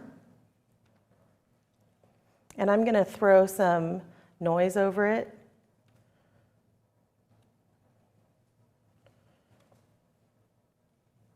And I'm going to mask that out. And I'm just going to go ahead and spot over in here. So if you really want that nice smooth look, you can take it further and really smooth that out.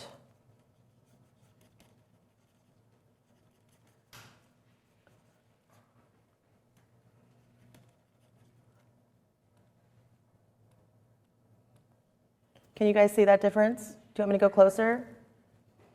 Sure.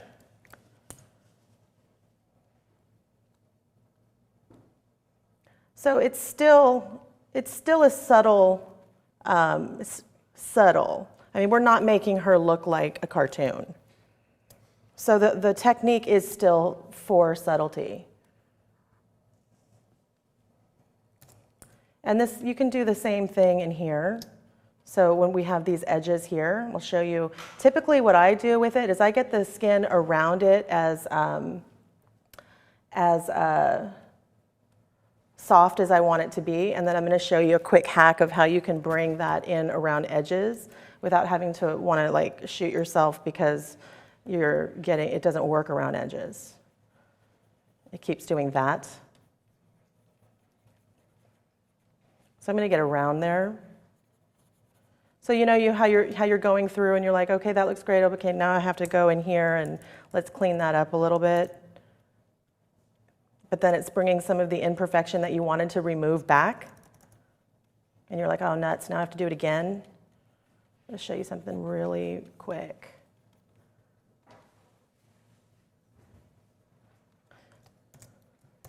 So what I do is I'm going to go back to my lasso tool, my buddy. I'm going to grab skin around up here. Oops, stand by. See one quick thing I want to get rid of. I don't know, is that on my screen or is that on the image? Are you guys seeing it? I think it's my screen. Okay. Sorry. Late at night, I probably would have tweaked out on that for like 5 minutes. Like, why can't I get it? Okay. Commands, copy, paste, transform.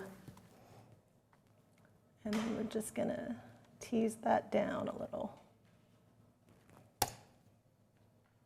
And then we're going to mask it. We're going to go in. I'm going to get a little bit of a harder brush. And then I'm going to paint away. Sorry. Try to get a more comfortable angle here. I know this is looking really weird, me standing like this, but I have a pinched nerve, so. We're mostly looking at the monitor okay, anyway, or what you're doing anyway. Okay.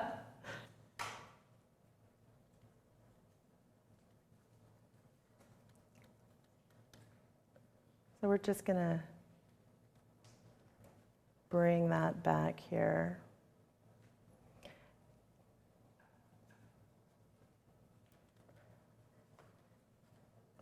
Bring it on back.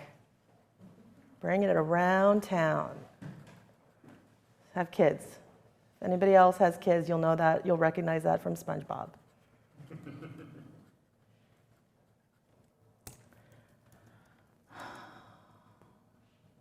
And this does get a little, this kind of edging work gets a little meticulous. So I, just for the purpose of time, may not make it totally perfect right now. I hope that you can forgive me for that.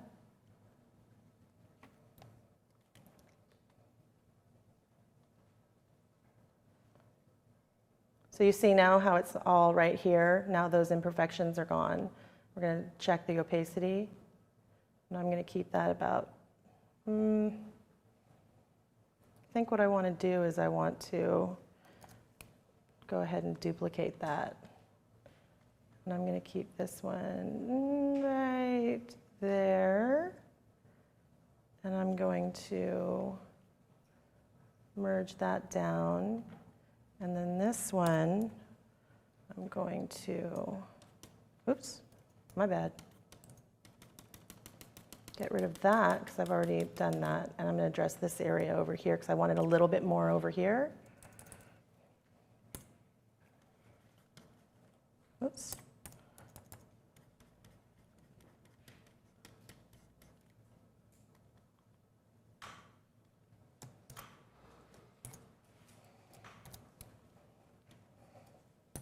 There we go. So now those imperfections, they're gone. see here. Let's go ahead and do that same thing right here. Again, I've got my lasso tool and I've got it set to 25 pixels. We're going to grab in here and we're going to copy, paste, transform, free transform. I'm going to bring it down. And let's say, for example, you bring that down and then the area you want to bring it over to has some more shadow. So you can just go ahead and on the image itself, grab an adjustment layer and you can grab your levels and then you can kind of bring it down a little bit. Which I don't want to do that for that.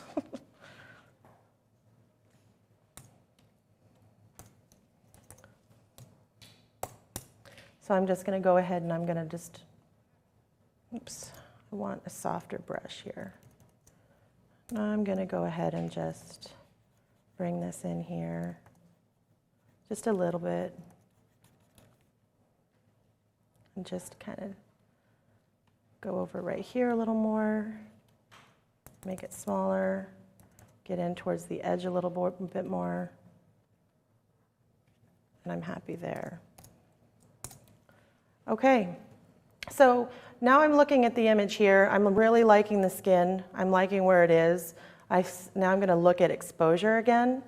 So what I'm going to do is I'm going to, let's first go ahead and level out some of the shadow highlights. Sometimes I like to go in here and just see what it does.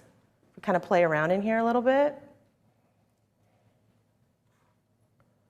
Sometimes I really like what the shadow highlight does. Sometimes it sucks, but you know, it's always good to check it out. For me, it's in my action, so I can just hit a key and it just does it real quick. And if I don't like it, I just delete it.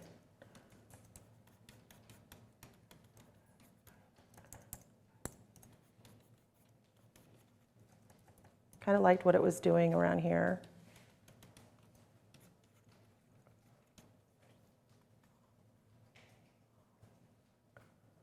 And I'm going to bring some more contrast in a sec.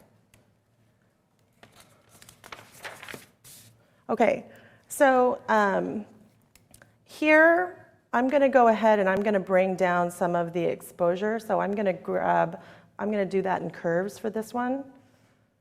So I'm going to pull down, and again, these are highlights, these are shadows, and here's your midtones. I'm just going to kind of play around with different points. And then just kind of spot, tone down where I want it to go. This is also great to kind of vignette around, and then you stop kind of around the head, and then all of a sudden, you know, you have that kind of nice halo. That's kind of how you can fake a halo easily too. I can go real small here and kind of contour in on the cleavage there, because why wouldn't I?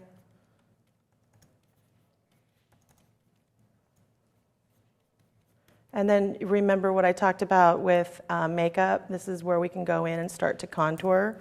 I'll bring my opacity down to 10 for that because we want to be careful on the face. And I'll just kind of go in and contour in on just a little bit.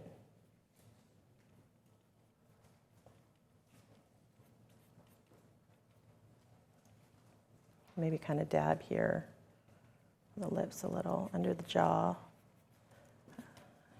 Go 30% into the hair here. Just hitting the darks. So I'm just creating depth in the hair now, because with the shadow highlights, I kind of like brought those up. So now I'm just creating depth. So right now what I'm doing is we've done the polish, now I'm adding drama.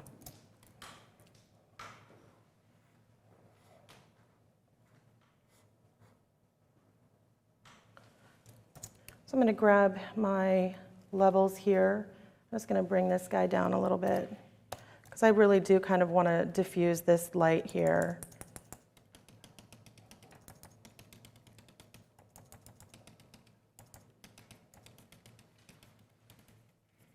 So what I want to do is I want to bring kind of like, to me, her arm's looking a little too flat, and I want to kind of bring it in this way more.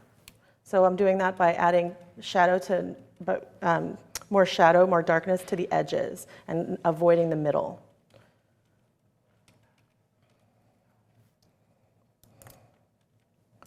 And I'm just going to keep changing the size of my brush. Kind of getting here. You can also manipulate muscle tone too.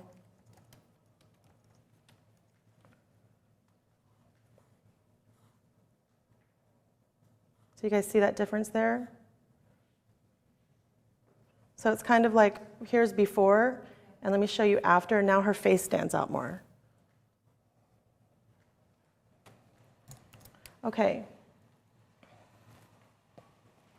Okay, so now what I'm going to do is I'm going to go back to one of my very first steps. Now that we've gotten this far, I'm going to go back to one of my first steps, and I call it the quick color fix. Do you guys want me to do that longhand?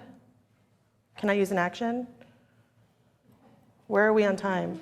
Either way, I'll do either. Go ahead. Longhand? Yeah. Okay. Okay, so I'm going to go ahead and duplicate the layer here. And I'm going to go filter, blur, average, and then I'm going to invert it. And then I'm going to take this to color. I'm going to bring it down. And I'm just going to see.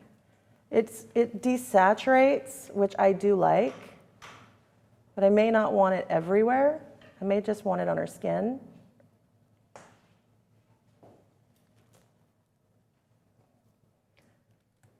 So I'm going to mask that out, and then I'm just going to bring it right over her skin where I kind of want to desaturate the skin a little bit.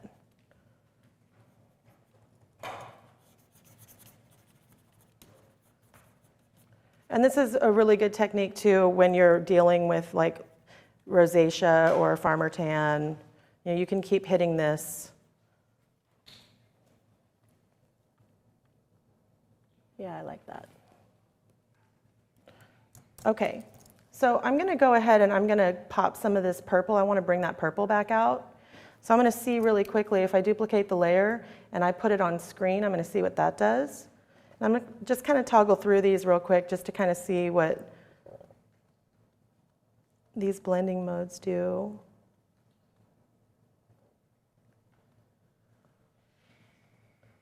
Which I do like that one. So let's mask that out.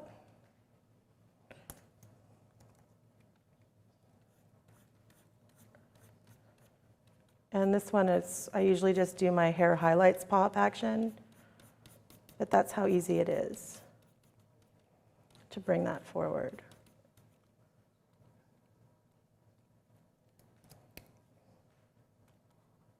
Particularly if people have funky colors like that in their hair, they want to see it pop.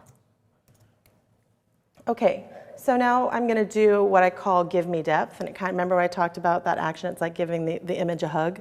That's what this one is. So we're going to go to gradient, and I'm going to choose, oops.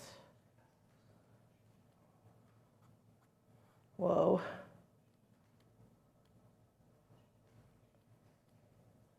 Let me see here.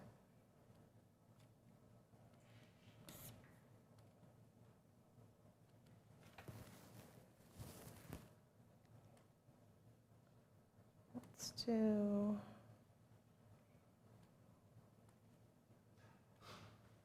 Oh, that didn't work. Stand by.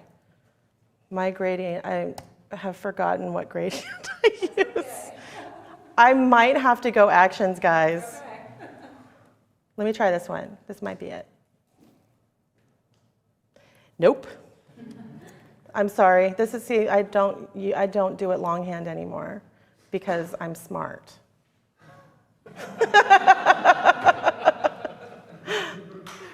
All right. So you can see it's kind of like a hug. You know what I mean? Now it's just like, I don't really know how else. I know I'm supposed to like be explaining what it does. It's kind of difficult for me. Like I'm trying to explain it, and that's what I think in my head. It's like a hug. So you can just see how it's just wrapping that contrast and those darks just around her and preserving where we want it to stay nice and even in color. So that's before, which is flat. And I'm aware of this through my post-processing process I'm aware that up to this point, I know that this is still a flat image. I know that my end steps, I'm going to start to really bring out and manipulate those darks and contrast. I really love that hug description, by the way. Right? That actually makes a lot of sense to me, so thank you. Exactly. And a lot of time, I mean, I'll just leave it there, but sometimes with this action or this technique, you do want to just kind of maybe check on the face where you don't want that. And what was that actually called again? Not a hug. I call it give me depth. Oh, okay. Give me depth or give me nothing. Okay, so I'm going to show you guys how to do that glow that's so popular with boudoir. So we're going to do duplicate the layer. We're going to go filter, blur. We're going to go Gaussian blur, and we're going to go way up here, like way up there. And then what I like to do is I like to go into image adjustments. Sorry, like a one-armed chicken. Got to stretch. Hue saturation. We're bringing this saturation back. And then I'm going to go to soft light. In fact, I even want to bring my hue saturation back even further.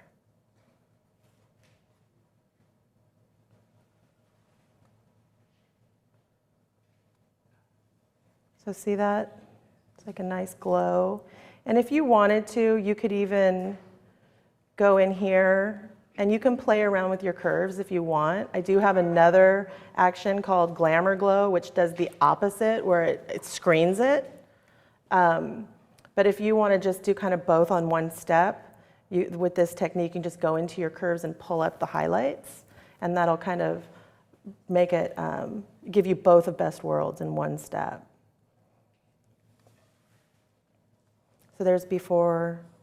So like I said before, subtlety is key. And sometimes it might do stuff like here, this looks good, but then once I hit that action, this might be seeming a little bit too highlighted now. And that's a quick fix, not a big deal. But since it's still a blurred layer, we want to just kind of dab over the details and make sure that things aren't blurry where we don't want them to be, even a little bit. I always like the eyes and the lips and hair details to be in focus. And if they have you can hit the necklace and hit some of the lace in here. Oops. Hit the eyes, hit the mouth, some of the hair. And then again, I'm just going to go down here into levels, and I'm going to bring this down, mask it out, and I'm just going to spot this guy right over here, maybe in here a little.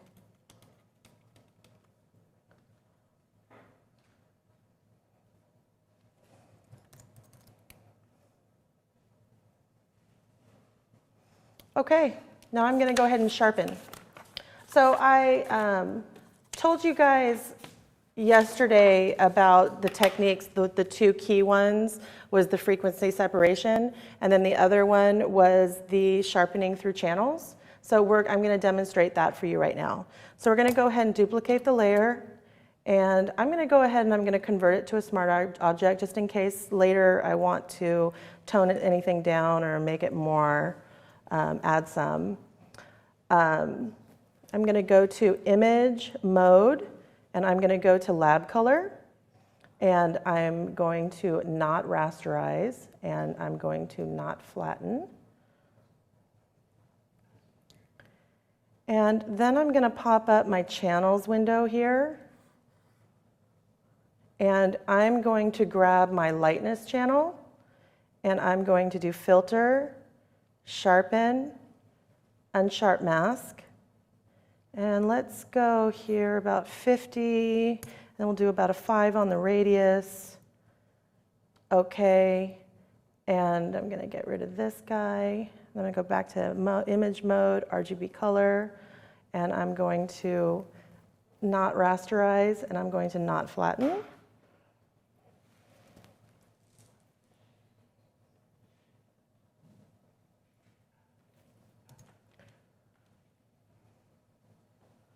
Do you guys see that? It's like a beautiful sharpen. It sharpens, what'd I just do? Oh, I did a bad thing. Stand by. There we go. Don't do bad things, Rachel. Come on now. That's a tall order, Russ. Okay, so we have, when you sharpen, usually when you sharpen just on the layer, you know, it gets too much. So like the skin just starts looking terrible. So there may be areas where you want the eyes real sharp, but you don't want the skin. So instead of having to go through a bunch of steps and then masking out and then just doing that little area and then doing another layer and doing sharpen again, sharpening through channels does it for you. So it sharpens the dark details and leaves the lighter details alone. So since your lighter details are going to be the skin and in the eyes, it's absolutely perfect. So you can see here what a beautiful job it does.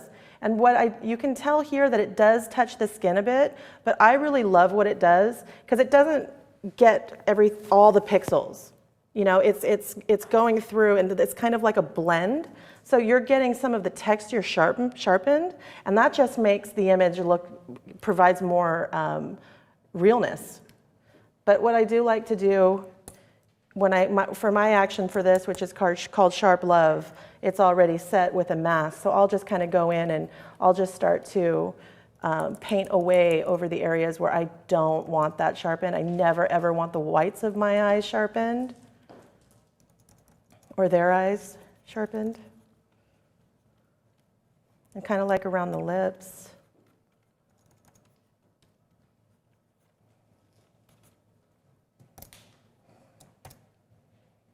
Okay, so I'm going to just really quick, while I was in there, I noticed a couple things I want to show you guys real quick. So just in here on the eyes bugging me, I'm just going to fix this guy real quick. And you can tell as we get closer, it gets a little more pixelated. And like that, you know, that doesn't bother me. If I have a client, the very rare client that orders a 30 by 40 boudoir image of herself, then if the image that big isn't going to look good, because it's because I shot it too soft, then I know because of the way that I've shot the whole thing, and we've got another image that will work really nicely. All of the images aren't like that. Some of the images are much more sharp. But typically, you're not going to have anybody order anything that large. Yeah, I think the largest, I got my 8 by 12 books. It's probably like the largest product other than like a 16 by 20. And this would be great for a 16 by 20. Okay, so do you guys want to see me retouch out those little imperfections that I'm seeing that I would normally do, or do you guys want me to wrap it up? I think 1 or 2 would be great to see. I don't think you need to do all of them, obviously, but showing the technique would be fantastic. Okay, I'm like basically done with this image, but what I do once I get to the end like this, I'll go in and I'll want to kind of define the lips a little bit.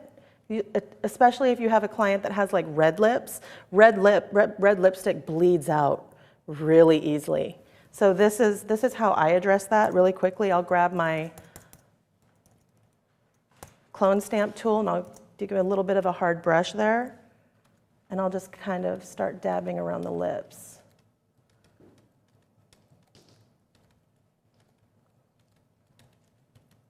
Oops, my bad, stand by.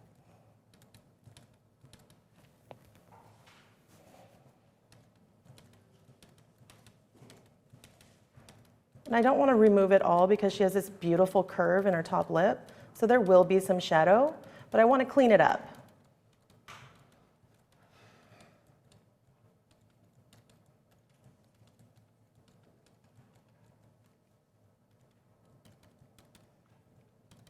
Okay, so I'm cleaning it to this point. I didn't go all the way because I wanted to show you guys another technique to do it.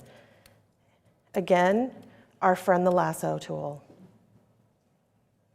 And one reason why this is great is because you know when you're using your clone stamp tool, it's really easy to make things start looking smudgy. When you have the lasso tool,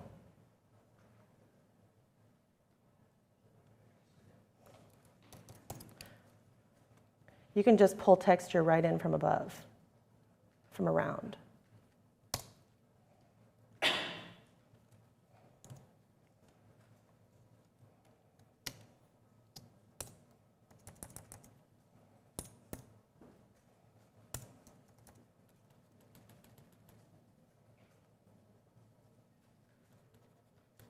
Okay. So it makes it nice and clean. And also, always check your opacity. Okay. You guys want to see where we started? Yes, this is my favorite part. Okay, stand by. There we go. Nope. I'll use you then. View, fit on screen. There we go. Here we go. Make sure I save that guy. Do you guys want me to go through the steps, or do you want it just to see before and after? Steps. You want to see steps? Okay, we'll go through steps. It can be a little bit boring. How about before, after, then steps? Perfect. Or the other way around. So if you look, it's her. We've just polished her. As far as what we manipulated with her shape, we're not making her skinny. We're just taking away what's distracting. This is because her arm is pushed and because she had a corset on that makes you awkward when you're posing. It buckles, it pushes things up, pushes up here, which is great, but it also pushes things back up here, which is not great. And then just here where this is distracting. That's all we did. We're staying true to who she is, what she looks like. She's going to look at this and she's probably going to cry. She'll be so happy because, you know, the little things that you see that you don't like, to be able to see yourself and you don't see those things. And then you go, and you're in that position where you're looking at an image of yourself and there's nothing, you're not tearing yourself down. It's a moment where you can fall in love with yourself. And that's an incredible thing as a boudoir photographer to be able to give women. It's really humbling and incredibly empowering. I feel empowered by it. It's beautiful. Step by step. Are you guys cool? You guys want to see? She wants to see it. Let's do it real quick. Why not? Here we go.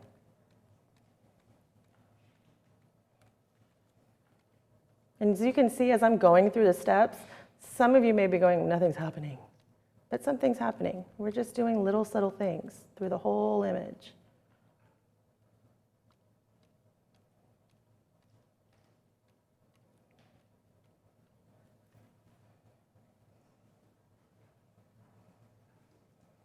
And there we go. It wasn't so bad, was it? Wasn't so bad. Going through step by step. She is going to cry. Angelita, it just knowing how much this meant to her this morning after, you know, all of us talking with her, just really, really stunning. Yeah.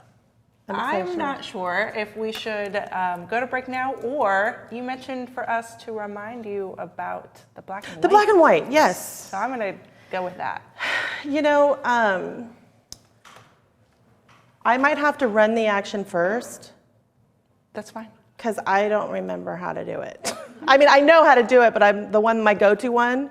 I'm not sure that I remember. Well, if you run it, then we can look at what the steps are within it, right? Sure, yeah. Great. Let me just really quickly, well, I'll do that later. Okay. I'm going to just save this one as a color one, just in case I do something. I don't want to lose the color and save the black and white on top. So I'm just going to save this as, okay. All right, so let me run this guy real quick and let's see what we have here. The one that I normally run is my black and white power mixer, and I'll show you what it does. So it converts the image to black and white, and I put a diffuse glow on it. Just a really little one, just to kind of like bring some highlights up. I do a shadows highlight on it to kind of bring those highlights and those tones to kind of like intensify them a little bit. And then Photoshop freezes. Okay, so you can see here, so I've converted a duplicate layer into black and white, and then I've duplicated that layer, and I made I converted to a smart filter, to smart object. And under here you can see all the different filters that I used on it. I did Do you want to add talk through noise. those? I'm going to open them up so you guys can see what I did. Even better. Yeah, so on here I added noise. I set mine at 6. And Smart Sharpen is set amount 50, radius 0.7. Diffuse glow. I've got graininess, grain. I've got the top one set at 1. 0 glow. And I've got it all the way to 20 on clear amount. And then I've got shadow highlights here. So you can see here under color correction, I always pull mine to the left a little bit between like -10 and -15. Here it's -12. In my mid-tone contrast, I pop up. And then here I've got different things that I use to kind of punch it up. And then if you want to put a haze on it, I've got haze.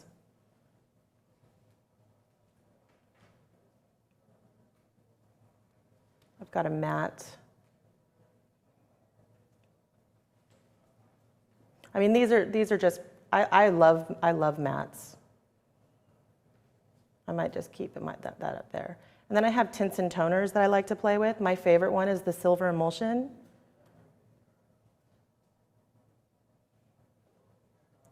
So I'll bring it to like about there. So let me turn all of these off, except the black and white. So that's just a straight black and white conversion. And then with the other things that we did here. This looks really good on my monitor.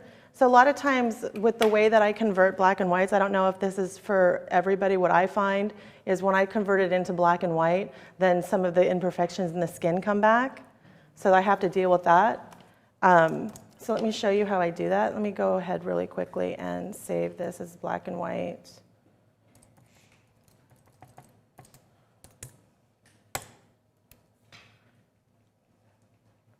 So I'm going to go down here again. We'll do this longhand to levels. And I'll just bring this down here a little bit. And then mask that out. And I'll just kind of hit the areas that are seeming a little too bright for me.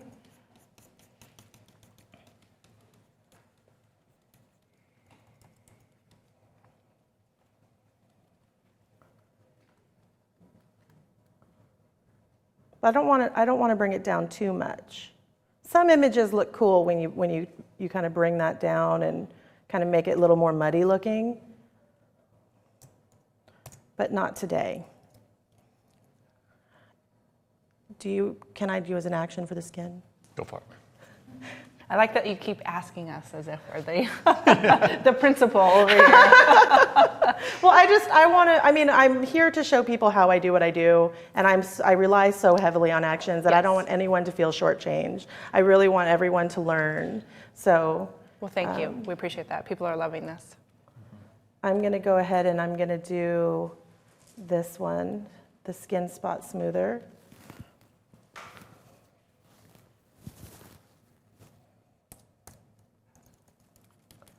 And I'm like at 80 opacity on my brush.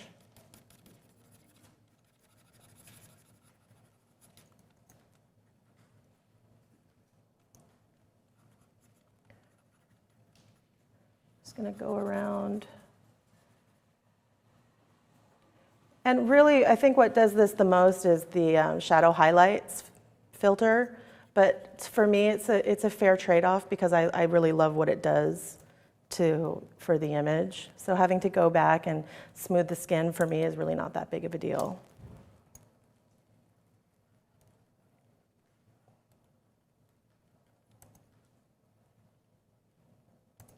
So I don't have much time. Normally I wouldn't do the body and the face at the same time, but I have to wrap it up. So I'm just doing this real quick for you guys.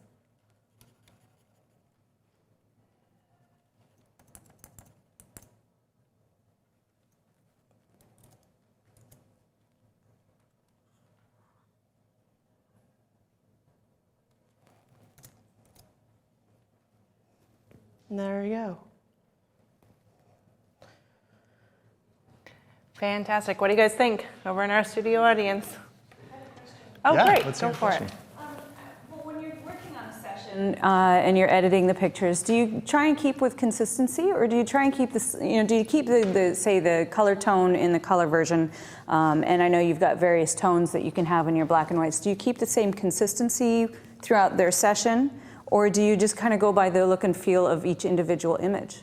I have my camera settings set at a base setting every time I shoot that I really don't derail from, because I'm too focused on everything else. For me, I try to keep things really, really simple so that my attention can be on my client and our connection. I feel like that's the most important thing. And the settings that I find that facilitate that for me, I shoot raw, I shoot manual, I shoot at 3400K, and I shoot 320 ISO. I shoot wide open, usually at 1.2, and I only adjust my shutter speed. Unless I put a lens on that's like 2.8, then I have to go higher on my ISO. So as far as color, I know that I'm going to be getting orange or whatever, so I know that I can fix it in Lightroom. So I don't worry about that when I'm shooting. Right. Well, like when you were editing and you were showing that you've got this kind of a silver tone to the black and white. Would you keep that, if you chose that when you were editing, would you keep that throughout their entire gallery of images that you complete? If you decided No, they to don't use that? see the toning and all that stuff. Okay, that's only something when you I reserve artistic right to when I I'm see. working their orders. Sure. Fantastic. Any other questions? And just reactions from the chat room was, when you finished the image, was basically, let's see, wow, beautiful, I'd cry in awe, powerful, clap, clap, clap, applause, wow, amazing, beautiful. I mean, it's just like everyone is loving what you did and loving the fact that you stepped through it all for us. Thank you so very much. Thank you. Thank you. Thank you. Well, I think as long as it's good for you to take our next 15-minute break. It's great for me. Okay, Perfect. awesome. You can get a little stretch in. Yeah. Some trigger points. Fantastic. Well, we are going to take that next 15-minute break, everybody, and just wanted to give you some more comments. Does anybody in here have a mom named Diane? I was wondering who that was. Mom is watching. Mom's in the chat room. Diane710 says, Rachel really is a master in every way. Her way of communicating with her clients is superb. Her images are stunningly beautiful, and her teaching methods are excellent. I can see why my daughter was so excited to be there for this seminar. So, thank you, Diane. She made me cry. Oh, that's My dad's awesome. a photographer too, so both parents have been watching. Oh, that's so cool. Yeah. Fantastic. That is so cool. As is my brother as well, so it's in the It's a family. family deal here. I tried to rebel, it just sucked me back in. It's a family Valentine's Day. Excellent. Awesome. Wanted to take a minute to talk about what we're going to do when we come back in our next segment. Again, Valentine's Day, a couple. We are going to be shooting a couple. So I'm going to be demonstrating how I shoot couples, how I connect with the male and the female, and how I interact with them individually and together. I'm also going to, since we aren't going to have time to actually retouch them, I'm just going to be pointing out and showing you guys what I'm looking for in post while I'm posing and lighting, because when you soften women, you don't soften men. So when you have a couple together, you have to make them both look real. So you can't soften too much. So I'll be, we won't be able to retouch it, but I'll be giving you as much information as I can during the demo of the shooting to help you guys out for when you shoot a couple.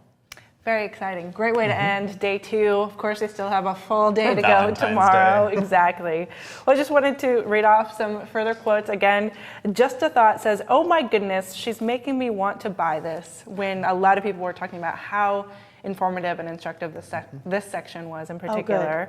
And then Laura Bell 999 says, "Does anybody else feel like they are practically stealing this workshop, even if we pay that $99? Thank you so much, Rachel and Sean. This is unbelievable." So exactly, what an incredible value people are saying. Yeah. So, and if you did enjoy this particular section, you get 4 more hours of it if you do buy anytime access to the course. That is one of the things we present everything as much as we can during these live experiences, but sometimes there's even more that we have to offer. So we have these bonus materials that are being included in this course, and one of those is 4 more hours of Rachel retouching her images. Not the ones that were shot during this workshop, other images. So you get to see even more techniques, even more tricks, and you can watch it all at your own rate. That's the benefit of being able to watch, of purchasing anytime access to these courses.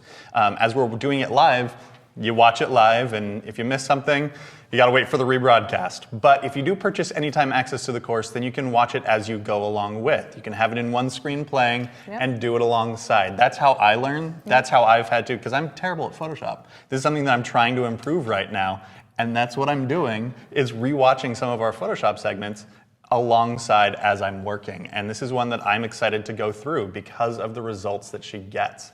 So and the speed at which she gets them. So if that's something you want to be able to do, if as you're thinking about the future and you're like, I have this session coming up, I want to be able to achieve these results for that client, then purchasing this workshop may be something that will help you to do that. You can purchase anytime access to the course by clicking the buy button directly below this video feed. It costs $149 for access to all 3 days and the bonus materials, but we do offer the live discount to that steal of a price, as the folks in the chat room, to $99 if you buy it now. So go ahead and consider doing that while we're on break. And if you do need help with a little bit more of the Photoshop basics, if you don't know what an adjustment layer is and don't know the difference between that and a brush, then you can check out Photoshop Week, which is coming up in a couple weeks here. You can see it, there's a link at the top of the page right above our heads, and you can see that is coming at the end of February here very, very soon. Wow. I just realized how soon it is. It's very soon. It's very soon. So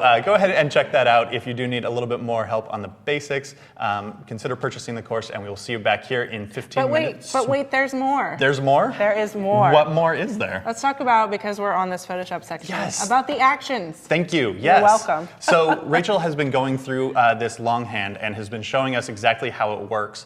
But as she's mentioned a couple times, she uses actions to speed up the process. And these are actions that she's developed. Getting in the car. Getting in the car. As she said earlier. Driving instead of walking. So if you want to be able to drive alongside, you can purchase their actions. The whole shebang is what she calls it. It's over 160 actions that will help you to really speed up your Photoshop work, your retouching time. 10 minutes is your average time. Yeah. You just showed us that's what's the long form, but 10 minutes. And they can have it for only $60. Exactly. The whole shebang costs $75 usually, but generously they're offering a discount to the price of $60. That's $15 off. If you do RSVP for this course, you can get a PDF with the link to it, or you can just jump in the chat room and we can share it with you there. So yes, thank you for reminding me. You're welcome. Check that out, and folks, we will be back in 15 minutes. See you then.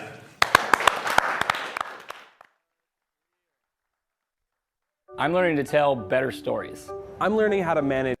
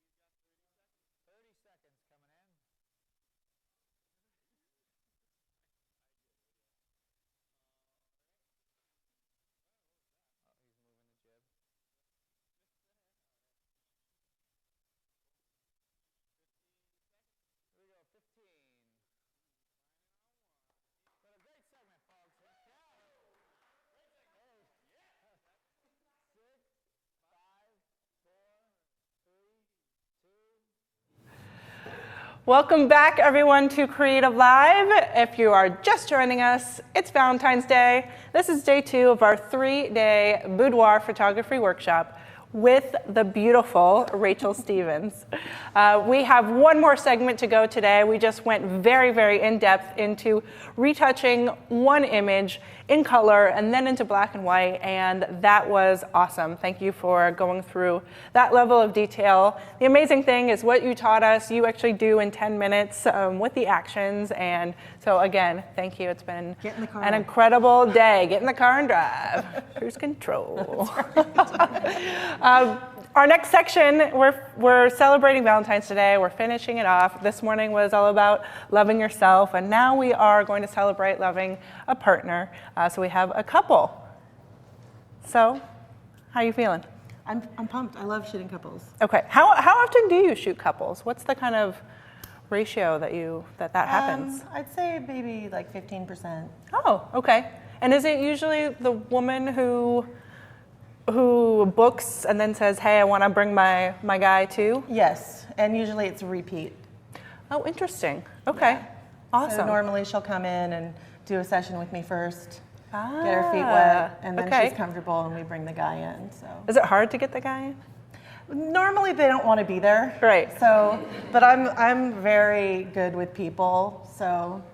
That you are. She is not only the naked whisperer, as we developed yesterday, but the couple whisperer. How about that? So also, before we even get going on that, we are going to talk about the male photographer in this industry. I know yesterday on day one, Russ and I talked a little bit about how he is a male boudoir photographer and the challenges that come with that. So I think it's a great time to address that topic once again. Sounds good. So over to you, Rachel. All right. So I get a lot of questions, and I've been hearing feedback, well, what do I do if I'm a male? We have the disadvantage in the boudoir industry being male. And I'm not going to lie, being female does have an advantage. However, I feel like your work is going to speak for itself, whether you're a male or a female photographer. So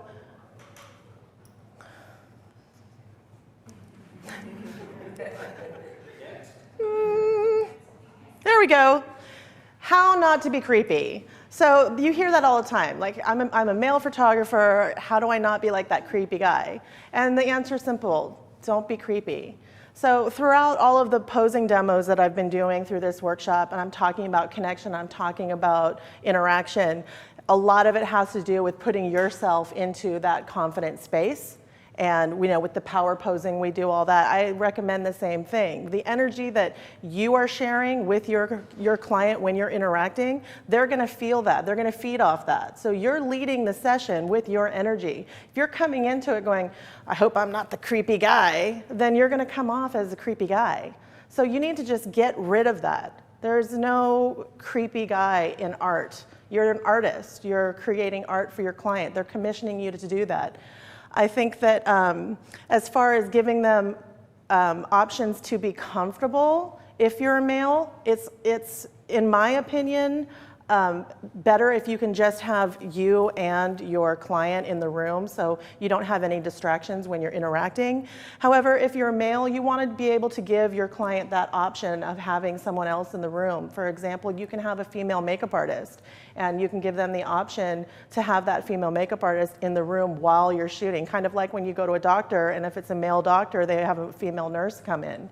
Same thing. And once you get going and they start to get comfortable, you can ask her, are we cool? Do you want to let her leave the room? She can stay, whatever you like.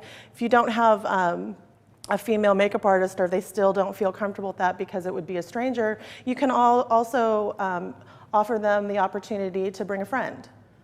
It's something I don't do. Again, I don't like distraction, but if they want to bring a friend in, you can have the friend sit in there, and then once they start getting comfortable, you can ask if it's okay if the friend goes into the next room. So they're still there, they're still accessible. You can leave the doors open, don't shut the door.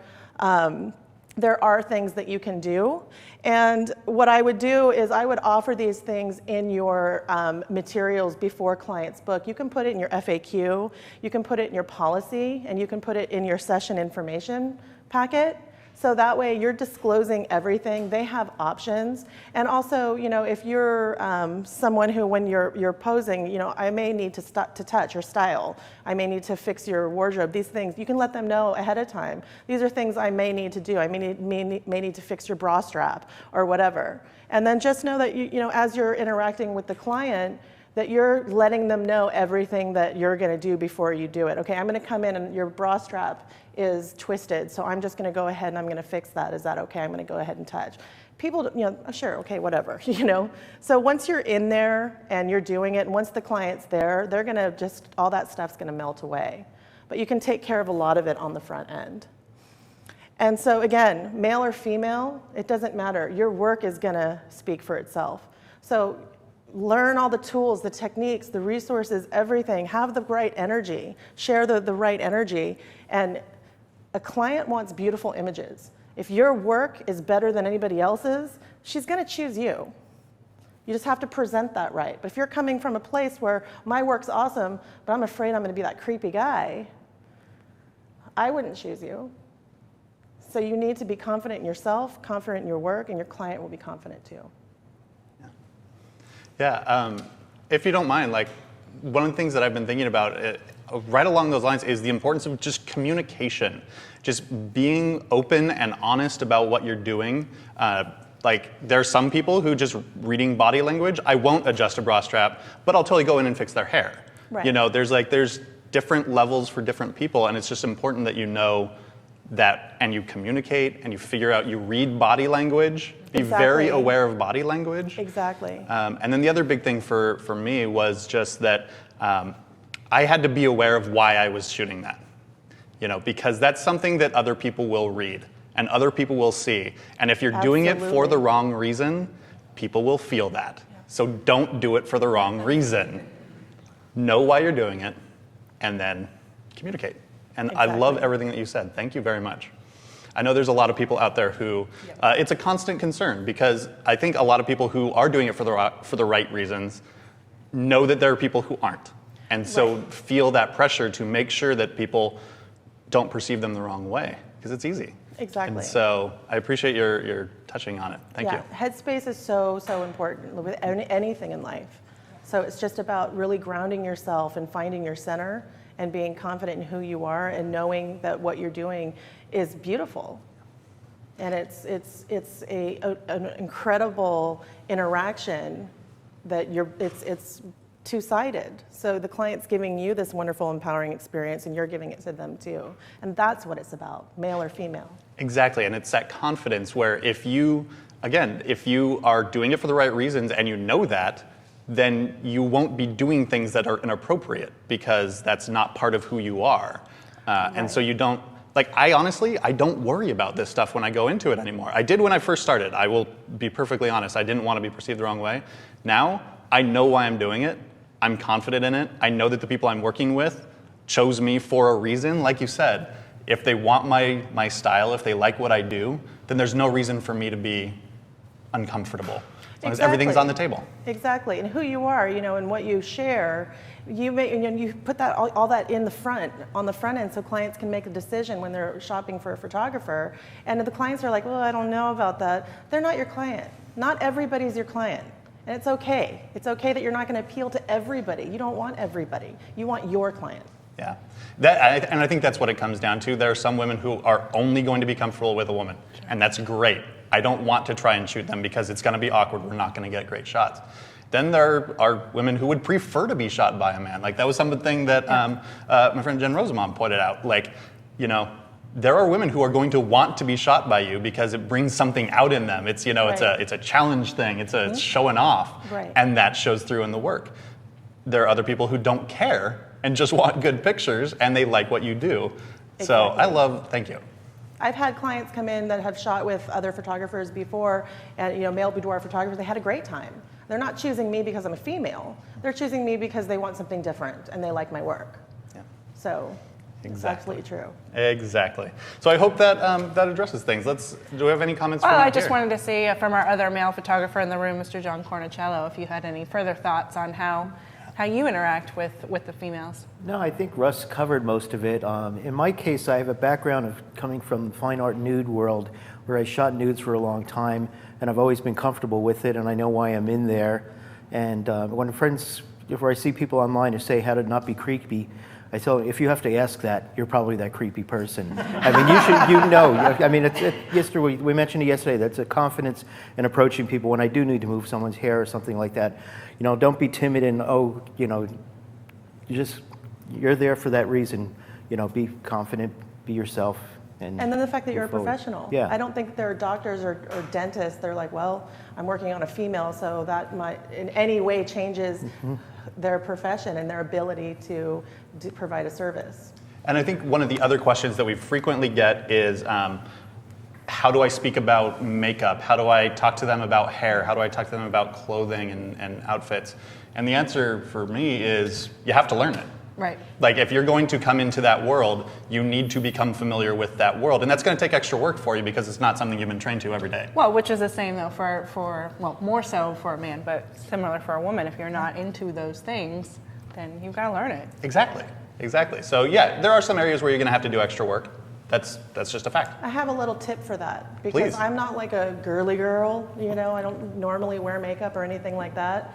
So when I go to, you know, the airport, I'll go to like the magazine wall and I have, you know, an hour to kill. I'll stand there and just kind of walk back and forth and I'll just I'll absorb magazine covers. And I just sit and look and I'm noting makeup, I'm noting poses, I'm noting wardrobe.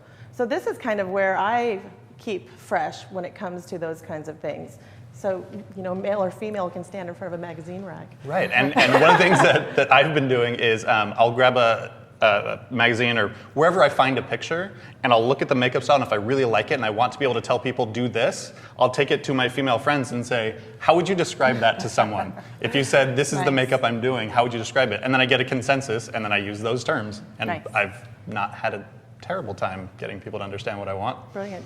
So, are there any other questions that I think we're not forgetting? I think we're good. I think, you know, we have 45 minutes left Perfect. overall in the day. So I think we have our lovely couple over here ready to rock. Let's Ready do to it. do it. Sweet. All right, guys, you ready? Yeah. Take a deep breath. All right. So we're just going to talk for just a hot minute over here. Okay. So what inspired you guys to be shot together? Facebook.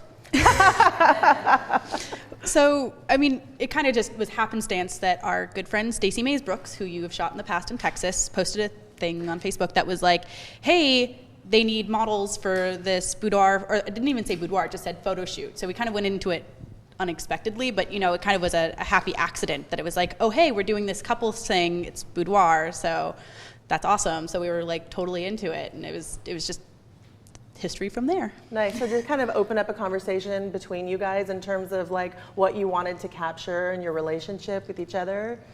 I don't know that we've really had that conversation. We or just like kind of like, you know, joking around with each other while you're getting, you know, your stuff together, getting ideas together for looks.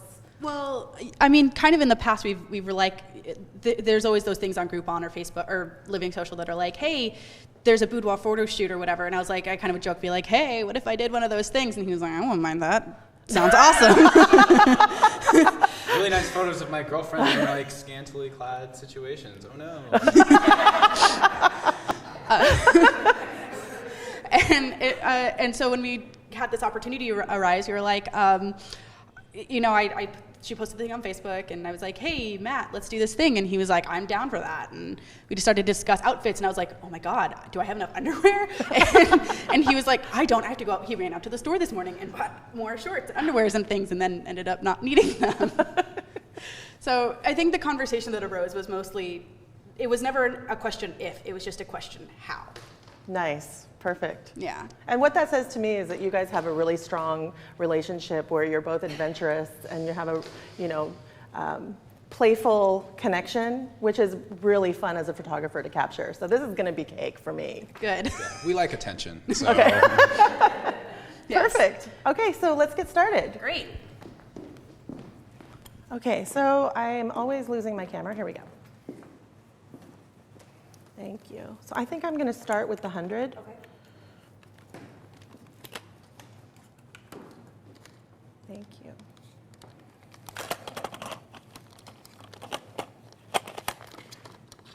And I'm going to go ahead and I'm going to start with both lights. Yeah, I'm just going to have them, the lights like flanking them. So typically I will shoot with one light, but sometimes with a couple I'll bring the second light in just because with that extra person. So let's go ahead and derobe.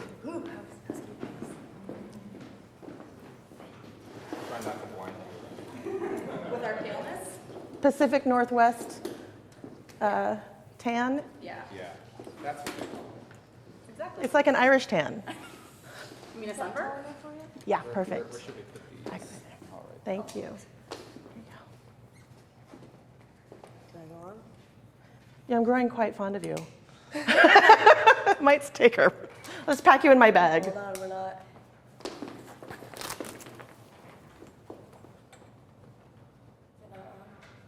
Let me check bulb. Here, hold that, please. I tested it right before, too. Seems like the bulb's in. Yeah? Okay. Did it turn on earlier? Yeah, right before when I tested it. Huh. Oh, wait for it. Remember I said keep it simple, stupid? Not plugged in.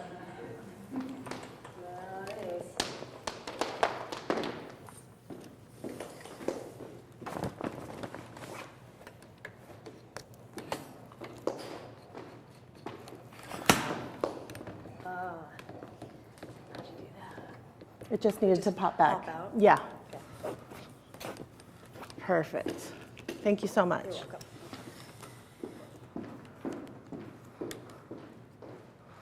You look gorgeous. No this, none of that. Oh no, I was feeling the abs underneath. Okay, so let's have you guys go chest to chest. So actually what they're doing right now is something that I have clients do all the time. Once I get them posed, I'll say, okay, now I want you guys to look at each other. And I'll just awkwardly sit back while they're looking at each other until they start to laugh. And then you capture those awesome laughing shots. So go ahead and hold hands. I like how you guys went to I like how you guys went nose to nose.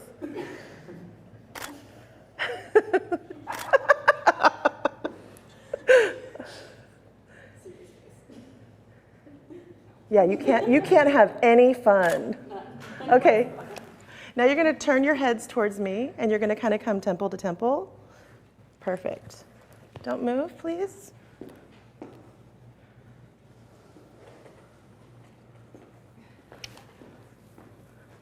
And you're going to turn your face for me. I'm the absolute worst person with names, but one more time. Molly. Matt. Okay. So temple a little bit more, and Molly, keep your head turned this way a little bit. You're going to roll your shoulder forward a little bit. Perfect. And you're just going to roll your shoulder a tiny bit forward, Matt. There you go. Gorgeous. Now what I want, so since it's Valentine's Day,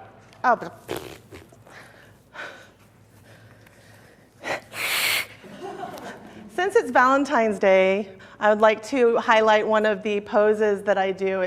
I call it the super cheese pose.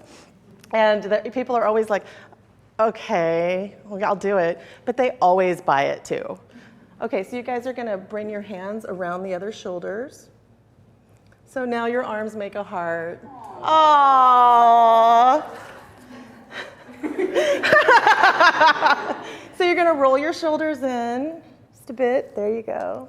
And you're going to come in temple to temple again. And go ahead and bend that outside knee in for me.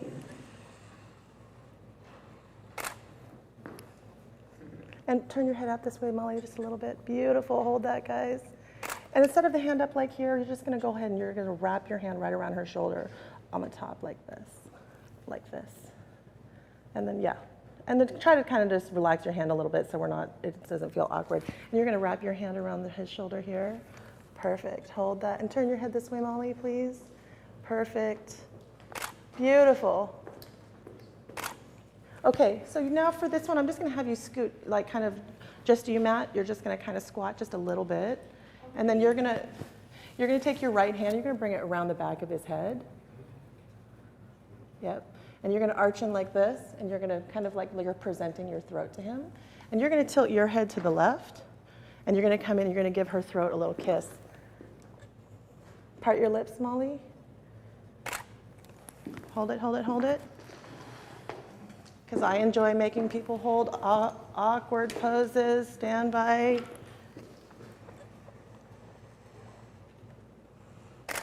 Okay, perfect. All right, So now I'm going to have you guys do, actually like what you're doing right now. So keep your arms like this around each other in the back, and in the front I want you to hold hands. Or actually, let's have you hold around each other's hips. You can just go ahead and slide your hand into his pocket. So as far as like the man goes, when I shoot couples, I will do shirtless, but I won't do anything else. So the woman can go all the way nude if she wants, but the guy has to stay in jeans. That is my personal boundary.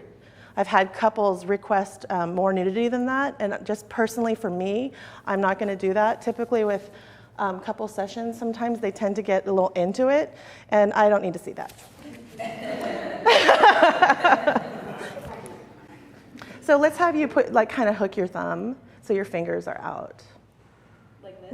Like the other way, so your fingers are out of his pocket? Perfect. Okay. Yeah. He knows. Yeah, perfect. And then you're gonna arch like this, so booty back, and so chest in towards him. Perfect. And you're gonna tilt your head in this way. Gorgeous. So I like it with the hand placement. I just want you to like let your hand come down, so you're kind of like cupping her butt. There you go.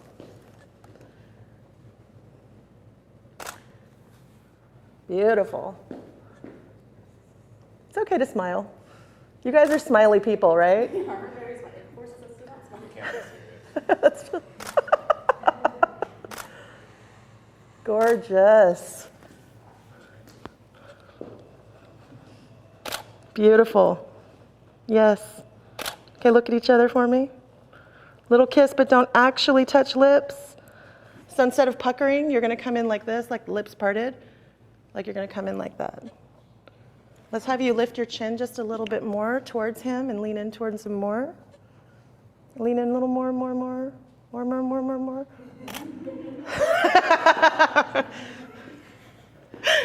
Okay, one more time. It's okay if we get a little lipstick on him, we can fix it.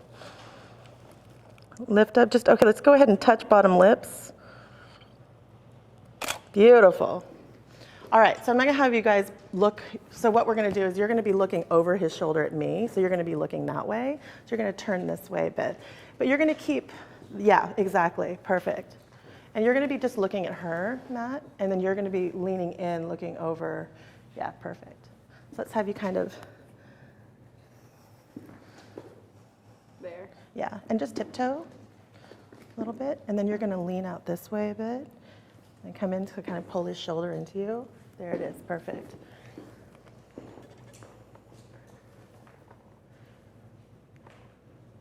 Tilt your head back this way and kind of let your eyes drift that way towards him.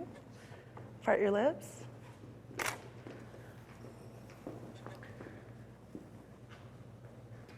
Eyes right to me.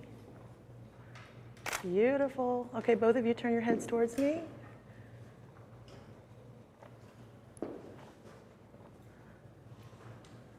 Okay, so now I'm going to have you guys do, like, how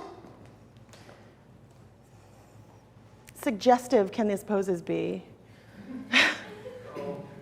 Keep going, and when it goes too far, we'll let you know. If you guys couldn't hear that, our producer Brian just said, keep going, and when it goes too far, we'll let you know. Okay, That's so why we love Brian. What I'm going to have you do is I'm going to have you just stand there facing me, and I'm going to have you in facing him chest to chest. And you're going to stand, you're going to cross your ankles like this, and you're going to put your arms over his shoulders, and you're going to come up like this. So you're really hinging from the lower back, so booty back, boobs forward. And you're going to come, you're going to grab her hips. You're going to grab it like you own that. So typically, that little instruction that I do that really close on the front end, especially when the guy like does not want to be there and he's just like, oh my God, when is this going to be over? As soon as I do that, they always like just start laughing and melt away. They're like, okay, this is going to be fun. Like, this is going to be okay. So really, it's just helping him objectify his lady in a playful way. So a little lower on the hips. A little lower on the hips.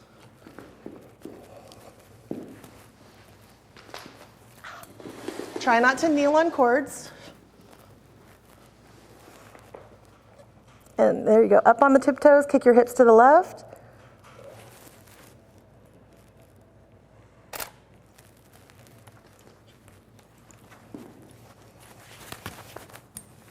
You getting your calf workout? Yeah.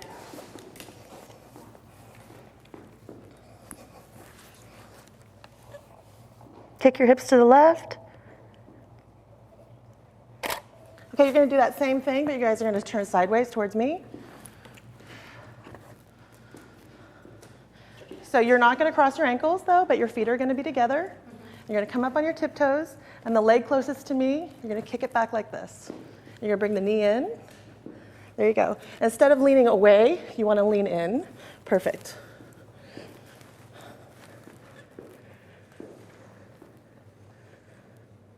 Up high on those tiptoes. Try to come forehead to forehead.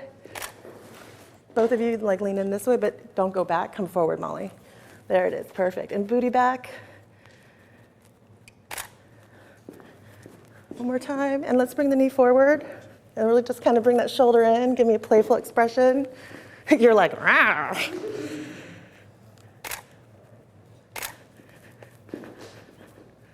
Beautiful. Hold that, hold that. Okay. Nice. Okay, so also what I do when I'm posing couples, but obviously we don't have it here. I'm like in a living room environment. I'll sit the guy in the couch and just have him like chill out. And then I'll have the lady in front, and I'll have them probably about maybe 4 to 5 feet away from each other, and I'll pose her facing me, kind of like doing this kind of stuff, and I'll focus on her, and I'm throwing it back at 1.2, so everything behind her is in bokeh, and so he doesn't have to worry about posing, but he is enjoying the view. Rachel, do you think you could demonstrate that by having him sit on the edge of the bed, or would it not really work? Maybe if we bring the chair out. We have a chair over here. We could do that for sure. Sounds like a cool pose. I just want to see it myself. Yeah, please. I think for this one I'm going to need the 50, otherwise I'll have to go. Sure. I'll grab that. Thanks.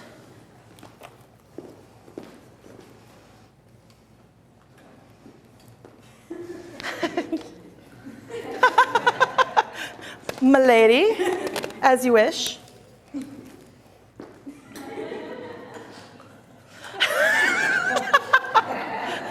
So let's have you scooch over. I wish I had like a bunch of ones I could throw them and make it rain right now. Okay, so I'm going to have you kind of scooch off to the side just a little bit. And then we're going to have you turn your chair this way. Not too much, just a little bit. There you go. And then just kind of like chill. I'm going to have you come this way just a little. Right there, stop. I'm just going to relight. You look fabulous. I had a great makeup artist. Okay, so we're going to have you, since we've got the retro look, we're going to kind of do some playful poses. So you're going to step in front like this. You want it? Which maybe let's try the other way, what feels comfortable. That feel a little bit more comfortable? A little bit, yeah. Okay, so you're just going to point the front toe, and you're going to put your hand on your hip here. And then this hand, you're going to come here like you're pulling off the strap. Exactly. And you're going to arch the booty back like this. And the chin and yes, exactly. Chin comes down a little bit. And relax the cords in your neck. Perfect. So again, I'm at my settings, and I'm changing my my shutter speed.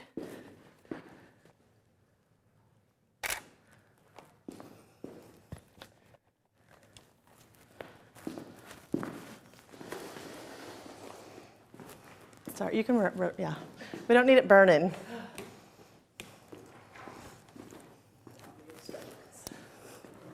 Perfect, perfect, hold that.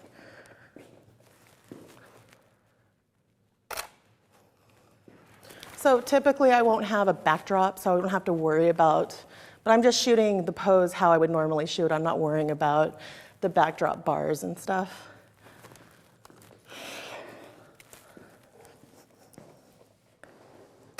Okay, now you're gonna turn to the side, and you're gonna kind of, just so you can turn so you can look back at him. And let's have you scoot your chair up just a little bit. Perfect. Now you're going to stand like this. And you're going to come up and just kind of arch back like that. And let's go ahead and pull the strap off the shoulder and look back at him. Roll your shoulder forward. Let's put this hand up in the hair like that and kind of fluff it. Look back at him. I want you to slowly look back at me. Eyes.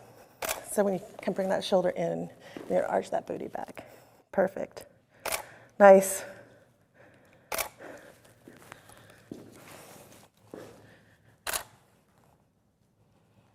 Eyes. Beautiful. Hold that. So with the retro look, I do love to have 2 lights if I can, because the whole way that they used to light that was lots of light.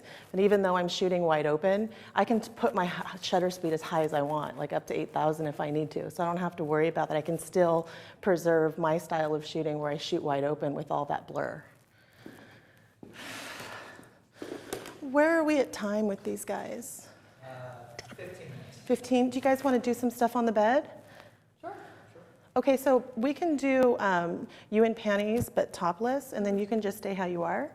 Okay. But if you want to go with her and help her, or just keep her company while she changes, and I'll field some questions while you guys are getting ready.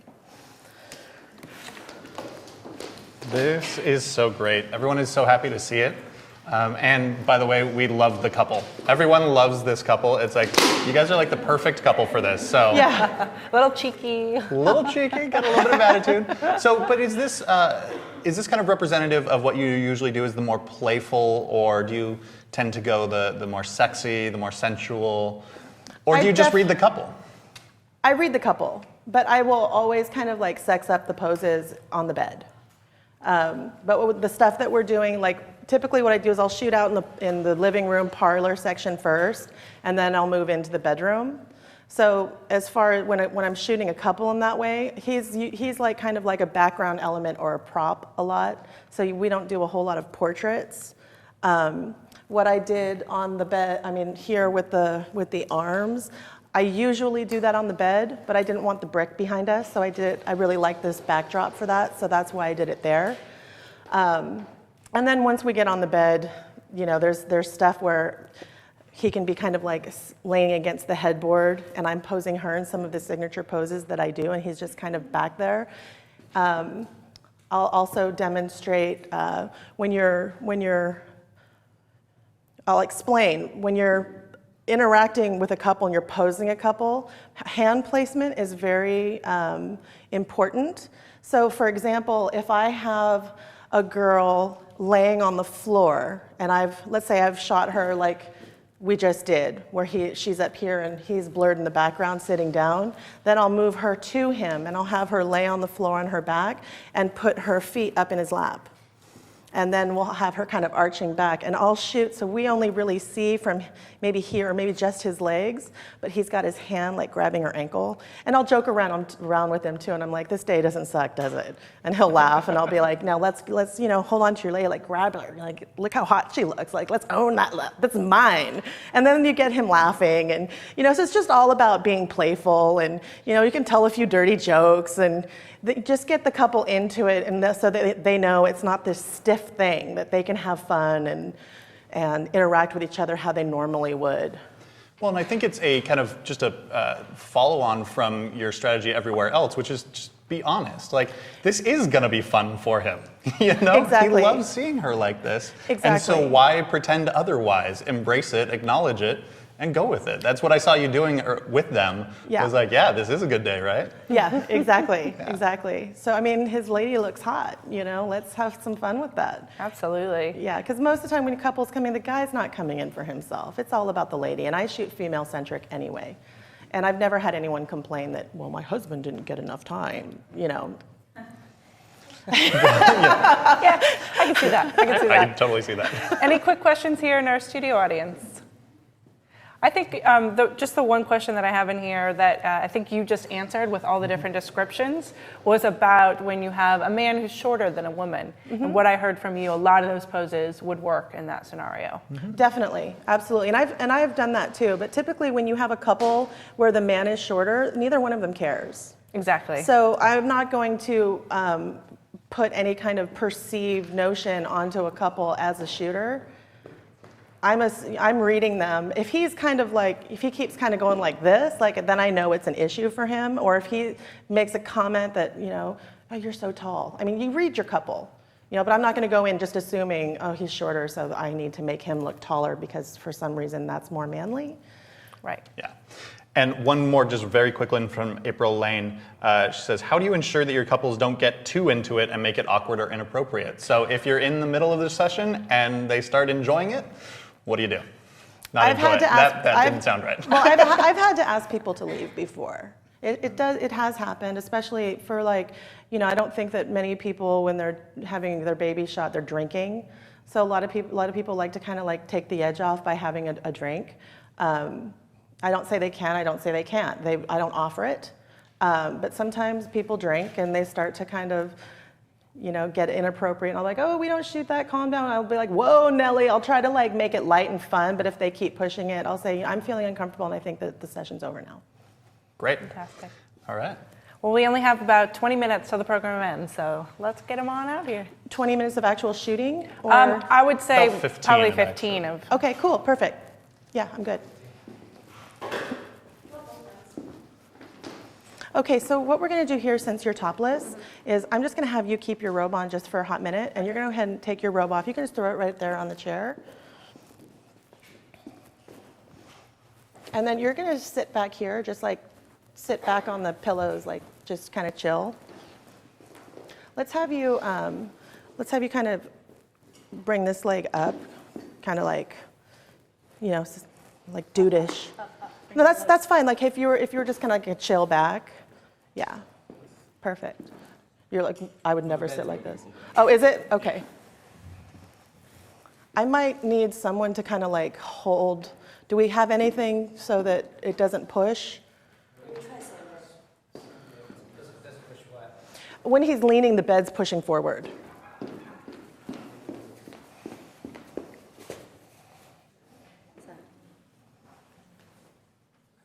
that better? Yeah. Perfect. Thank you.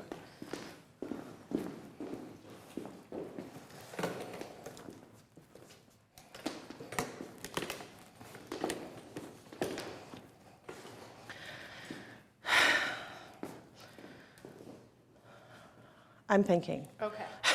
I'm thinking too. So a lot of the poses that I do, I can't do here. I thought that I was gonna, well, if she's topless facing that way with her back to you guys, Go ahead. if she's topless but facing that way so her back's to you, is that okay? As long, So bare back? we want to keep it so at least something's covering her. She's pressed up against something. Okay. So she's not. I'm just gonna grab something over here real quick then. So I do travel with just a little bit of white silk fabric for situations that a sheet, I don't want a bulky sheet for. So we're gonna kind of just double this up since it is sheer. So what we're gonna do is we're gonna have it in front of you, and you're just gonna hold it like this, yeah. So just put it in front of you. And we'll leave the robe on, and then once you're in position, then I'll pull the robe away. Is that cool? Yeah. Okay. So you're gonna kneel right here, and you're gonna angle your body kind of towards him just a bit. There you go, perfect. So your knees are gonna be apart, and your feet are gonna be a little bit together. And yep, perfect. And then you're gonna bring, let's see, you're gonna bring this knee forward. There you go. And what we do is the booty goes back, the boobs go forward. You're gonna relax the shoulders. So normally the lady will be topless, and he is not unhappy about that.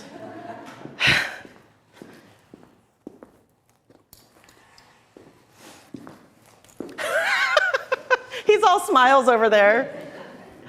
I've been smiling this whole time.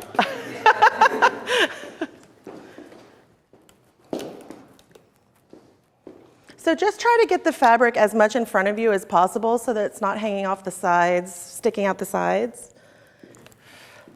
And let's have you bring your right knee forward a little more.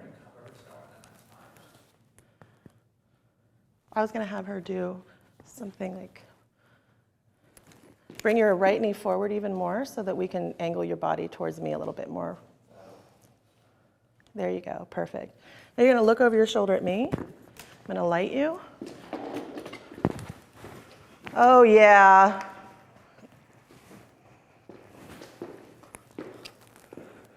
Stand by. Lift your chin. You're going to look over that way. Elbow down a little bit. Let's bring your left knee out. There you go. Arch the booty back. Lift your chin. Look to the wall. Arch, arch, arch, arch, arch.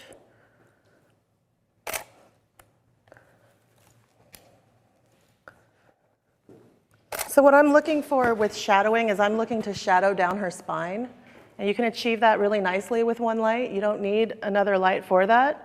But if it's darker and you don't have any fill light from a window or ambient light, you can just kind of prop up a reflector on the other side and that light will bounce right in.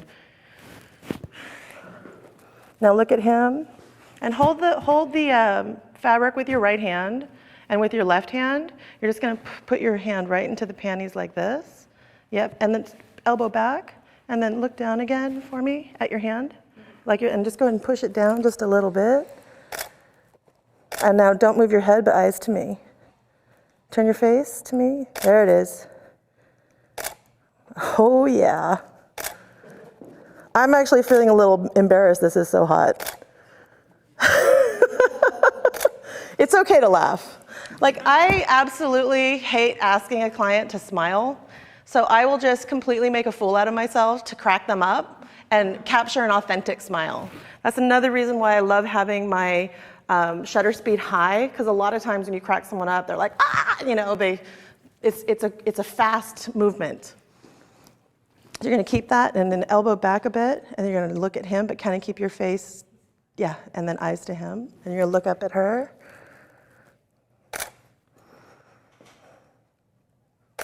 Okay, so now I'm gonna have you we're gonna do my signature couple shot where I have the lady laying down with the guy on top of her and they're both looking. Could I get the 100 for that, please?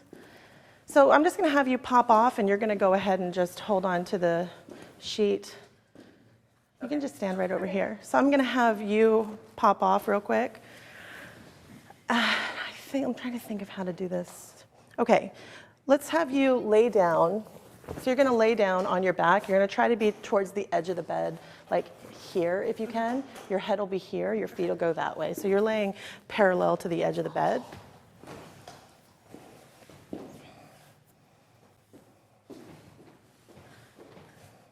There you go, perfect. And let's have you cover here. There you go. If you cover with your arm, will they both go under? They should. Yeah, they should. Shall we try? We can try.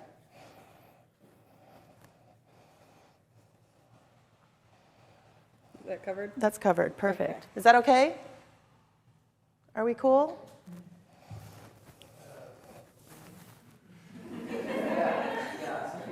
I don't want to get in trouble. Okay, so you're covered like this. So I want you to put one hand up here like this, like cupping your face. Yep, and then you're gonna arch into that. So arch here, push your toes into the bed and arch.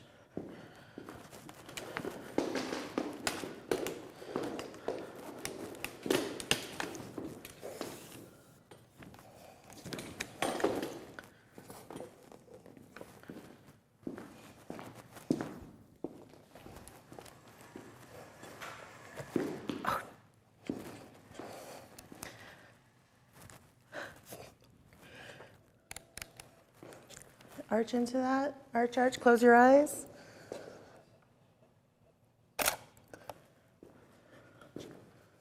Turn your face to me.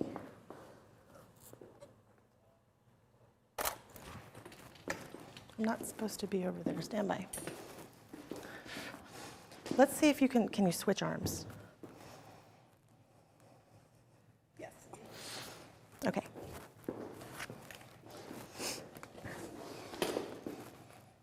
Have you bring this up a little bit. I almost tucked it for you. And I was like, I can't touch her boob. That would be weird. Not that I would care. Turn this way. And arch into that. Turn your face this way. Lift your chin.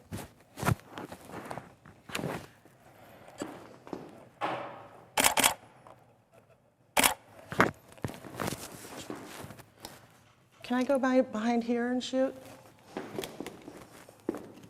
you're gonna arch back to me. There you go.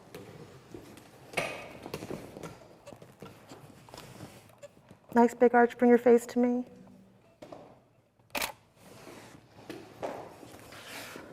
I know I'm hiding from the cameras, but I don't care. Turn your head this way. I'll be right back out. Okay, now you're gonna come this way, on this side of her. And you're gonna bring this knee in between. And you might wanna actually scoot over this way just so he doesn't fall off.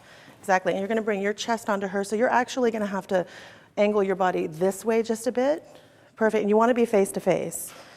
There you go. And so instead of being like this, we do want you to flatten out your body. So you're gonna go ahead and you're gonna kind of cradle her under like this. So your chest press against her breasts. Perfect, and you're gonna bring your arms like this. You're gonna hook that leg over.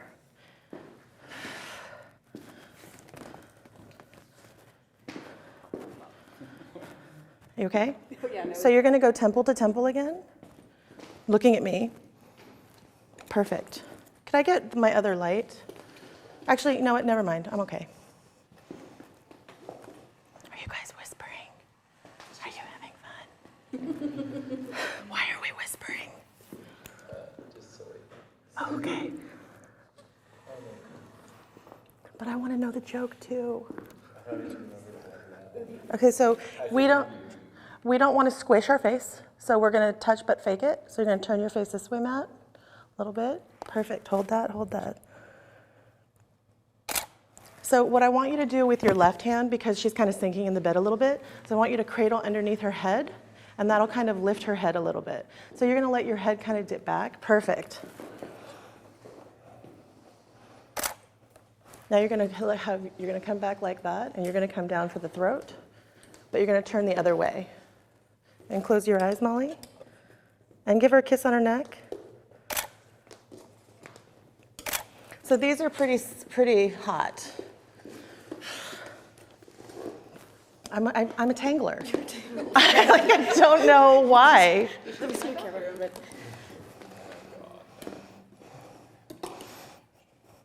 Okay, I get it. Having an assistant is awesome. I would have so many less injuries. I had an aha moment.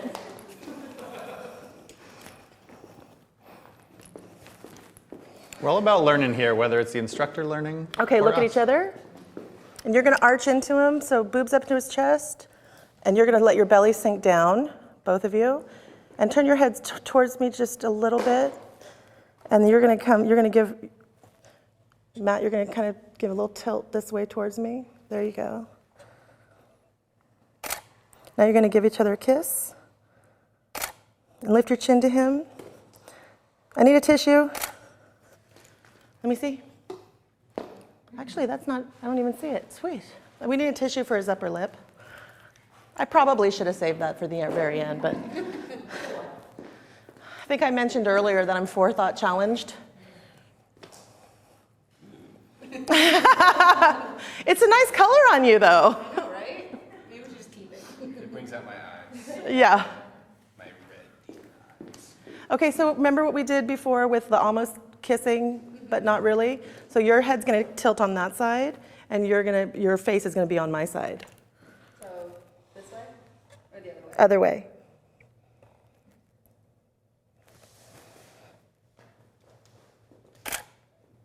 Now let your hands kind of go down his back. Okay, so I'm just gonna do a couple of you on your own real quick, just kind of upside down. Okay. And we're gonna have you sit at the edge, and she's gonna put her feet in your lap. Being indecent here. You're gonna lay here. You're gonna stay exactly where you were. And you're gonna be over here, just leaning.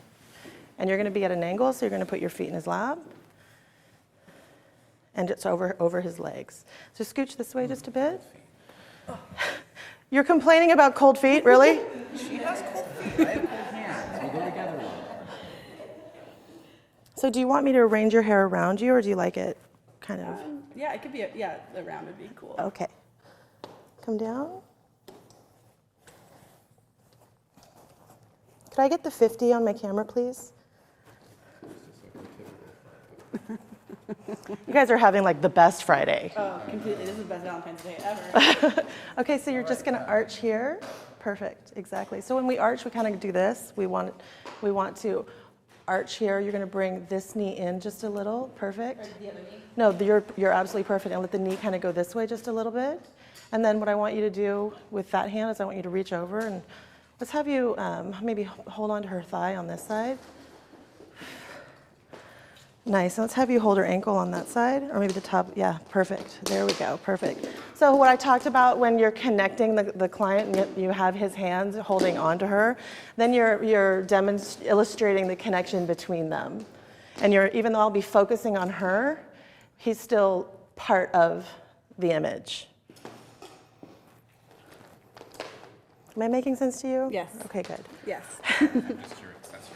Yes, you are an accessory. We're objectifying you. Yes, there. Thank you so much. Just had to untangle really well. Because I tangled it again, You just keep them tangled. It's okay. which is why I don't shoot tethered. There you go. Thank you. Lash off. What? Lash off. Lash off.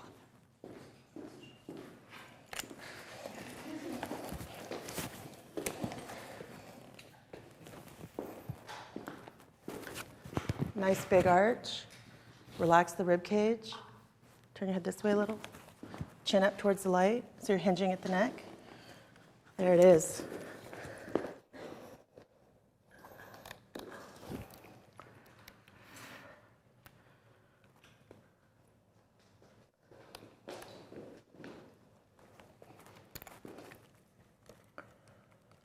Sorry, this cord is distracting me. Okay. And just turn your head towards her. So you can kind of like lean your head against the wall.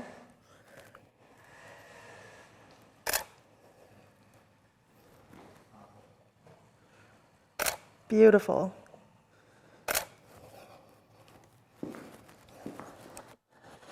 So you're going to pop that shoulder up towards the ceiling. You're going to turn your chin a little bit more. Perfect.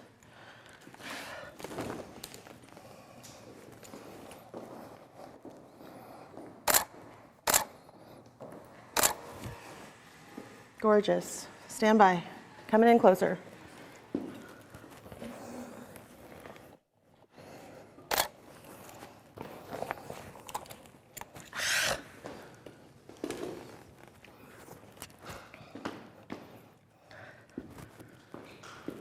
Turn your face towards me.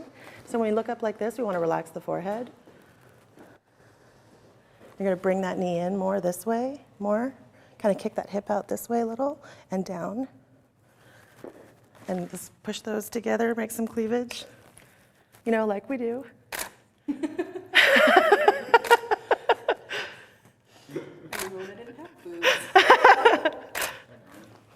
He's like, this is great. That looks great.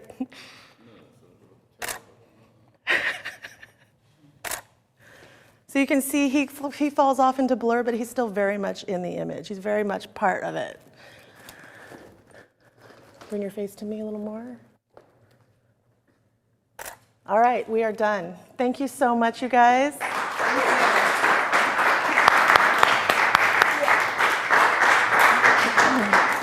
Such an awesome job. Again, thank you very much to Molly and Matt. Happy Perfect. Valentine's Day, guys. Yes, happy Valentine's Day. And Molly, lots of people in the chat room say if you want to be a pinup model, you've got that option. They will love what you're doing. You guys are famous. So we want to say thank you for this whole day to all of our models from today. You guys did an amazing Everyone was job. amazing Thank in you their so own much way. for We had, staging. and Rachel just killed it throughout the whole day. Thank you so much, Rachel, for everything that you covered today and the manner in which you did it. It's inspiring and just so much fun to be here around you. So thank you for the day. Let's talk about tomorrow. What are we do? Oh, you know what? Before we do, we have a final slide. I would love for you to read about that. Yes, it's testimonial says, I walked into my session feeling like a worn out middle-aged mother. A little hair, makeup, laughter, encouragement, and I walked out feeling like a goddess. Thank you, Rachel. And I think we all, all of us mothers go through this, and even women who haven't had children, you're working and we're getting older, and we just stop feeling like we lose our sexy, and we kind of lose connection with the woman inside of us. And when you have a boudoir session, it gives you a chance to just strip down all that other stuff and really reconnect with the woman inside of you. And like as you've seen, it's not all about like sex and sexy. It's about really capturing that person. And it can be all smiles, or it can be sultry, and smiling can be sultry. So it's not all about like that sexed up face, which I think that most women I know, I don't know how to make that face, and she was one of them too. I'm worried about my expressions. I don't know how to be sexy. Looks pretty sexy to me. So that's what, as boudoir photographers, we get to experience. And it is awesome. And thank you for showing us how.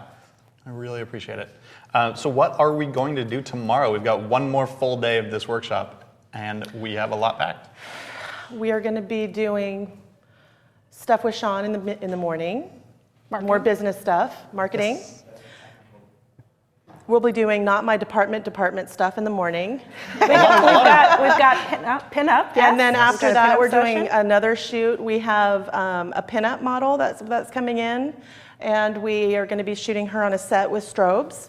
And we have another pin-up model that I'm going to shoot more we're going to do a French postcard. Ooh. Vintage French postcard. So much fun. I heard oohs all around the room. I don't know if the mics picked it up, but we're excited for that. Probably picked up mine. That's good. As long as we got one. So we are very excited about tomorrow. Today was awesome, though. I'd love to read you a couple quotes just along the lines of what was just read about really embracing who we are inside. JLX Photography says, the highlight has definitely been Rachel's balance between you're beautiful in your own skin and giving women that magazine page experience. She says, my fiance is military and has been trying to convince me to take photos for him, especially when he's gone, but I've been giving those excuses. And no more, I need to lose another 10 pounds. I'm gonna be as brave as my clients and do it. So changing lives, not just behind the camera, but in front. Yeah.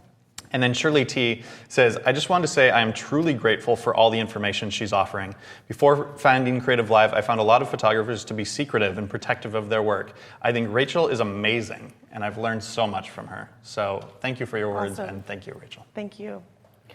I'm so happy that we are doing this boudoir photography workshop celebrating Valentine's Day. When you're watching this in the future, today is Valentine's Day. However, this is about celebrating love every day. This is about, when we started off the day, it still rings so importantly to me when you said that when people ask your daughter what you do, she says, my mommy allows people to feel love for themselves. Now I forget exactly what it was. She said, my mommy helps ladies love themselves. Thank you. My mommy helps ladies love themselves. So great. And again, that is possible every single day.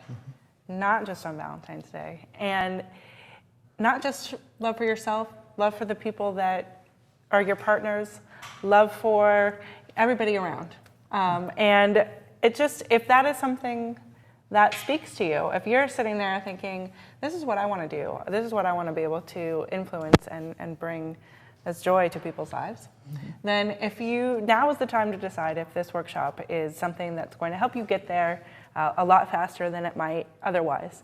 So again, the option is yours. That's why we present this for free and then sell the courses so that you can have them and anytime access. The course is $149. However, again, during the live event, we offer the special price of $99. So again, what a wonderful Valentine's Day treat to yourself if you are feeling right now that this is where you want to be.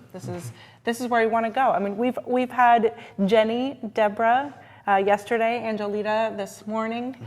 We have Anise, Marianne today, and then Molly and Matt. Just think about how much love and joy you've given them already in these 2 days and how that can be amplified by all the people out there and beyond. Yes. That is your gift today to all of us. So Rachel, thank you so much. Once again, Thank you everybody out there for joining us. Thank you to our studio audience, to all of our crew here. This has been a really great way to spend Valentine's Day. And happy Valentine's Day to all of you out there. And we will see you back tomorrow for day 3 of Boudoir Photography with Rachel Stevens. Thank you for joining us.